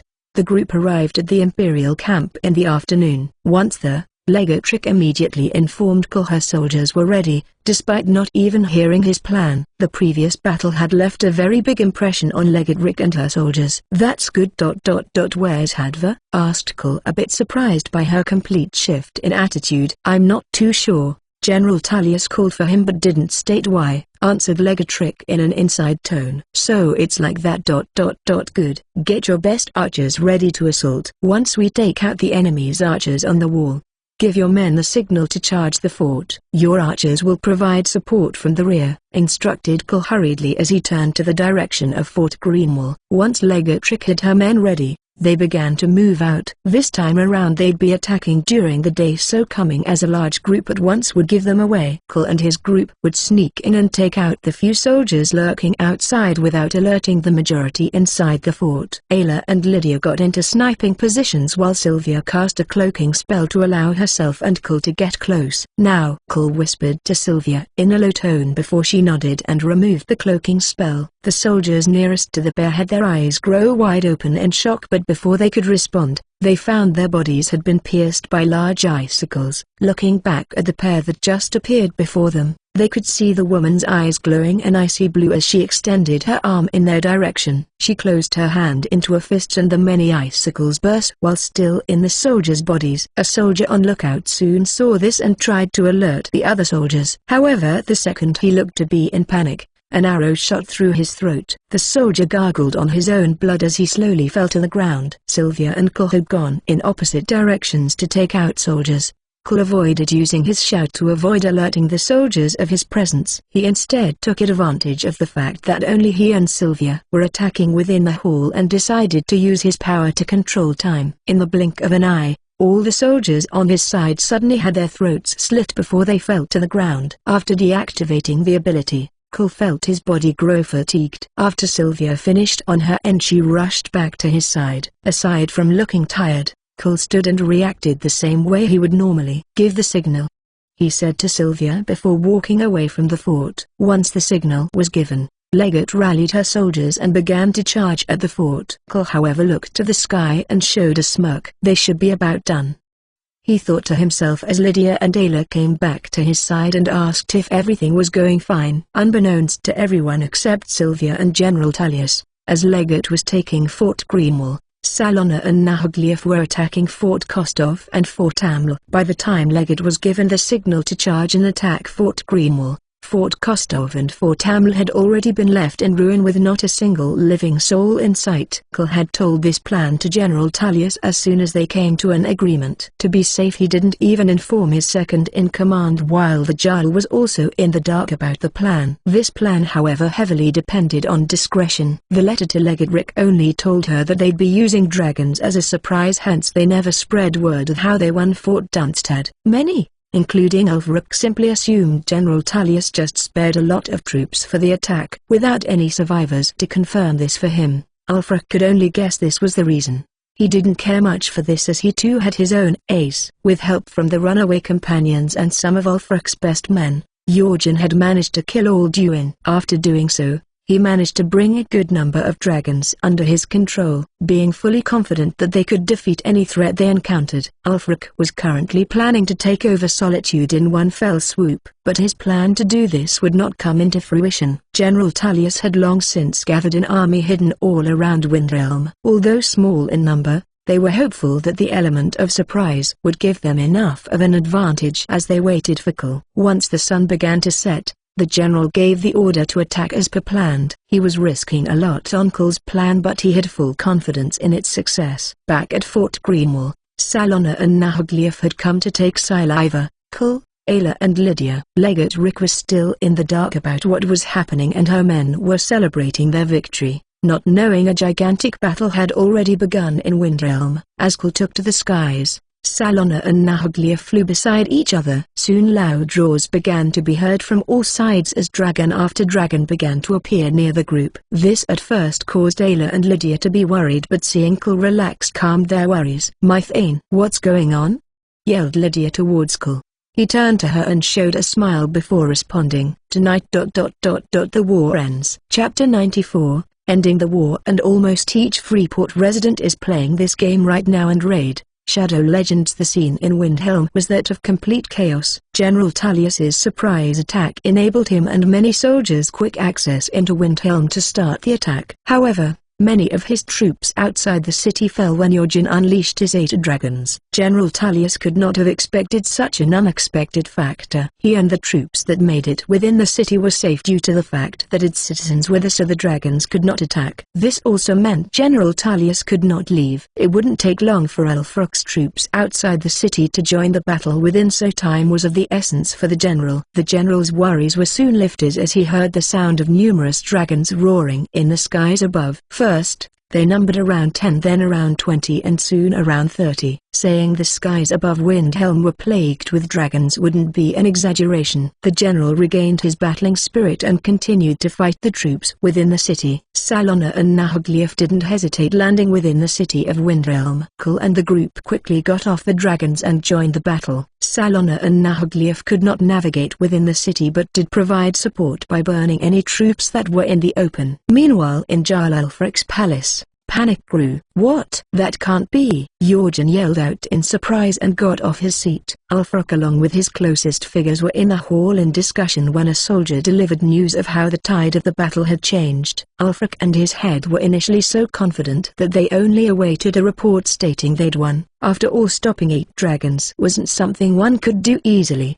But now with Kull and his dragons present, everything changed. "You can't be serious. Why is he with General Tullius? They never helped when we took over Whiterun," Jorgen yelled out while throwing his tankard to the floor in anger. "Calm down, Jorgen. How many dragons does he have supporting him?" Ulfric asked, not losing his composure despite the situation. I'm not sure. The skies are covered with dragons, my king. He even has 2 attacking within the city. We're getting absolutely decimated," the trembling soldier stated while keeping his head down. Ulfric frowned and looked at Jorgen before looking toward his men. "I know this situation does not sound favorable, but as long as we can get the dragons to stop attacking us, we will win. So, our focus is the one in control. Kull, the Dragon Slayer," said Ulfric as he slowly picked up his battle axe. "To battle, my fellow Nords. Do not let the Imperials have their way.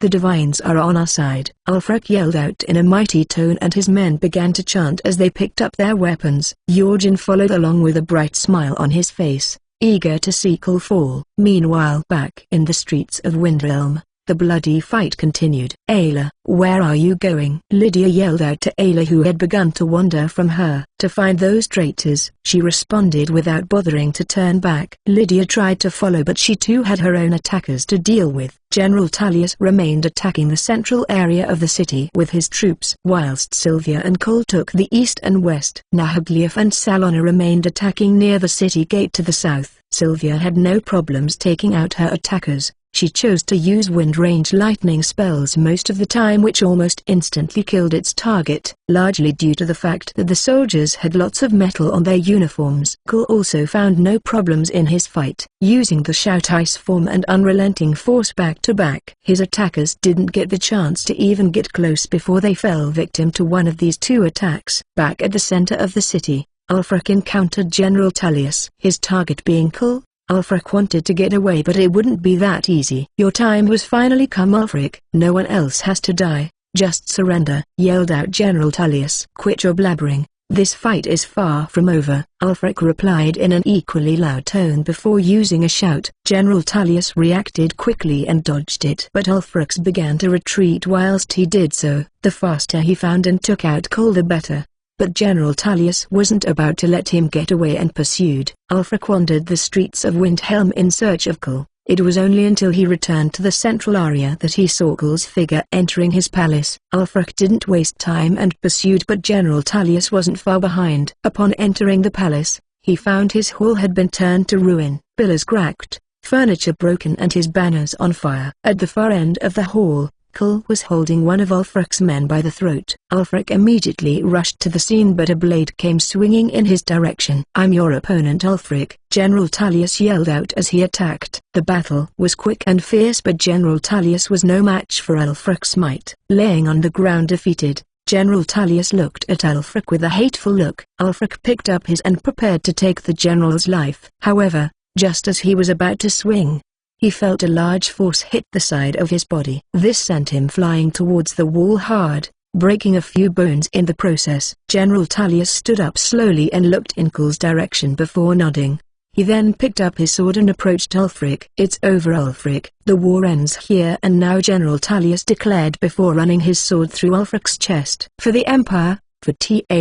General Tullius's words were cut short when he felt a sudden pain in his chest. He lowered his head only to see a blade had pierced through it. When he turned his head, his eyes widened as he saw Kull behind him. E/N, surprised Pikachu face. "Why?" General Tullius muttered out in a weak tone as the life in him slowly began to fade away. "It's like you said, today the war ends," Kull replied bluntly before removing his sword from the general's chest. Ulfric looked at Kull with a complex look as life began to leave his body as well. At the same time, to the west of the city, Ayla was crouching near some bloodied bodies with a complex look on her face. Behind her, Lydia and Sylvia stood silently and watched her. She only sighed in a somewhat depressed manner before muttering, "It's finally over." Chapter 95, The Aftermath. Some days would pass since the Battle of Windhelm came to an end. In that time news of Ulfric's defeat spread across Skyrim. It was also stated that General Tullius had fallen in battle and Legatric had assumed temporary command of Skyrim's Imperial Legion. She didn't delay in going after and either capturing or killing the Stormcloak rebels that were still alive and scattered across Skyrim. Her biggest target, however, was Jorgen, who was nowhere to be seen. Later on, a memorial service was held to honor all the fallen soldiers and people of the Civil War.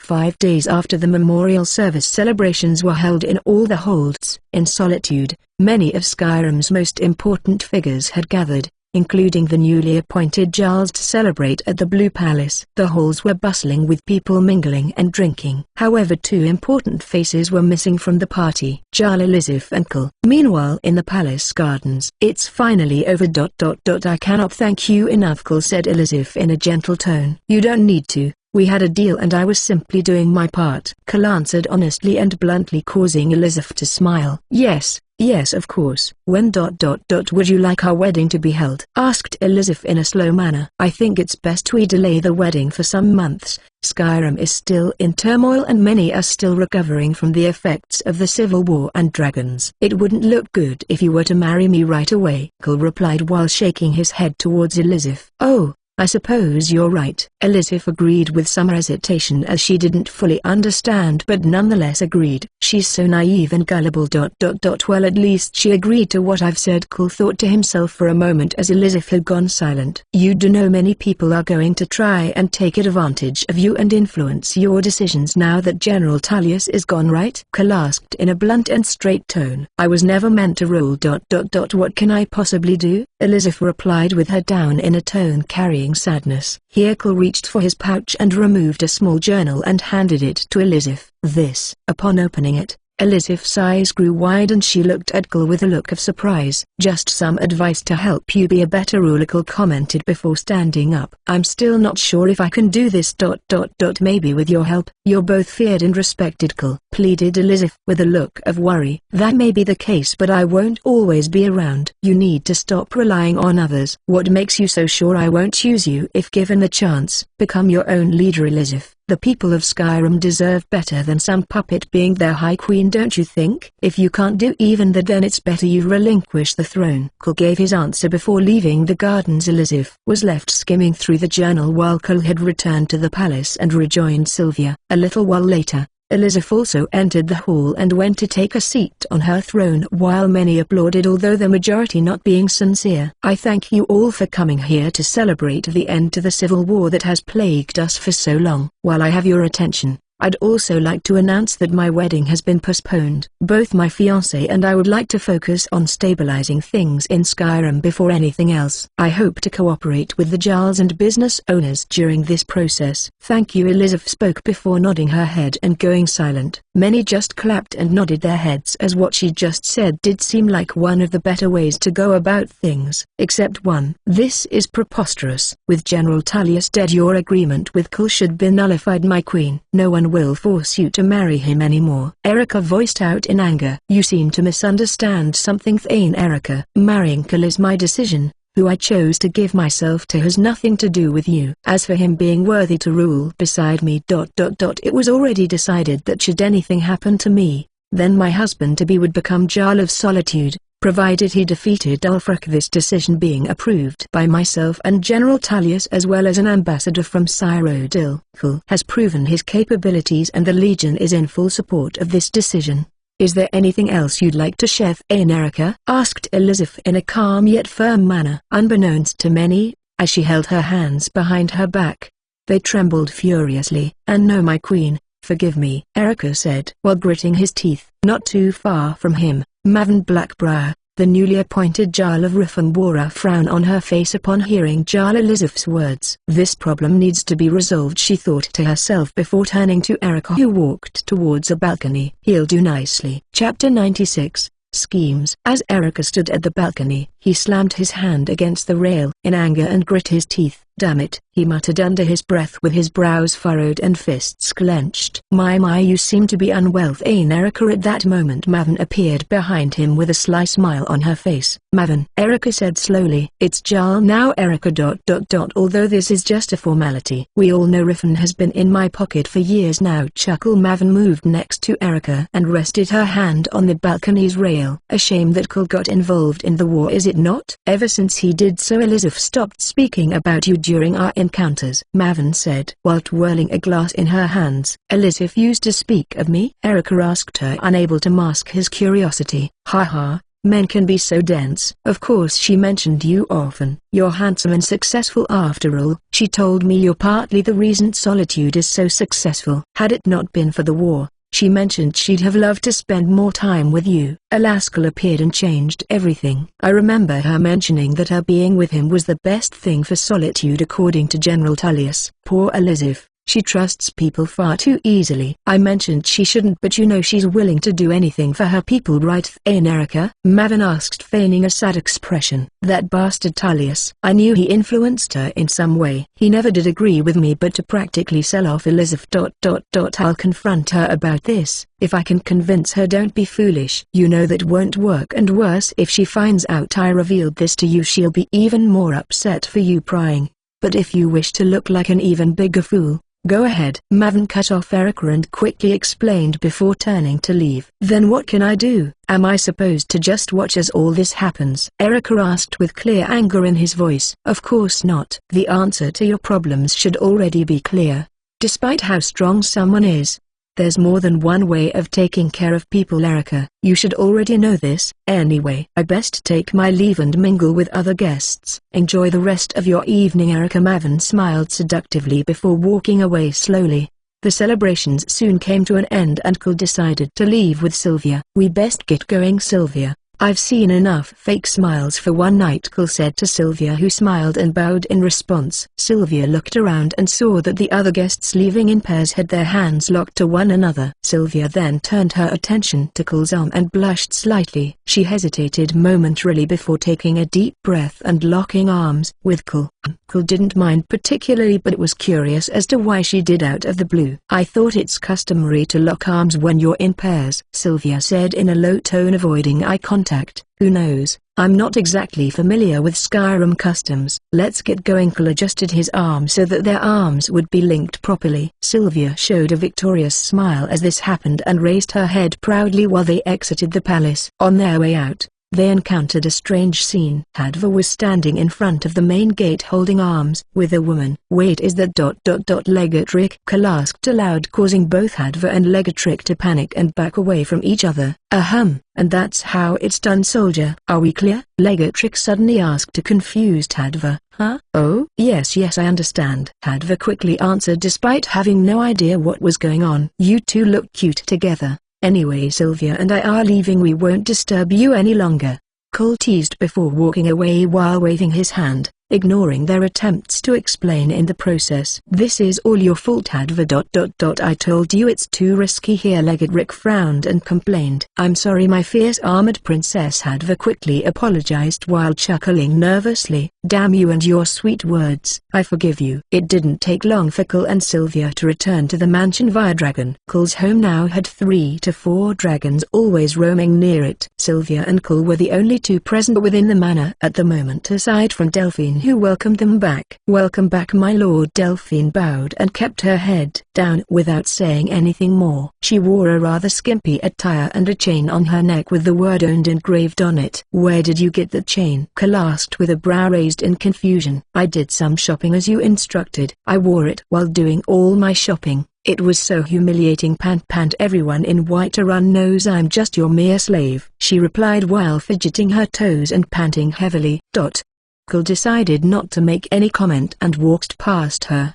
During the past days she had offered to work as a maid in his home to show her gratitude for him sparing her life. However, as time passed, she slowly began to act more like a slave rather than the maid she declared she'd be. Sylvia gave Delphine an arrowed look before following Cole to his quarters. "Sylvia, what's Jorgen's current status?" Cole asked as he began to undress. "He is currently at Castle Volkihar," replied Sylvia while looking at Cole keenly. "So it's like that." Cole made no further comment but instead showed a faint smile. Chapter 97. Preparing. Centenarian. "I don't get sick because I clean my veins." Blood balance. After getting out of the formal clothes he had on, Cole stepped out of his room and went downstairs to the dining area where he found Lydia sitting. "Oh, welcome back, my Thane. How was the party?" Lydia asked as soon as she saw Cole. "It was interesting, I guess," answered Cole, choosing to remain vague. "Well, at least now we can relax. With the war over, the people of Skyrim can be at ease." Lydia let out a sigh of relief and reached for some meat on the table. "Actually,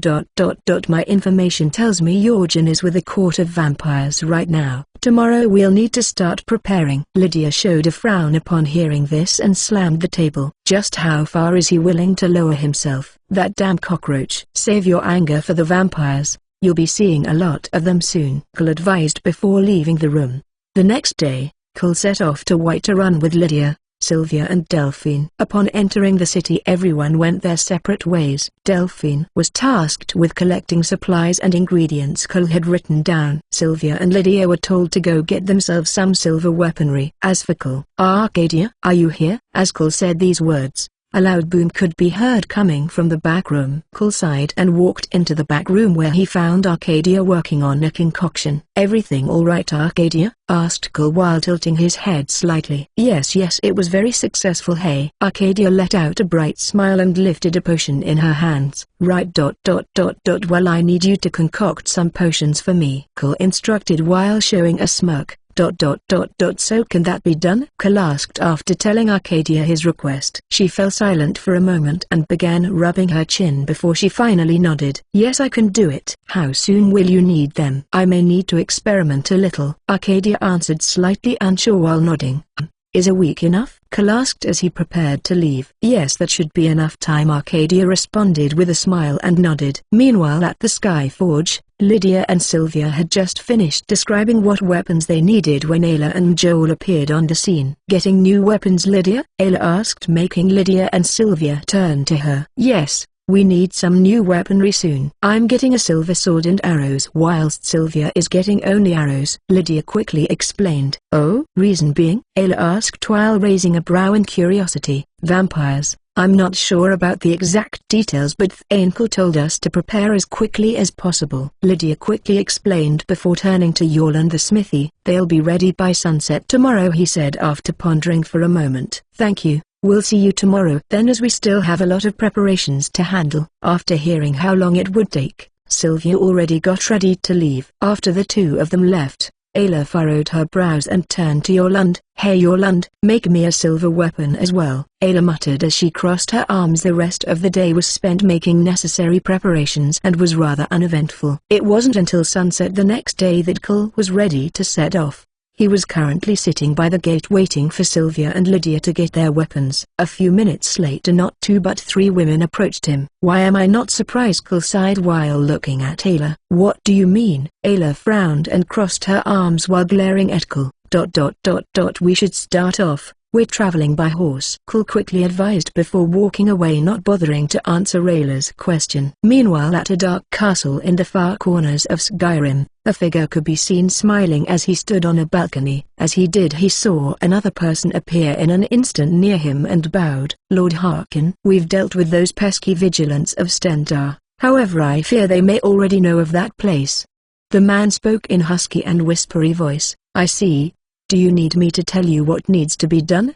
The man addressed as Lord Harkin asked without bothering to turn around. No, I'll be sure to handle it right away, my lord." "Good. Now leave. I expect good news when you return. Our time draws near." Harkin smiled as he said these words and looked up at the moon before laughing maniacally. It took Cole and his group about an hour to arrive at the destination they were heading. Immediately upon arriving, Cole furrowed his eyebrows. "I didn't expect them to get here before us," Cole expressed aloud as he looked at the opened entrance. "Vampires?" Lydia questioned, to which Cole nodded. "Wear the charms to mask your scent and silence your movements, otherwise we lose the element of surprise. Stay close to each other and the walls." With that said, "Let's go," Cole quickly instructed before leading the way inside. Once inside the dimly lit crypt, Cole and his group began to advance slowly.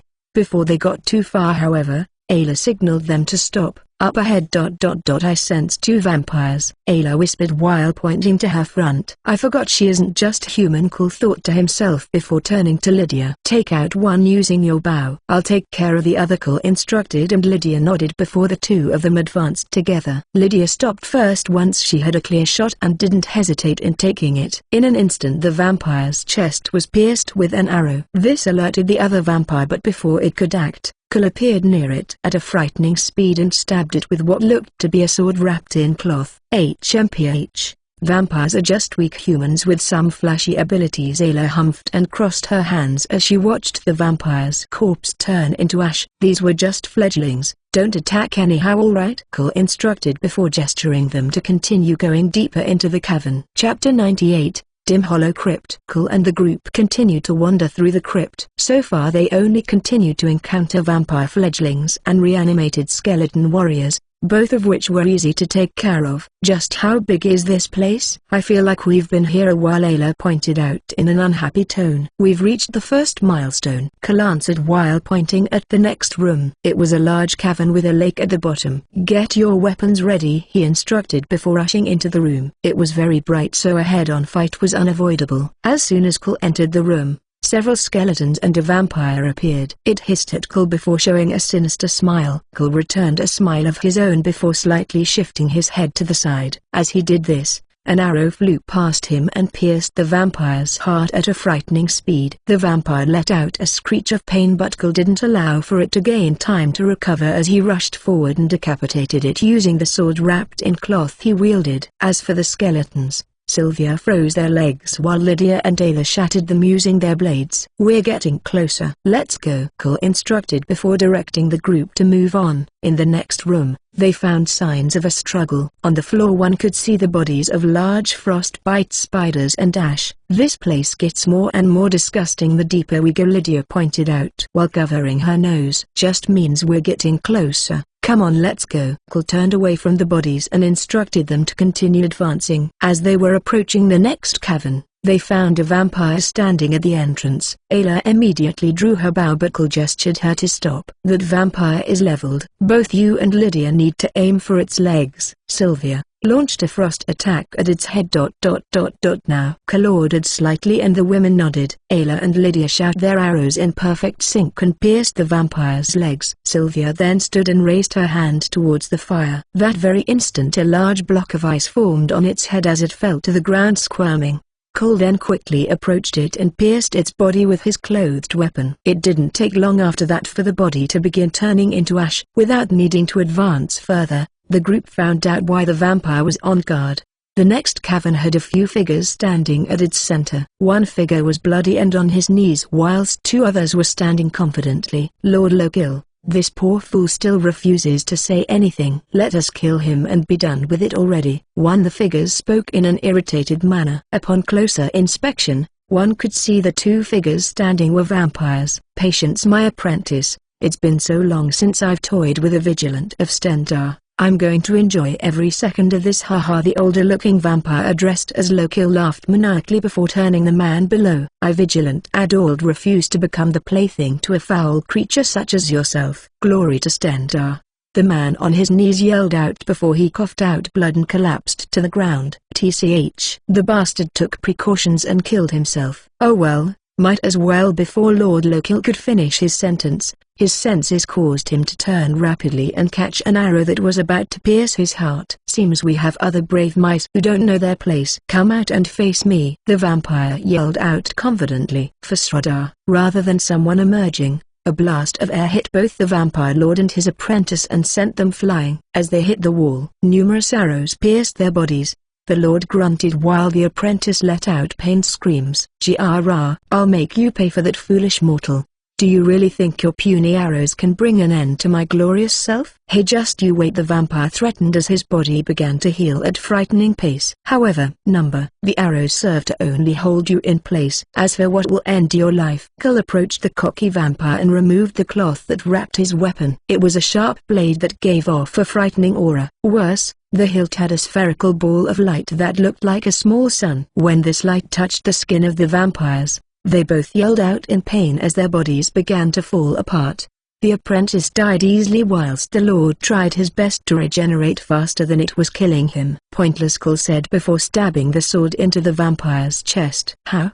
the vampire muttered as its body began to disintegrate. "You guys go on ahead to the next room. I'll be there in a moment," Cole instructed, and the women did as instructed. "Now, before the blade fully kills you, how about you tell me everything you know about Jorgen and what he's planning with Harkon?" Cole crouched and asked with a serious look in his eyes. I don't know." Lord Harkon blessed that mortal with his blood and welcomed him into our ranks just because he could prove useful to the Lord. The vampire replied quickly while looking worried still. "I suppose it's still too early for him to reveal his plans to members of his court," Cole thought before turning his attention back to the vampire. Chapter 99. First meeting. Cole removed the sword from vampire's chest before he fell to the ground and continued to disintegrate. "What is the meaning of this?" "You promised me," the vampire yelled out, but got no answer. "No matter how strong you are weak towards the blade Dawnbreaker, especially one that houses its very creator," Cole declared as the remaining part of the vampire disintegrated. "You foolish mortal, release me. I am the Daedric Prince Meridia.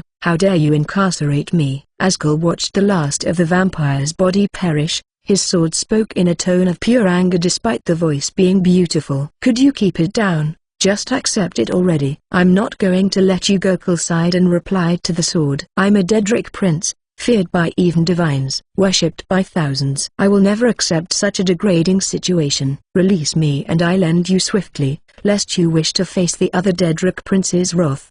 Do you hear me, mortal? Answer when I speak to you." The voice angrily answered, unwilling to accept the situation. "I/N Daedric Prince. If divines are gods, then Daedric princes can be considered demons. They are among the most powerful existences in the Elder Scrolls world, among not the most powerful. It would take too long to explain everything. A.N. Meridia, the Daedric prince of the energies of all living things, enemy of the undead and all who disrupt the flow of life. Her physical form is that of a woman. In reality, Daedric princes are genderless. They take forms they please when they become physical. First of all, you Daedric princes use mortals as mere tools. I should know. I finished Skyrim multiple times, so consider this poetic justice. Second of all, trapping you in the sword alone cost me 2 alterations. No way I'm letting you go," Cole explained while shrugging his shoulders. "Your words mean nothing to me. Release me at once, mortal." Meridia continued to argue,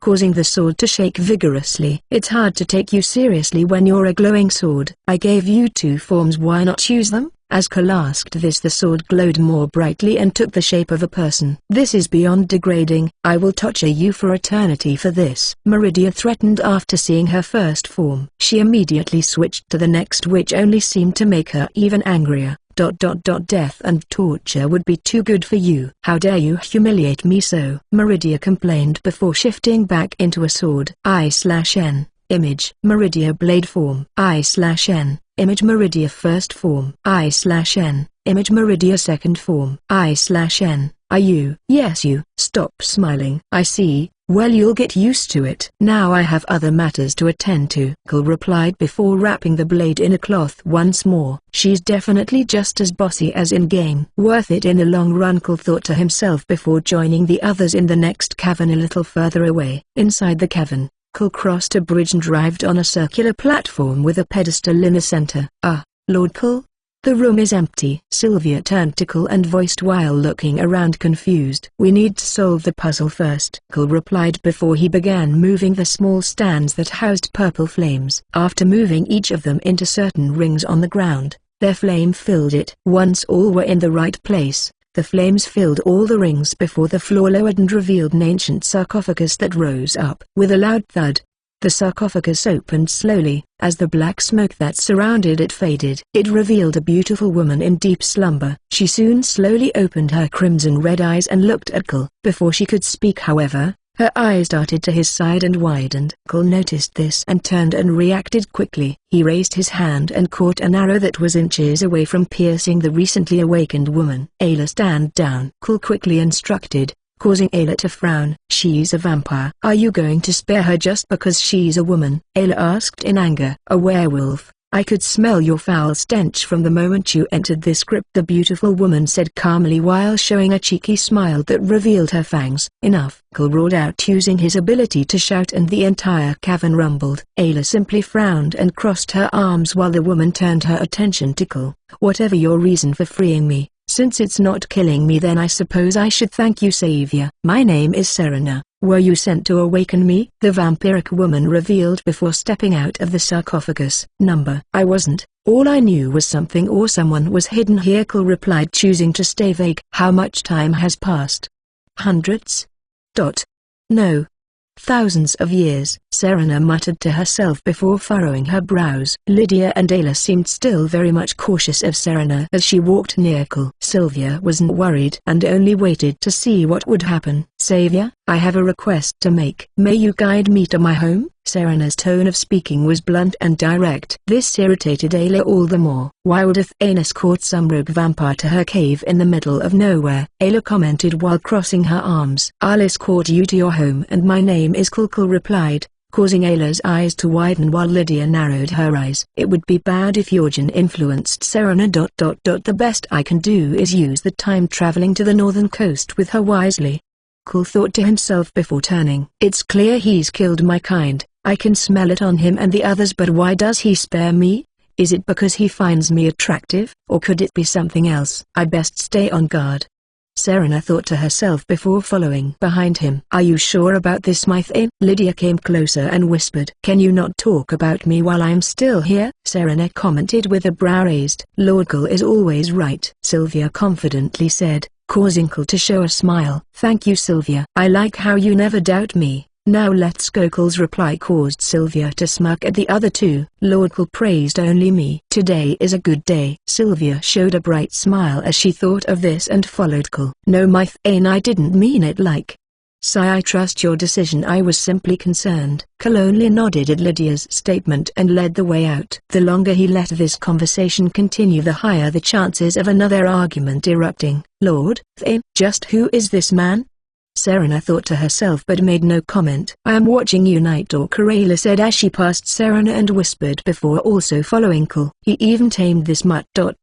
Interesting," Serena thought before following as well. Chapter 100, Drained. Almost each Freeport resident is playing this game right now. Raid, Shadow Legends. After exiting Dim Hollow Crypt, Cole gathered Sylvia, Lydia and Ayla by the horses. "I'll need you three to head back to the estate now. I'll take her to her home alone," Cole instructed quickly, but this statement came as a surprise to all three women. "Why?" "I still don't understand why you need to go out of your way to escort some vampire," Ayla asked with her arms crossed. "Well, to be frank, I don't understand why you're questioning my decision when you claim to not be a part of my team. So essentially my decision has nothing to do with you. If any of you don't trust my reasoning, that's your problem. Either respect it or stop accompanying me in general." Cole spoke in a serious tone which he rarely displayed. He had his own plans and the last thing he needed was for them to get disrupted. Sylvia was the exception, but he needed her at his estate should his plan fall through. Cole's words made Sylvia lower her head while Lydia and Ayla didn't know how to respond. I understand, Lord Cole," answered Sylvia with a bit of fear in her voice. Cole places his hand on her head and patted. "I'll explain properly when I'm back, all right?"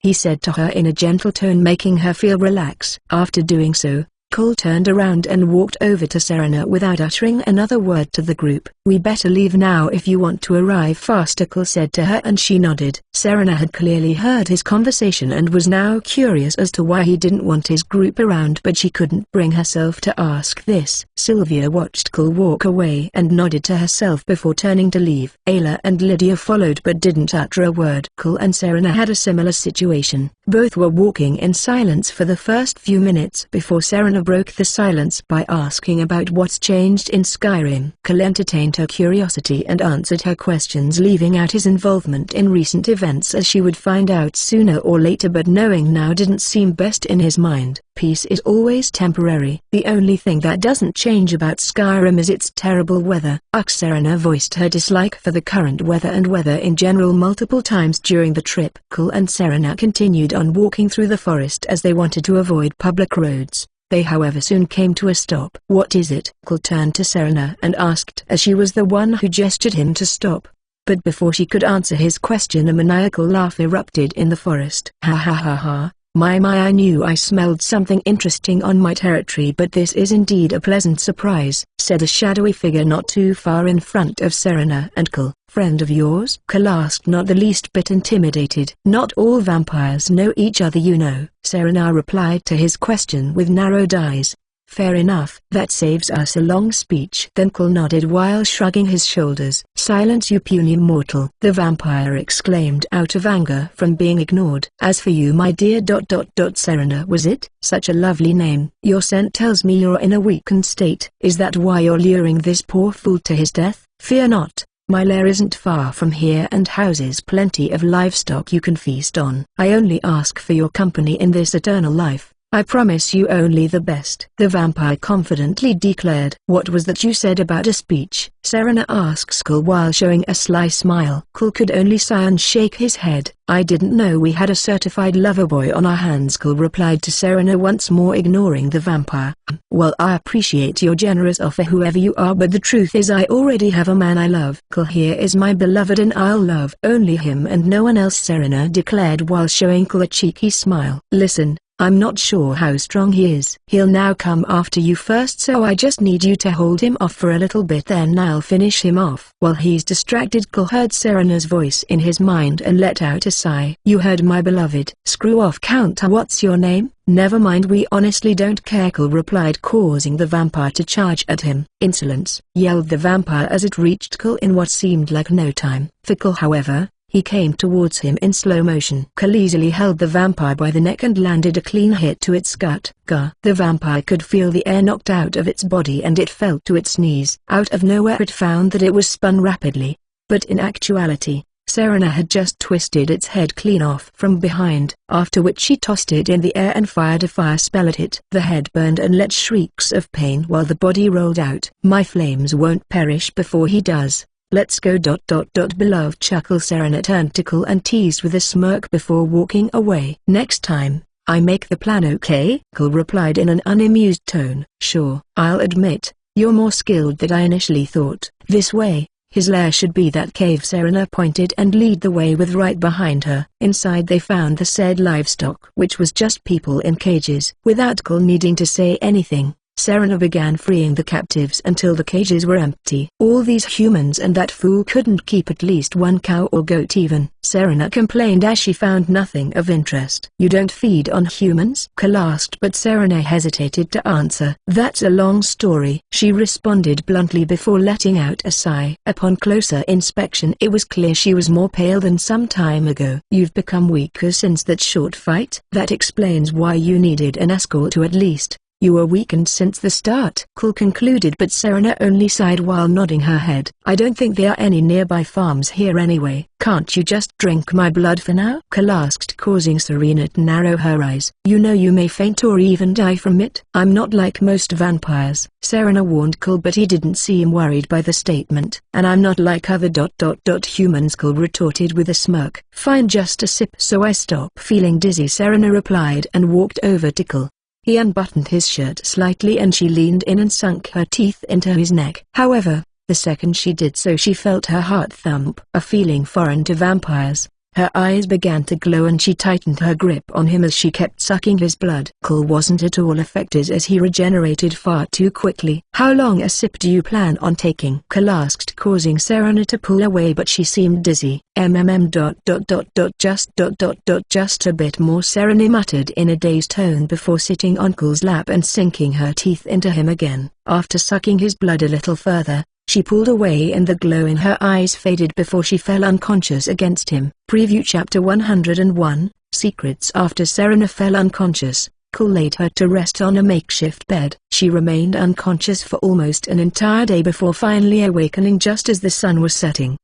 She slowly got up and touched her head while squinting her eyes. Easy there. Are you okay? Cole walked over next to her and held her steady. She looked towards him and nodded, but as she faced him, her eyes fell on his neck before she got flashbacks of what happened before she passed out. A surge of power, losing control, a feeling like no other, and then darkness. Chapter 101, Secrets. After Serena fell unconscious, Cole laid her to rest on a makeshift bed. She remained unconscious for almost an entire day before finally awakening just as the sun was setting. She slowly got up and touched her head while squinting her eyes. Easy there. Are you okay? Cole walked over next to her and held her steady. She looked towards him and nodded, but as she faced him, her eyes fell on his neck before she got flashbacks of what happened before she passed out. A surge of power, losing control, a feeling like no other, and then darkness. Serena. Cole's voice reached her and she shook her head slightly confused. Huh? She looked at him a bit confused and then looked around the cave they were still in. You just zoned out for a moment there. Cole pointed as Serena rubbed her forehead. I'm fine, just a headache, she replied, and Cole simply nodded. Vampire hangover. Understood. Clearly not wanting to talk about the subject further, Cole decided to quickly shift the mood with a light joke. Serena narrowed her eyes at him, but she did seem more relaxed than before. Are you feeling well enough to go? Cole asked Serena, who then quickly looked at her own body. I feel incredible and my heart I could have sworn I felt it beat when. Serena quickly shook off the train of thoughts that she was beginning to have and nodded her head. Yes, I'm well enough to go on. Thank you for asking, beloved, Serena teased as she lifted the hood to her cloak and began walking towards the exit. Serena and Cole traveled during the night and avoided places with people. During travel they kept conversation light with a little teasing and sarcasm here and there. Hold on, Serena suddenly instructed Cole.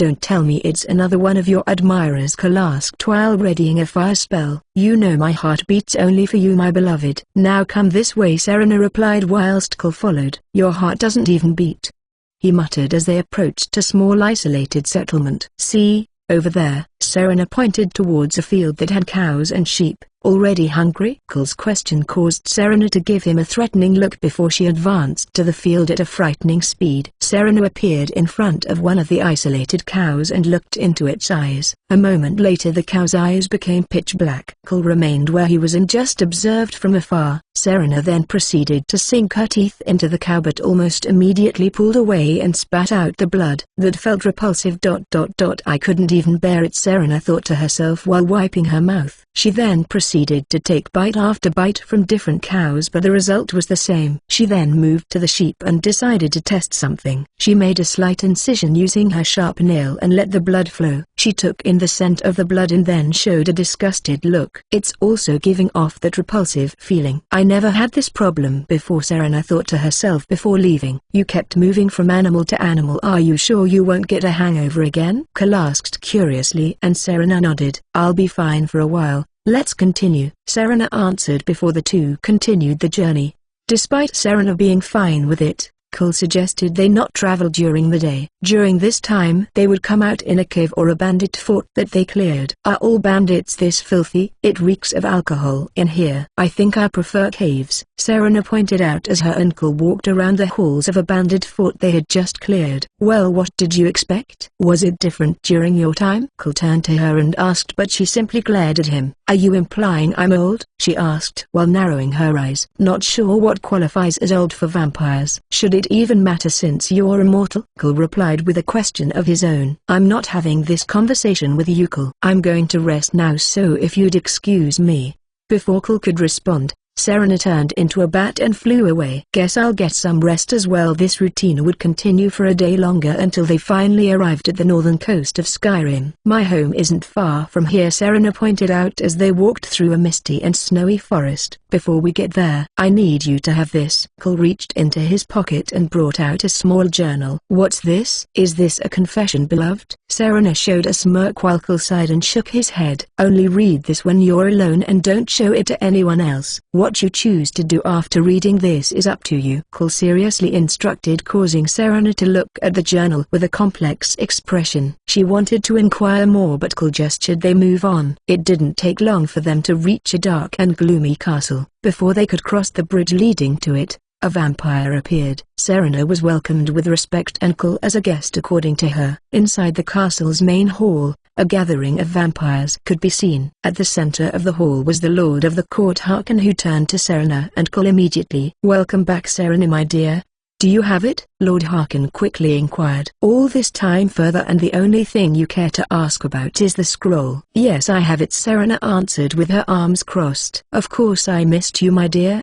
The scroll is just of great importance. I wish your mother was here to see this reunion before I put her head on a pike," Lord Harkin replied before turning his attention to Cole. "That's the man who freed me and brought me here. His name is Cole," Serena introduced Cole quickly and turned back to her father. "Oh, I know full well who he is. Cole the Dragon Slayer. Almost the entirety of Skyrim has heard of his endeavors, including my court." Serena then gave Cole an odd look, to which he just slightly shrugged. Lord Harkin proceeded to offer to make Cole a true vampire as a reward for saving his one and only daughter, but Cole refused. Without hesitation, Harkin proceeded to tell him that he'd spare him this one time, but the next time he encounters someone from his court, he'll be prey. "If you feel you're stronger than dragons and Daedra lords, then you're welcome to come face me anytime," Cole replied, not the slightest bit intimidated by Harkin's words. Instead, it was Cole's words that made some vampires present in the hall look at each other oddly. After he said these words,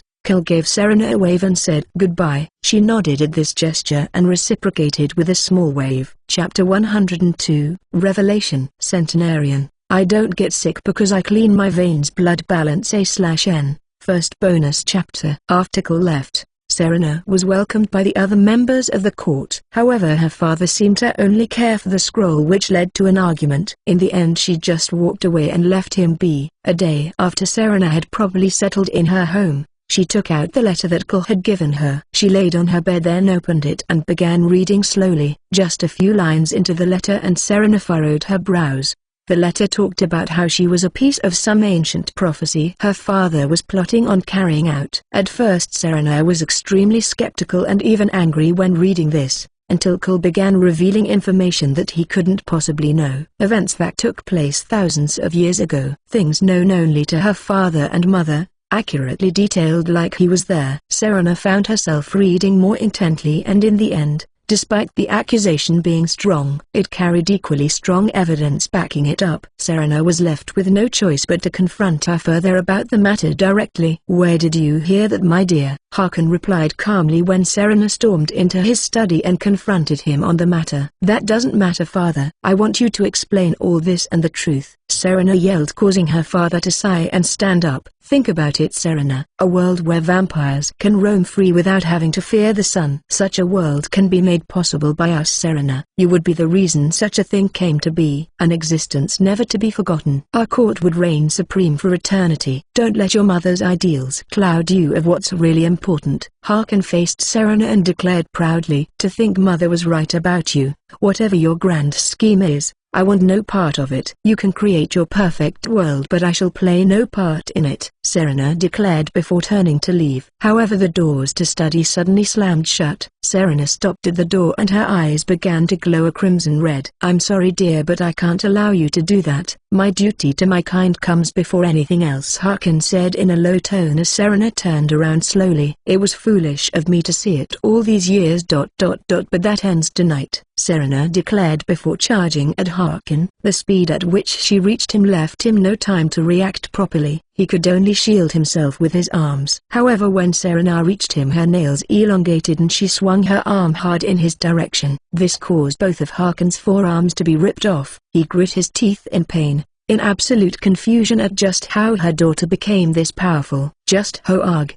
Before Harkin could let out any words, Serena clawed at his neck and slit his throat. Lord Harkin!" Distant yelling could be heard from afar, which caused Serena to break out of her frenzy. She began to breath heavily and everything around her seemed to be slowly becoming faster as the glow in her eyes began to fade. She quickly turned her head to Harkin's desk and grabbed the Elder Scroll that was on it and escaped through the window. A moment later 2 shadowy figures appeared and asked what was happening. Harkin's throat soon healed and he spoke in an angry tone. "Capture Serena now!" Harkin's voice echoed through the castle, alerting numerous vampires present. It didn't take long for them to begin pursuing Serena. They soon caught up to her as she wasn't fleeing quickly. "Lady Serena, you are to return with you." The vampire in front didn't get the chance to finish his sentence as Serena held out her hand and choked the man telepathically. Her eyes began to glow once more and she hated her fangs before attacking in a frenzied state. The 2 vampires at the scene tried their best but were easily defeated and burned by her. "There more,"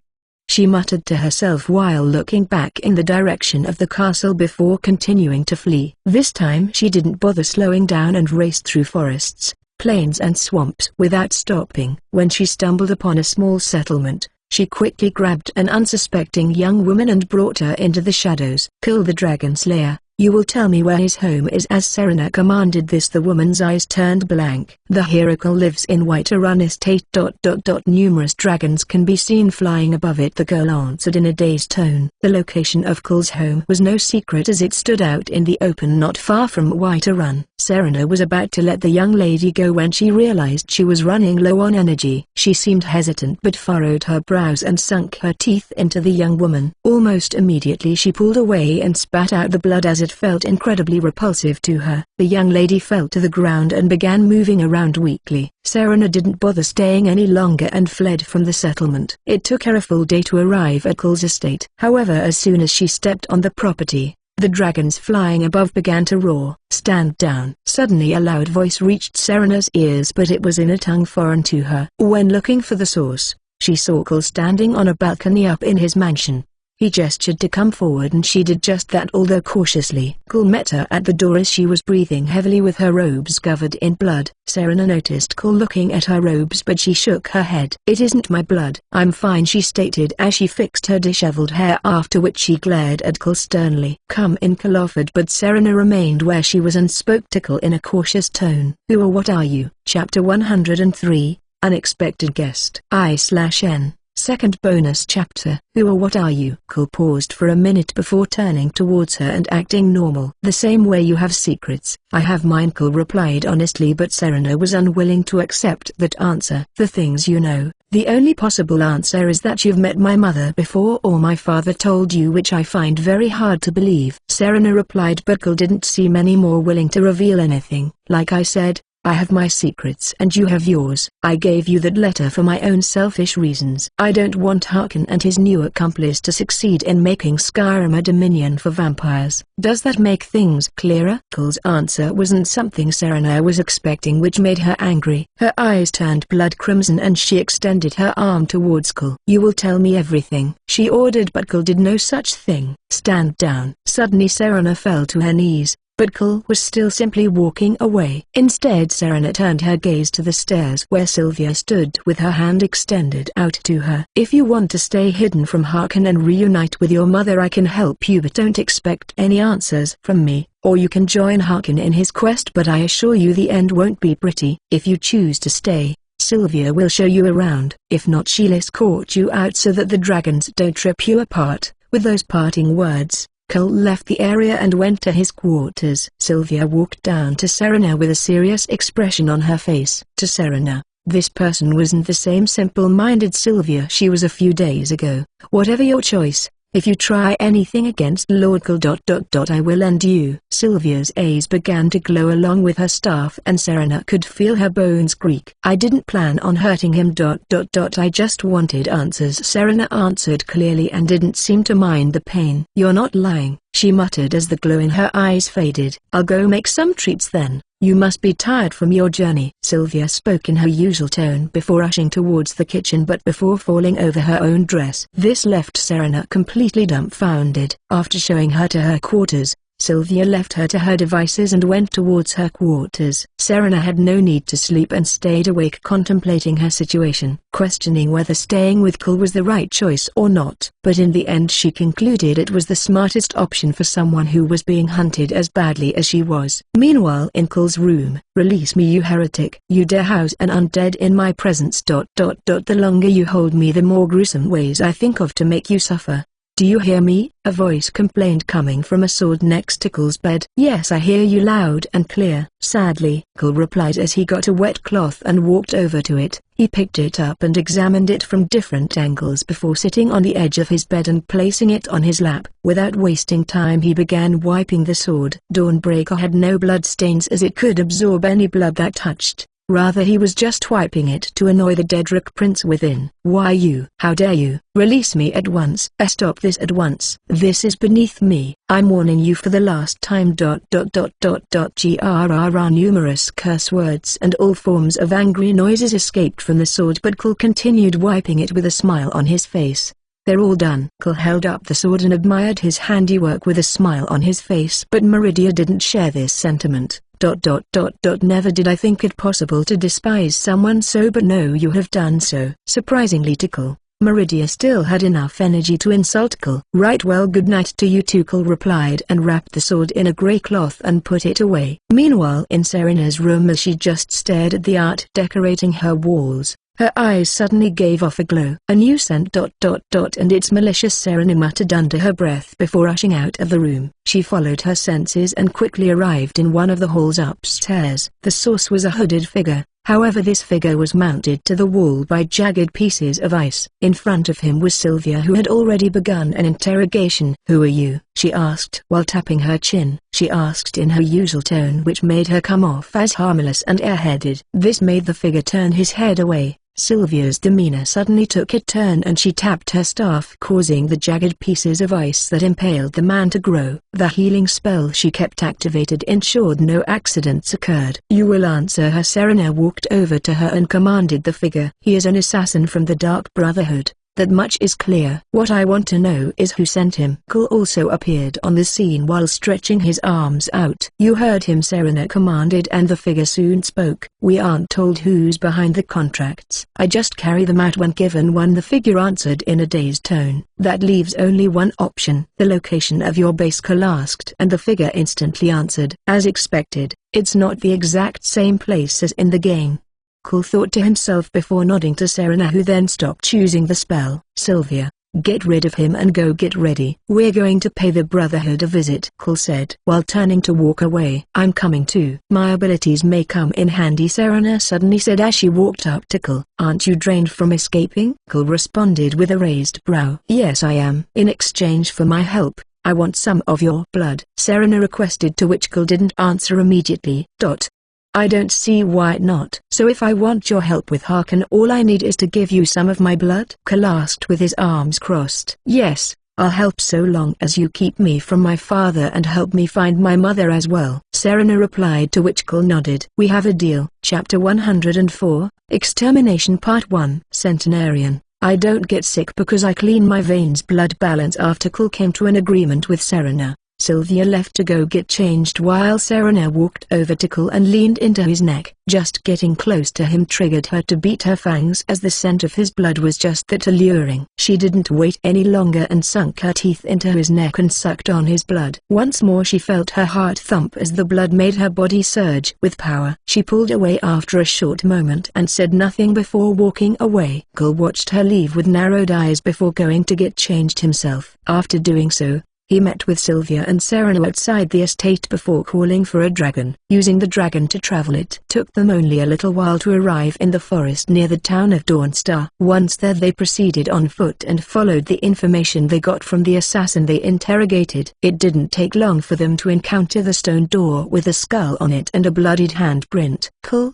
Sylvia and Serena walked over and the door immediately spoke. "What is life's greatest illusion?" it asked, causing Sylvia and Serena to look confused before turning to Will. Cole showed a smile and kicked the door down effortlessly before walking in. "We'll split and attack from different points. If possible, try to catch as many as you can alive," Cole instructed as he stepped towards a hall he chose to follow.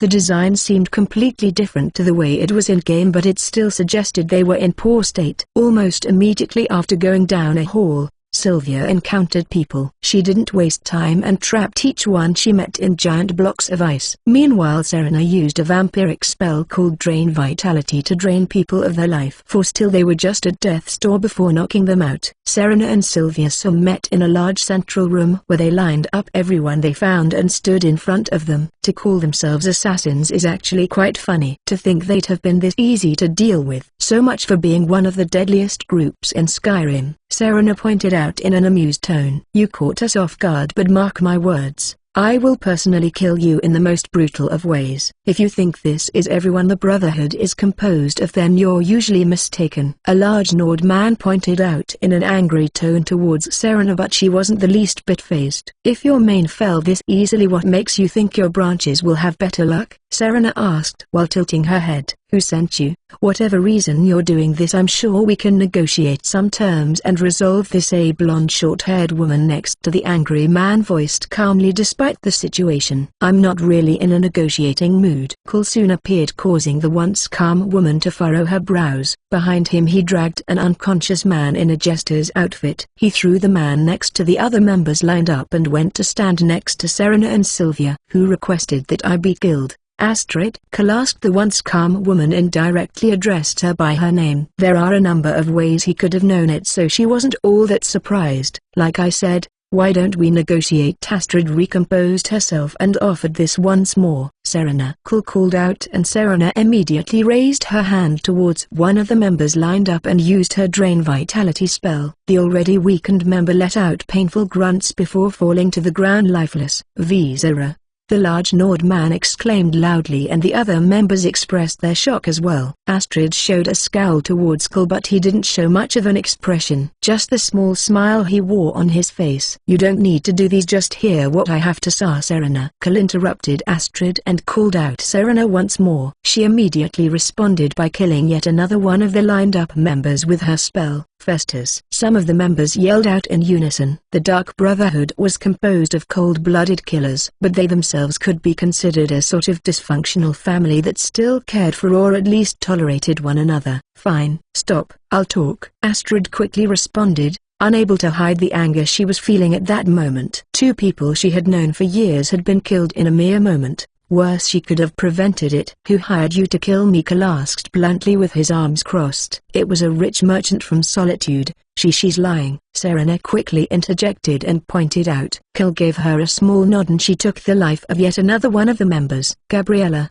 A few members muttered whilst others were rendered speechless by the spectacle. Enough. I won't allow you to have us all killed over money. Astrid. Thane Erica of Solitude ordered your assassination while Maven Blackbriar referred us to him. That is the truth. He's telling the truth, Serena added while looking at Cole. Wise choice, Nazir. Now let's talk about the price to pay. From now on the Dark Brotherhood will belong to me.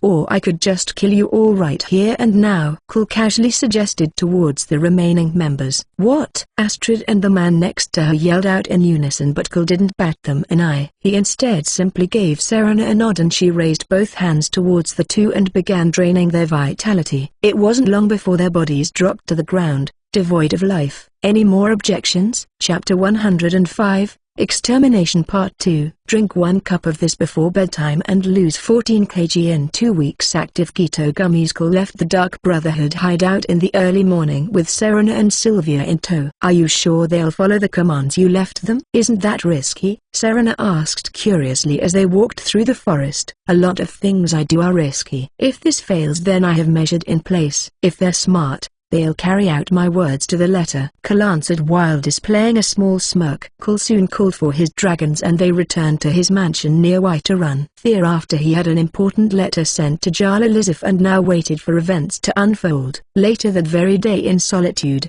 Jarl Elizabeth had gathered the people of her court for an important announcement. In 2 days' time, a meeting will be held to discuss how best to deal with the vampire threat in Skyrim once and for all. I ask that letters be sent to inform all Jarls about this, as it is mandatory to attend. Those who don't will face a penalty. Elizabeth finished speaking and caused the many people present to look at her oddly. Most thought her to be timid and more of a puppet, so this declaration was otherwise odd. especially the penalty. Unbeknownst to them, she was following the script Cole had set up for her. This conference was more or less the final piece to his grand plan. Jarl Elizabeth, it may not be wise to go about things this way. I say we wait and see if the vampire attacks either reduce or increase, then go from there to not waste manpower. Thane Erica stood and suggested with a smile. Did I ask for your input? Know your place, Erica. I won't allow my people to die just so you can save manpower. I've stated my declaration. You're here only as a formality. Your words change nothing, she declared before standing from her throne and leaving to her quarters. My heart has never beat so fast in my life. But it was so exciting to be seen as superior.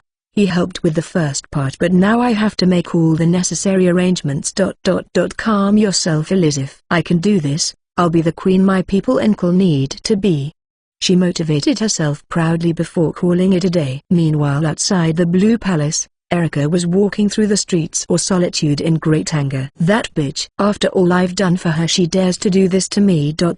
Humiliated and in front of the entire court. Even maids dared to laugh at me. Oh, just you wait. Once your fiancé is dead, you'll crawl back to me begging, he thought to himself before bumping into someone. Oh, apologies, great lord, a feminine voice called out. Erica looked down to see a young and voluptuous woman rubbing her head as she stood up, and she wore a veil on her face that made her look even more exotic. Oh no, it's fine, I was just lost in thought, haha. But a young and beautiful lady like yourself shouldn't be walking at night alone, he stated while helping her up, unable to resist caressing her extremely soft and smooth skin in the process. My fiancé died in the war thanks to Cole bastard. Now I must fend for myself in a foreign land. I can't survive without a strong man by my side. The woman began to cry and hugged Erica, causing him to gulp the second he felt the softness of the woman's breasts. Oh, fear not, milady. I too know of the problems that man has brought. I can help make your life here better. Why don't we discuss this at my place? He offered, and the woman shyly nodded. But once inside, Erica hugged her immediately and began running his hands all over her body. You mustn't, sire, she muttered, but he continued and slowly began to reach for her intimate areas. But instead of a slit, he felt an erectrode twice the size of his. Erica's eyes widened and he quickly looked up. First time? A masculine voice asked, causing him to panic even more. Why, you're a man, he called out as the person removed the veil and wiped their face, revealing a man. That I am. The Night Mother sends her regards, he stated as he slowly walked over to Erica. No. A little later the same night in Riffin, as Maven was writing something in her study, her window flew open with a large gust of wind. Maven quickly raised her head and looked at it while frowning. Damned Riffin weather, she curses before standing to close the window. It's not the weather you should worry about. A voice behind Maven caused her to quickly turn around, but when she did so, she came face to face with a small blonde-haired child with bright red eyes. You will listen to me, the child ordered, and Maven nodded in a dazed manner. Hey. Good. I'm here to deliver a message. The Brotherhood is under new laws, and so your ties to us are being severed. You are being given the chance to redeem yourself, however, but you won't be told how to do so. Get creative or don't face a fate worse than death. The end. How mysterious, hee. Well, goodbye, miss, the child stated the message before saying her farewell in a playful manner. After that the child moved at a great speed and left outside the window. Maven soon stood up looking very angry but at the same time worried. Almost immediately her door slammed open and a burly guard rushed in. Who said you could enter? She yelled out. I'm sorry, Jarl Maven, but it's your children and husband. They're dead, the burly guard stated in a hesitant tone. Edited by Magnus the Nazim Love Ray/N. Before the people who jump to conclusions start bitching, Maven's children are adults and bad people. The husband is a simp and a cuck. There, is your justice bonus satisfied? Chapter 106, Extermination Part 3. Drink 1 cup of this before bedtime and lose 14 kg in 2 weeks. Active keto gummies. Soon, the day of the conference arrived and the Jarls as well as members of their court were in solitude. News of the death of Erica and Maven's children and husband had shocked many, especially when the cause was determined to be vampires. This influenced many important figures to attend, as it seemed that's who the vampires were targeting. Before the meeting began, however, there was already a controversial matter present. I refuse to attend. How dare you invite the heads of the Dark Brotherhood and the Thieves Guild? Both of them should be arrested. Are you mad, Elizabeth? The Jarl of Markarth yelled out in anger. I advise you to watch your tone. General Lick, please tell them why. Ahem, this declaration serves to inform the leaders of Skyrim that Jarl Elizabeth is the one and only recognized High Queen of Skyrim. Her decisions are law. Legatrick has received the position of general and will control military operations within Skyrim and aid the Queen. Signed, the Emperor. Legatrick finished reading the declaration, which caused silence to fall into the hall. That changes nothing. I still don't see why you're housing murderers and thieves, the angry Jarl of Markarth yelled out while slamming the table. These so-called thieves and murderers have provided me information on all of you present. More than half of you have committed both murders and thefts. General Lick has confirmed all the information, and should I wish I can have plenty of you executed. If you think you're innocent of any crimes, then I dare you to speak up. But I warn you, if you're wrong, then I swear you'll be executed. Jarl Elizabeth voiced in a firm tone, causing everyone present to slightly lower their heads. Good, now to properly begin. Please introduce yourselves. I believe many people here are unfamiliar with you. Jarl Elizabeth asked while facing the head of the Dark Brotherhood and Thieves Guild. I'm Nazir, head of the Dark Brotherhood, a deep-voiced Redguard said without showing much of an expression. I'm Loka, head of the Thieves Guild. Loka showed a smile and said proudly, now with those two introductions we may talk about how this vampire issue will be dealt with, and for that I call the person who will do just that. Please enter. As Jarl Elizabeth said these words, Kull walked into the room with three women behind. Most of you here already know of Kull and his assistant Sylvia. As for these two women, may I introduce Valerica and Serena, true vampires, Elizabeth stated, causing the people present to start murmuring. But no one dared speak out of place. I/N. Yes, I skipped the rescue because I personally found it boring. Sue me. After giving the small introduction, Kull proceeded to explain the plot Harkon was planning and of course stating Yorjin had joined them in this scheme as well. His plan to stop them was simple. It was to attack, something the head of the Dawn Guard agreed to easily. It was the plan for after that took many by surprise. Not all vampires are evil. Some are turned against their will and are forced to live that way. If I were to turn your loved ones into a vampire, then would everyone present who is against sympathizing with them still be all for the idea of completely eliminating them? No one directly expressed their disagreement but did have concerns or complaints. You aren't a Jarl, so you have no right to order us this way. Your ideas should be respected, yes, but should also be passed to us to make a decision. Not just you. The Jarl of Falkreath states, causing some other figures present to nod in agreement. Kull didn't immediately answer but instead placed a clothed sword on the table and unwrapped it slightly. You dare display either Great Meridia like your toy?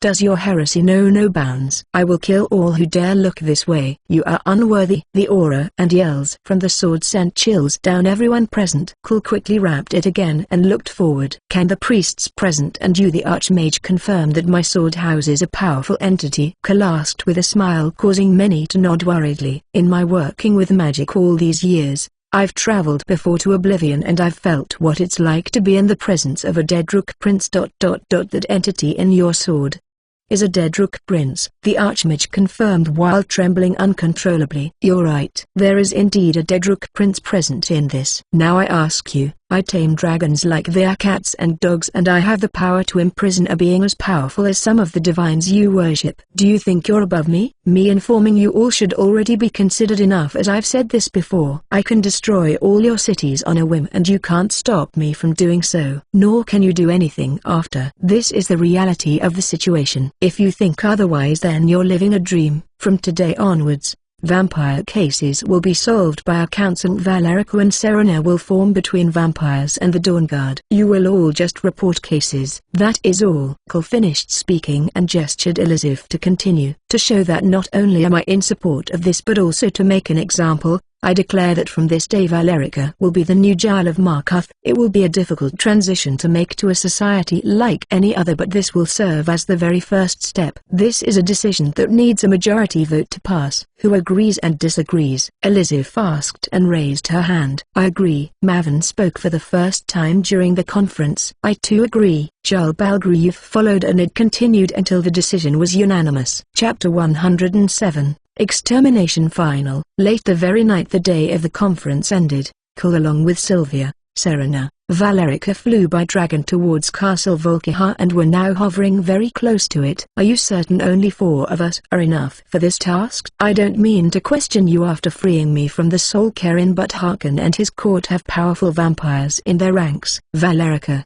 Serena's mother asked in an inside tone. Funny, I have powerful dragons in mine, Cole replied with a smile before ordering in the tongue of dragons to attack. Numerous dragons appeared after this and began breathing fire upon the building all at once. Vampires were highly weak to fire and dragons possessed the hottest fire of all. Rather than wasting time to attack numerous beings faster than humans, we can simply end it all in one attack. Why complicate things with a long-winded battle? Cole said aloud while looking at the spectacle before his eyes. I/N. Yea, don't expect long glory battles from me unless they are necessary to the arc we're doing. For this case vampires would wreck humans if attacked, but dragons ... Nah. So MC chose smart choice rather than people dying looking bloody or war crying like usual. Battle-hungry MC, F. Harkin. No way, I'm dealing with your speech in a fanfic too. The flaming of the castle continued until a few hours passed. Dragons kept taking turns to engulf the building in flames. After this, Cole ordered the dragons that could to use frost attacks on it. Sylvia, use detect life on the building. Cole asked Sylvia, who complied. There's only one presence left, Sylvia answered before Cole began walking to the castle. Serena and Valerica looked around the nearby forest in case any vampires were not present and decided to return. After walking into the main hall of the castle, Cole found a panicked Jorgen looking around himself confused. It was you, Jorgen yelled out in anger as he saw Cole entering. Now let's be civilized. I have an offer for you, Cole asked as he got closer to Jorgen, who readied a sword to fight. I'm listening, Jorgen said in a suspicious tone. You're obviously powerful, so I want you on my side, Jorgen. So how about this? You have one chance to strike me. If you manage to make a clean cut on me, then you win and I'll follow you, but if you lose you follow me, Cole offered with a smile on his face. Deal, Jorgen yelled out before using his incredible speed as a vampire to close the distance between Cole and himself. Rather than cut, he chose to stab Cole right through the heart. Ha ha ha, I've done it. I've killed you. You didn't think I'd give you a chance to prepare your defense, did you? He laughed out while driving the sword deeper. Sylvia fell to her knees, shaking her head while Jorgen continued to laugh. Damn, that hurt. Okay Sylvia, performance over. Did it work? Cole quickly removed the sword in his chest and turned to Sylvia. Yes Lord Cole, it did. Jorgen has now jumped to level 94 by killing you once. He is now purgable, Sylvia declared while Cole showed a sadistic smile. What? Jorgen asked in a confused tone, but Cole immediately appeared in front of him and punched him with extreme force, shattering many of his organs which began to heal only due to his vampiric abilities. Honestly, I got tired of waiting for you to get stronger on your own a little while back, but I first needed to finish my plans before anything else. But now that they're done, Cole slowly began to unwrap Dawnbreaker. The light from the blade made Jorgen unable to regenerate and slowly began to disintegrate. No, Meridia, such an ending is too simple for him. A little finesses won't hurt. I'm sure you're very angry, are you not? Cole asked with a smile on his face. Do not order me, mortal, Meridia replied in angry tone. Oh well, I guess I should wash you in holy water at a temple after this. I wouldn't want Jorgen's blood on the sword I use. Immediately Cole said this, Meridia shifted into her first form and walked over to Jorgen without saying a word. She picked up a nearby sword and began slashing at his throat repeatedly with incredible force. His body healed slowly and she turned her attention to his face, neatly cutting off the skin on his face before bringing her hand forward and pulling his eyes out. Meridia still felt great anger and began wedging the teeth out of his gums. The pain was too much for Jorgen to take as he shrieked over and over again, but Meridia never once stopped. She carried on without any sign of stopping until Cole spoke up. I think that's enough. Return to your normal form, Cole ordered, but Meridia simply glared at him. Cole soon approached her and groped her askeek, causing her eyes to widen. Do so or I may be tempted to sully a Dedrick Prince, Cole threatened, and Meridia immediately changed back and began cursing him and his ancestors. Alright. Well Jorgen ...